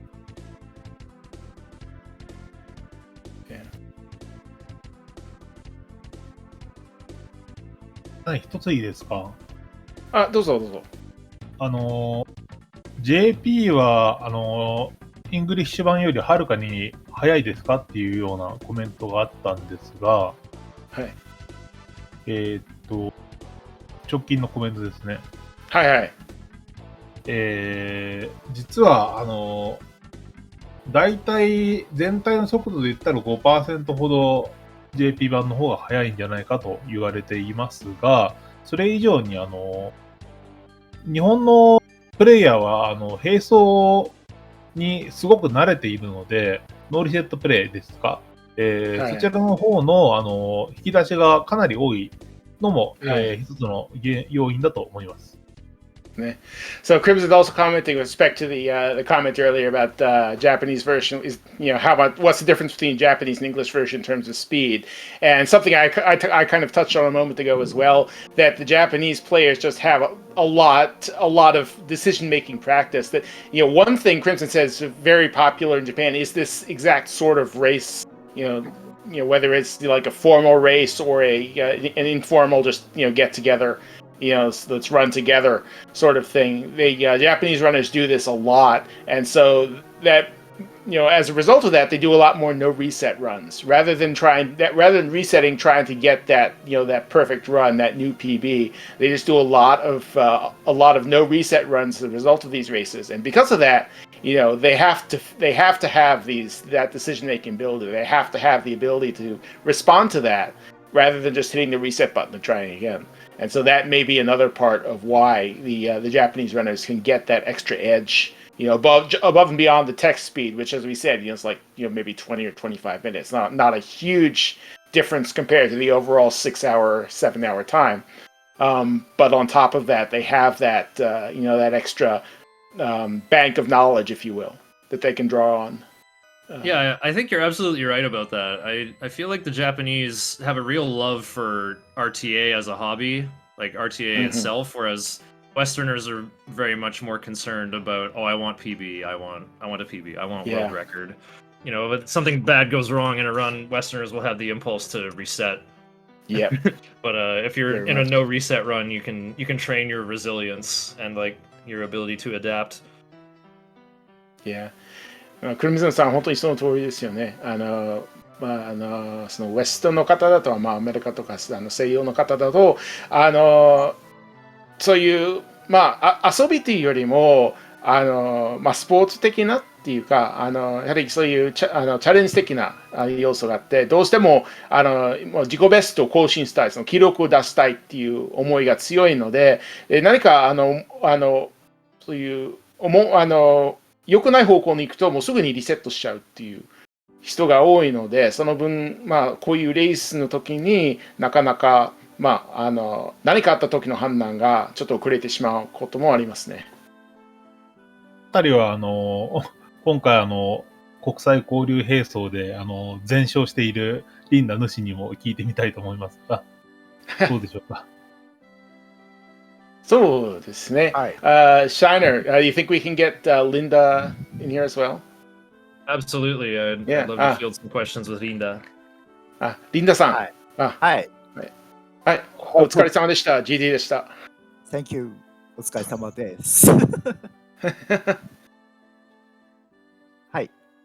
はい。First of all, yeah, go ahead. Big congratulations. Big congratulations for finishing in first place after starting 10 minutes behind. まずは、最初は10分遅れながら、最終的にも1位で、突破した、1位終わっておめでとうございます。ありがとうございます。Thank you. Yeah, I think Linda had the toughest time in Chapter 1 with, I think, 3 or 4 attempts on the Sorrow Shadow fight.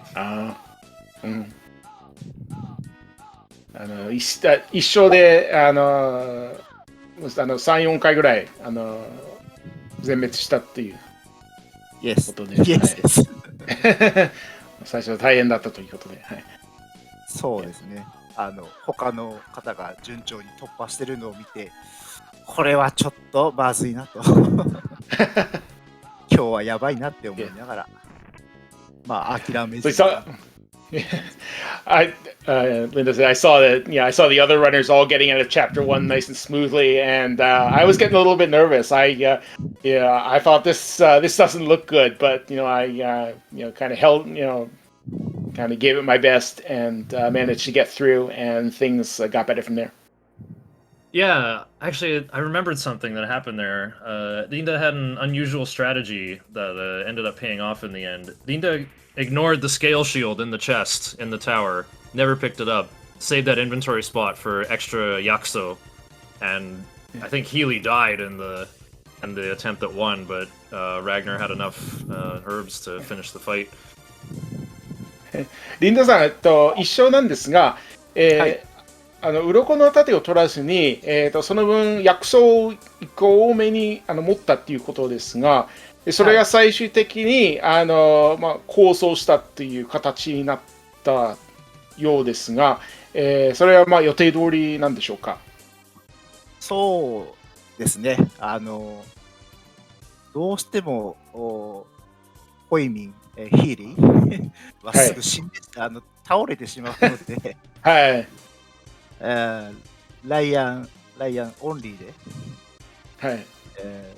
戦うことが多いので、はい。なるべく、薬草を持っておきたいなという考えで。あのクラゲは当てにしちゃダメですよ。Yeah, so that was his plan from the beginning because ultimately Healy's probably just going to die no matter what you do. So rather than depend on those extra few points of defense, save that spot for another herb, so you have that much more healing under your own control. Yeah, it's true. I was explaining in the commentary how you gotta get Ragnar to level 6 to stand a chance against the boss, and getting to level 7 doesn't help a single bit because you are still constrained by Healy having only 35 maximum HP, which is enough to get killed by attack plus Fireball, attack plus Gira. Yeah. Kogeki Gira. There we go. 20 plus 20. Yep.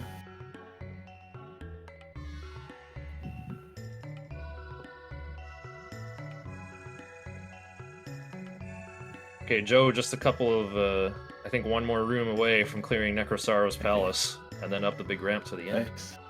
Yeah. So you want to get a couple of, see if you have any final comments. I do have another question for the Japanese runners too. I feel like they spent a long time in the Royal Crypt looking for metal babbles. Like, even after getting the staff, they had level 28 Krifto, and still took the portal and patrolled back and forth for one more Hagure. Were they looking for heal all specifically, or did they just see they had a big lead and decided to add an extra cushion of security, extra experience to their characters? クルミゾンさん、リンダさん、2人にお聞きしたいんですが、王家の墓、レベルは結構長く続けたようなんですが、それは、どういった意味があったんでしょうか。クリフトがレベル28に上がってもそのまま、はぐれメタルアリを続けたようなんですが、それは先行しているところを見て、少し手堅くいこうと思ったのか、それともなんか別の理由があったんでしょうか。じゃあ私からどうぞ。はい。今回に関して言うと、クリフトの HP が非常に低かった。ので、そのケアをしたかったのが一つ。あとは、エスタークを倒した時の経験値で勇者にレベル28ザオラルを入れたい、という意図で、そこまで、今回はオーケーの墓でレベルアップをしました。なるほど。So first from Linda, there were actually two reasons for continuing to grind in the Royal Crypt. The first one was because Christo's HP was very low. for his level, and so wanted to get a little bit of get an extra level there to kind of boost that up. And the other reason was to set it up so that Hero would hit level 28 after Esterk, and get, which is where Hero learns Vivify. Right. Right. Zauraru. Yeah. So basically for those two reasons, continue grinding until he'd be able to take care of both of those. Yeah, planning for the future. I see that now. I kind of caught some of that from the response. Great insight. Yeah. クリムズさんいかがですか？まあ自分も完全に同じでクリストの HP が121しかなかったのと、あとリンダさんよりレベルは1低かったんですね。で、基本的には勇者ベホマを覚えて、エスタークでザワラルを覚えるっていう流れにしたかったんですが、今回に関しては、もうリンダさんが、これ出るだろうっていうところでもう、完全に見切って、それに合わせた感じです。なるほど。So Crimson said that he had roughly the same plan, same situation as well. That Krista only had 121 HP, and so said that that's not enough. I need to grind more. He also had the same base plan of getting heal all on the hero first, and then arranging for the hero to learn Vivify at Esterk. But also was keeping an eye on Linda, and when he saw that Linda is getting ready to leave the crypt, said, "Okay, I better get out of here too." And that was his decision to leave the crypt. Okay, yeah, learning Vivify on Hero, that answers my other question I just remembered of why Adinda talked to Master Dragon for the extra 10,000 experience onto Hero. It wasn't for the sake of powering up the Zenithian sword. I think it was just for picking up Vivify for the last march. Yeah. リンダさんに一つ確認なんですが、マスタードラゴンに話しかけたっていうのも、天空剣を強化するためではなく、ザオラルのためですか？勇者のレベル30、模写数の習得が見えていたので、はい。そのためですね。なるほど。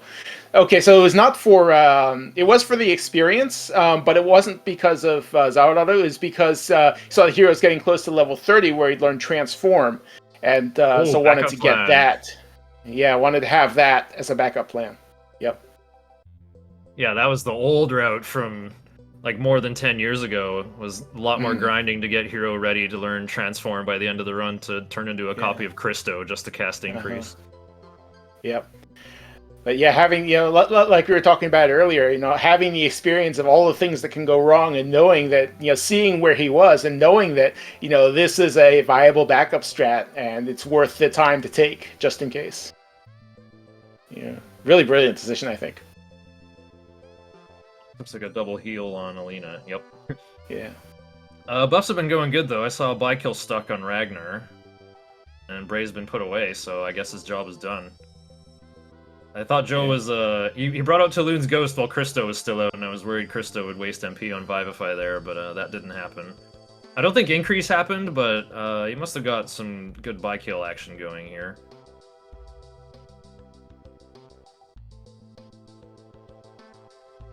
Yeah, I don't know if that's Bi-kill damage range on Alina right now, hitting for like 30s without Sword of Decimation. Actually, that probably is. Like, this third phase has really high defense, even at base. Yeah, this kind of looks like Bi-kill levels of damage output. We'll see how the rest of the fight goes. Yeah.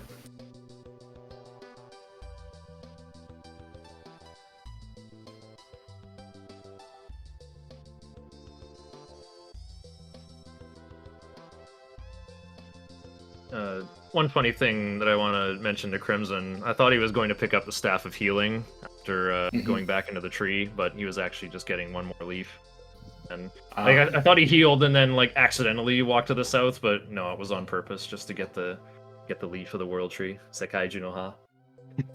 クリムゾンさんに、クリムゾンさんにシャイナーさんから一つ、ルシアの後、世界中に入り直して、それで、スタッフオフィールっていうのは、祝福の杖。I don't know what it's called. それ、祝福の杖を取りに行こうとしてると思ったところ、それで歯を取って落ちたんですよね。で、それで間違って落ちたんじゃないかってシャイナーさんが一瞬思ってて、で、それで後で世界中が取っただけだって気づいたんだけど、まあそういう一場面があったっていうのをクリノさんに伝えたかったということです。シャイナーさんは祝福の杖が大好きなので、多分そういうふうに思ってるだろうとこっちも思ってました。あ、そうですか。それに関しては、僕が、ちょっとその前にレッドサイクロンの、対応ミスがありまして、はい。まあ、ちゃんと対応すれば全滅しなかったんですけど、ちょっと、はい、手抜いて対応しちゃった、まあ、8割くらい、対応できたところを、対応しなかったので、まあ、そこが、そこでちょっと、あれですね。はい、がっくり来てたのもあって、世界中の方を取り逃して、で、まあ、あそこの祝福の杖のところが一番近いので、はい、取りに行って、そのまま落ちたと。なるほど。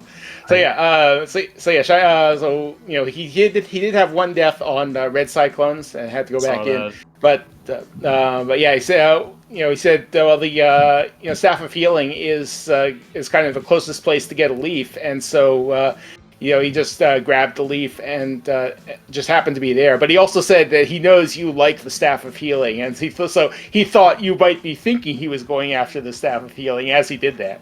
I knew it.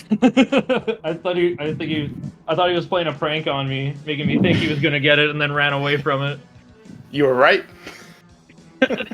Well played, Crimson. Yeah. It sucks. まあ、そこで思わぬそういう思惑が一致したっていうところですね。ね。はい。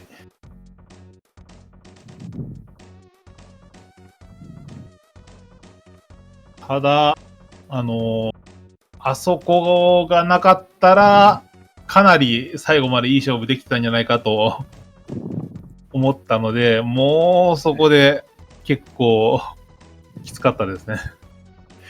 Yeah, so yeah, unfortunately that one death was, if it hadn't had that one death, maybe could have kept pace with Linda all the way through the end. So it's just really disappointing to have that. Really, really frustrating to have had to go back for that. Yeah, that probably was the camel breaker that made the 5 minutes of difference. Yeah. That was about how much time was lost. That was I think that was just the biggest setback in Crimson's run too. Dying in the tree. It's pretty rare to die there too. Yeah, so he was kind of lost focus for a moment, kind of taking I guess thinking of thinking ahead perhaps, and just lost focus at the wrong moment and did not handle one turn correctly, and that ended up costing the fight. All right, we got game audio just in time. Ragnar getting the last hit for phase 7. Will we get the sleep hit? ちょっといい機会なんで、僕からリンダさんに質問いいですか？ちょっと待ってください。今ちょうど、はい、デスピサルの、最終フェーズに入ったところなので、ジョーさんが、これとりあえずもう、最終フェーズを見ていきましょう。Oh wow, both the Dragon Warrior Forerunners got the turn 1 Sword of Decimation.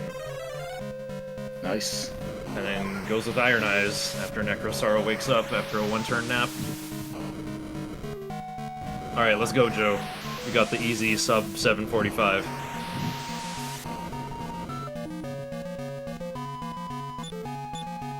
Once again, getting the AI to learn relearn, because each phase is a different different set of data, but relearn all of Necrosar's resistances. 勇者の動き少なすぎないですか？Crimson is that's a good point. I was just Crimson is saying the hero's MP is really low here, and I was looking at that now. It's only 15 MP. It's only 2 MP for Iron Eyes, but I think heal more costs 5, so that he just denied himself 1 more heal more. I think he's got to do. He'll probably be okay. Hero's main thing is going to be attacking. Yeah. 確かに低いですね。 Oh, that was easy. Just immediately put to sleep. Time to summon Alina. Switch Mara's Ghost for Alina. Okay. Yeah, leave room for Lucia, I guess. I'm not sure how much MP Christo has left for backup healing and revival. Switch Alina? Woke wake up. He must have, yeah. Yeah, he did. Oh, and back to what? Ragnar going first? And up again. Went to sleep and then woke up again. I told you, you cannot predict turn order in this game. No, you can't. And to sleep again. This turn order is ridiculous. Oh, okay. And that's a GG. Easiest looking Necrosaro ever. 0 damage, phase 7. 0 damage. That's ridiculous, actually. That is actually ridiculous. No miss clear. GG. GG.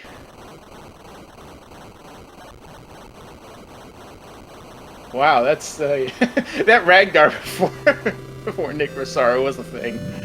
Yeah, because in this game, yeah, the speed randomizer goes anywhere from 25% to 100% of a character's speed, so it is entirely possible. You can have really slow characters that turn really fast characters, and it can get silly. I didn't know that was the range on it, and that makes perfect sense now. Yep, that is the range. クルムゾンさん、はい、どうぞ。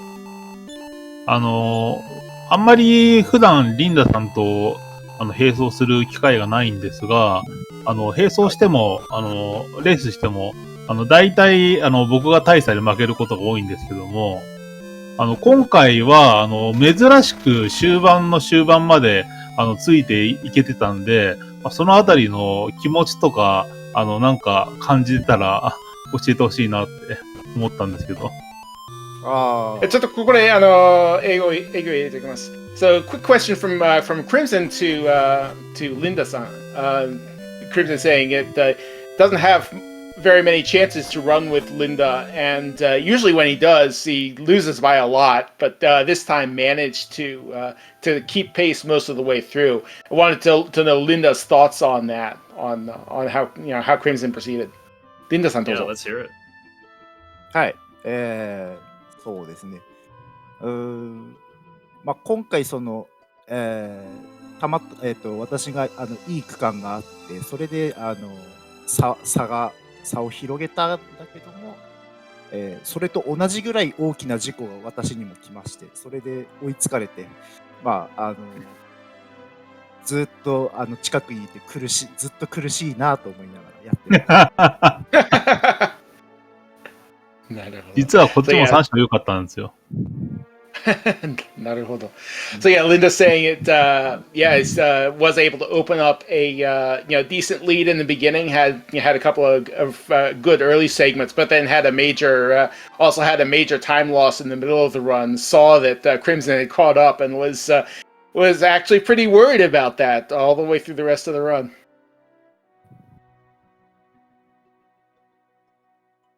まあこんな感じで日本では結構頻繁にレースをしてるので、実践経験っていう意味では、かなり、経験値が高いんじゃないかと思います。はい。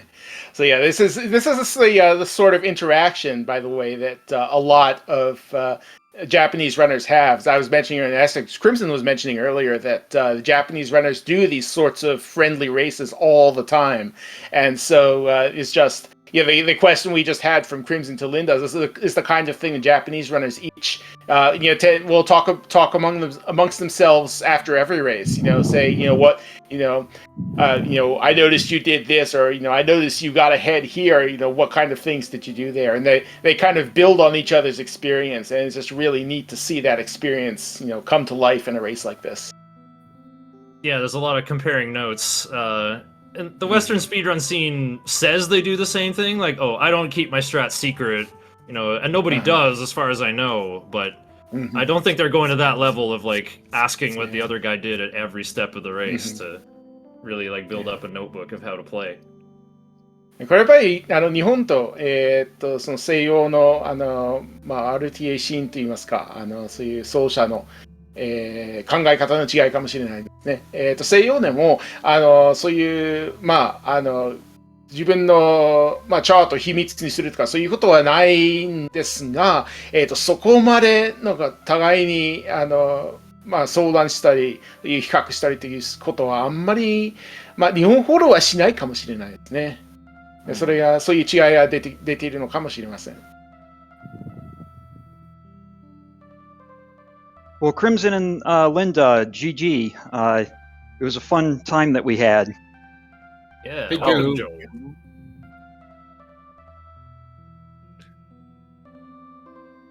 And you guys did a really good job, and I thought it was really interesting how both of you finished within 5 minutes of each other.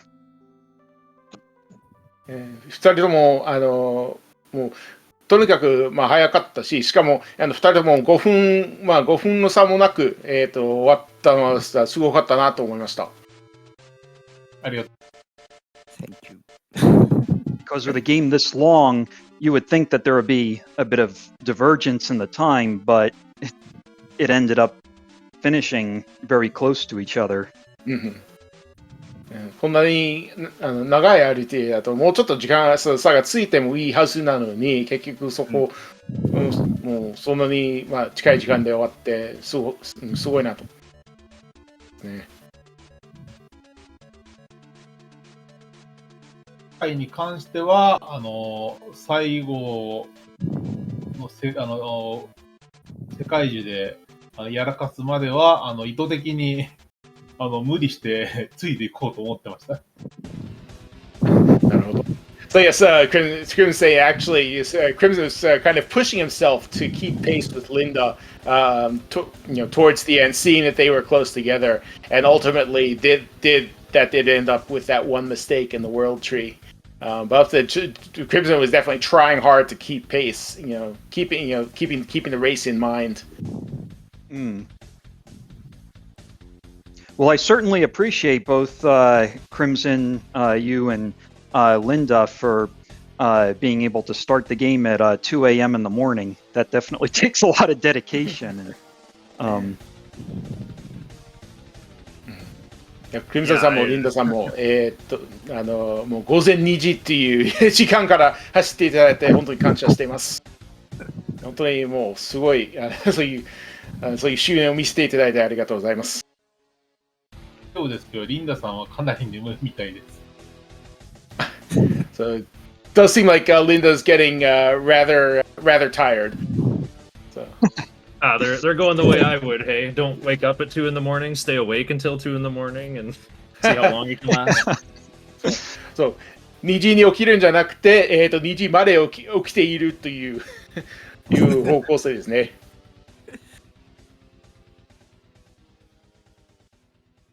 仮眠取れたので良かったですけどね。はい。自分はちゃんと仮眠取れたんで大丈夫でしたけど。よかった。So Crimson sounded like Crimson did get a bit of a nap in before the race, so he's still good. So that helps. Yeah. Oh yeah, that would be a good way to do it. Just go to bed, but wake up super early. Think of it like a nap. 思いもかけずこんな大きな大会にしていただきましてありがとうございます。とても楽しかったです。So it's a comment from Crimson. Did not expect this race to turn into this big of an event, and I'm really glad to see that it's come off so well. So thank you for setting that up. I actually didn't expect it either. But I guess it just did. Yeah, it came together brilliantly. It seemed like a minimal amount of planning, and then before we know it, like, all right, we got an awesome 4-way race on the main Speed Gaming channel. Everybody's ready to go. Good turnout. I had a great time commentating, and I'm sure all the racers enjoyed themselves too. Yeah. Thanks so much, especially to Speed Gaming for putting it together. Joe did a lot of the organizing too. Thanks especially to Vaxherd for being interpreter once again, allowing us to actually communicate with our lovely Japanese runners right at the end. Yeah, I just think it's great to see the see this interaction between the two communities, because I know how much of a even with like translation services and such, how much of a barrier language can be. And so when I have the opportunity and the time, I like to try and help people across that barrier, if you will. So glad to be able to help again. Yeah, certainly appreciate it, Vaxherd.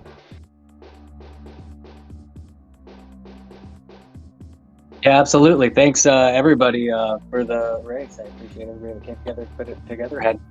Had a lot of fun. I went just 40 seconds over my PB, so that's a good run for me. Nice. That's close. Yep.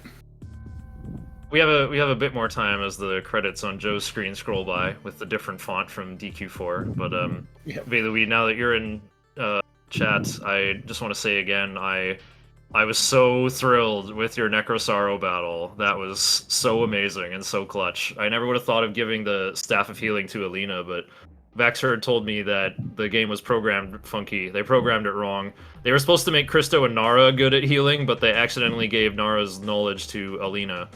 So she had a high priority healing with her high agility and really kept her guys alive in Phase 7. That was really smart. Yeah, I got that from like a random drop from a Bibimbar or something during my metal babble grind, and I thought to just put it on her because you know how sometimes she'll get, if she's too low a health, she won't attack, and it's like if she would just attack, we could finish this fight.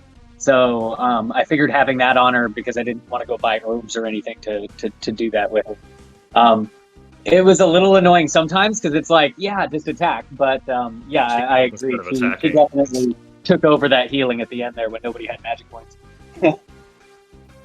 I didn't even realize you got it as like the rare drop from Bebenbar. You can pick it up on the first floor of the tree. It's only like 40 seconds out of the way.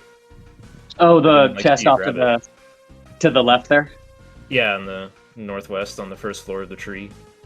Yeah. Yeah, I never really had done the Staff of Healing before, but it fell in my lap, so that's kind of where I figured to put it, and it worked out.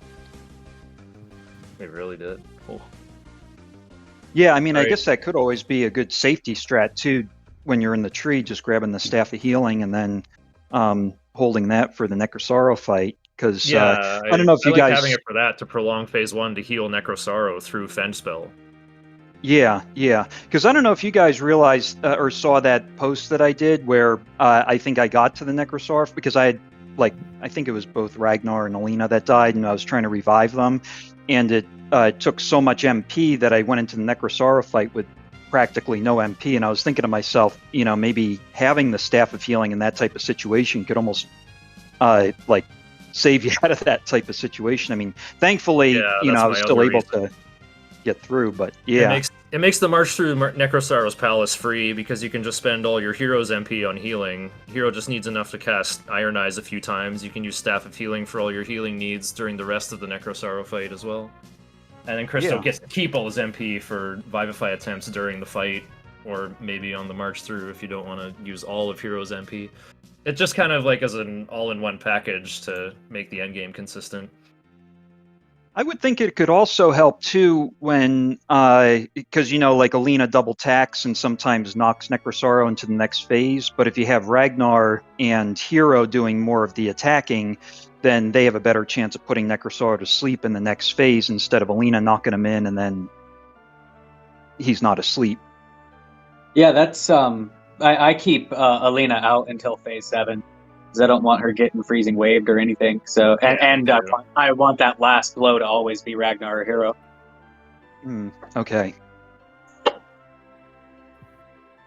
How long have you been running this game, Joe? I haven't seen you stream this game very much yet. Are you like a newer runner, or have I just been asleep at the wheel? Actually, it was the beginning of this year was when I did my first full speed run. Last year I started just practicing speed runs in different sections. So sometimes I do just chapters 1 and 2, sometimes chapters 1 to 4, chapter 5 only. I don't really have time that often to go through the whole like Yeah, the whole 7, thing 8 in one hours. sitting, yeah. So that's where I've been doing a lot of like shorter ones. So when I stream them, I generally tend to do the like a 3-4 hour one, doing chapters 1 through 4, chapter 5. Sometimes I do a full one, but I think right now my PB's around 7:12. I think so. I think I got that a few months ago. Oh, good. Congratulations. I guess your second run. That was I want to say it was my third or fourth, because the first one I did at the beginning of the year, it was kind of like a disaster, but that was my first time going through the whole thing. I think it was like 9 hours or something. And then the second time, it was during the international community race. And that time I was actually on pace to getting around like a 7:15, 7:30, but I lost to Necrosaro 3 times, and I hadn't really studied out the fight that well. So that ended up causing me to come in around like 8:10 or 8:15, I think. And then after practicing the Necrosaro fight more, then I think what I did was I wanted to make it a goal of getting under 7:30, and I think I tried once and I got like 7:35, so then I tried again for under 7:30, and then I got the 7:12. So That's still really good. My PB 7:01. I've been plugging away at this game for a while. Usually wow. on races and marathons, but yeah. So yeah, great stuff. Yeah, and still trying to figure out chapter 2, because I think when I see looks like we have to get going. So. Okay. Yeah. All right. Yeah. We kind of gave our thanks and GG's earlier. We all good to sign out? Yeah. Well, thanks to Speed Gaming for hosting this. It definitely, seemed to work out well, and certainly appreciate the opportunity. Yeah. Thanks again to Speed Gaming and to all our runners. GG. Otsukare-sama deshita. Yeah. GG. お疲れ様です。お疲れ様でした。GG's. All right. This All has right. been GG's. Shiner CCC. Follow the runners. Follow the commentators. Thanks again, everybody. We're signing out.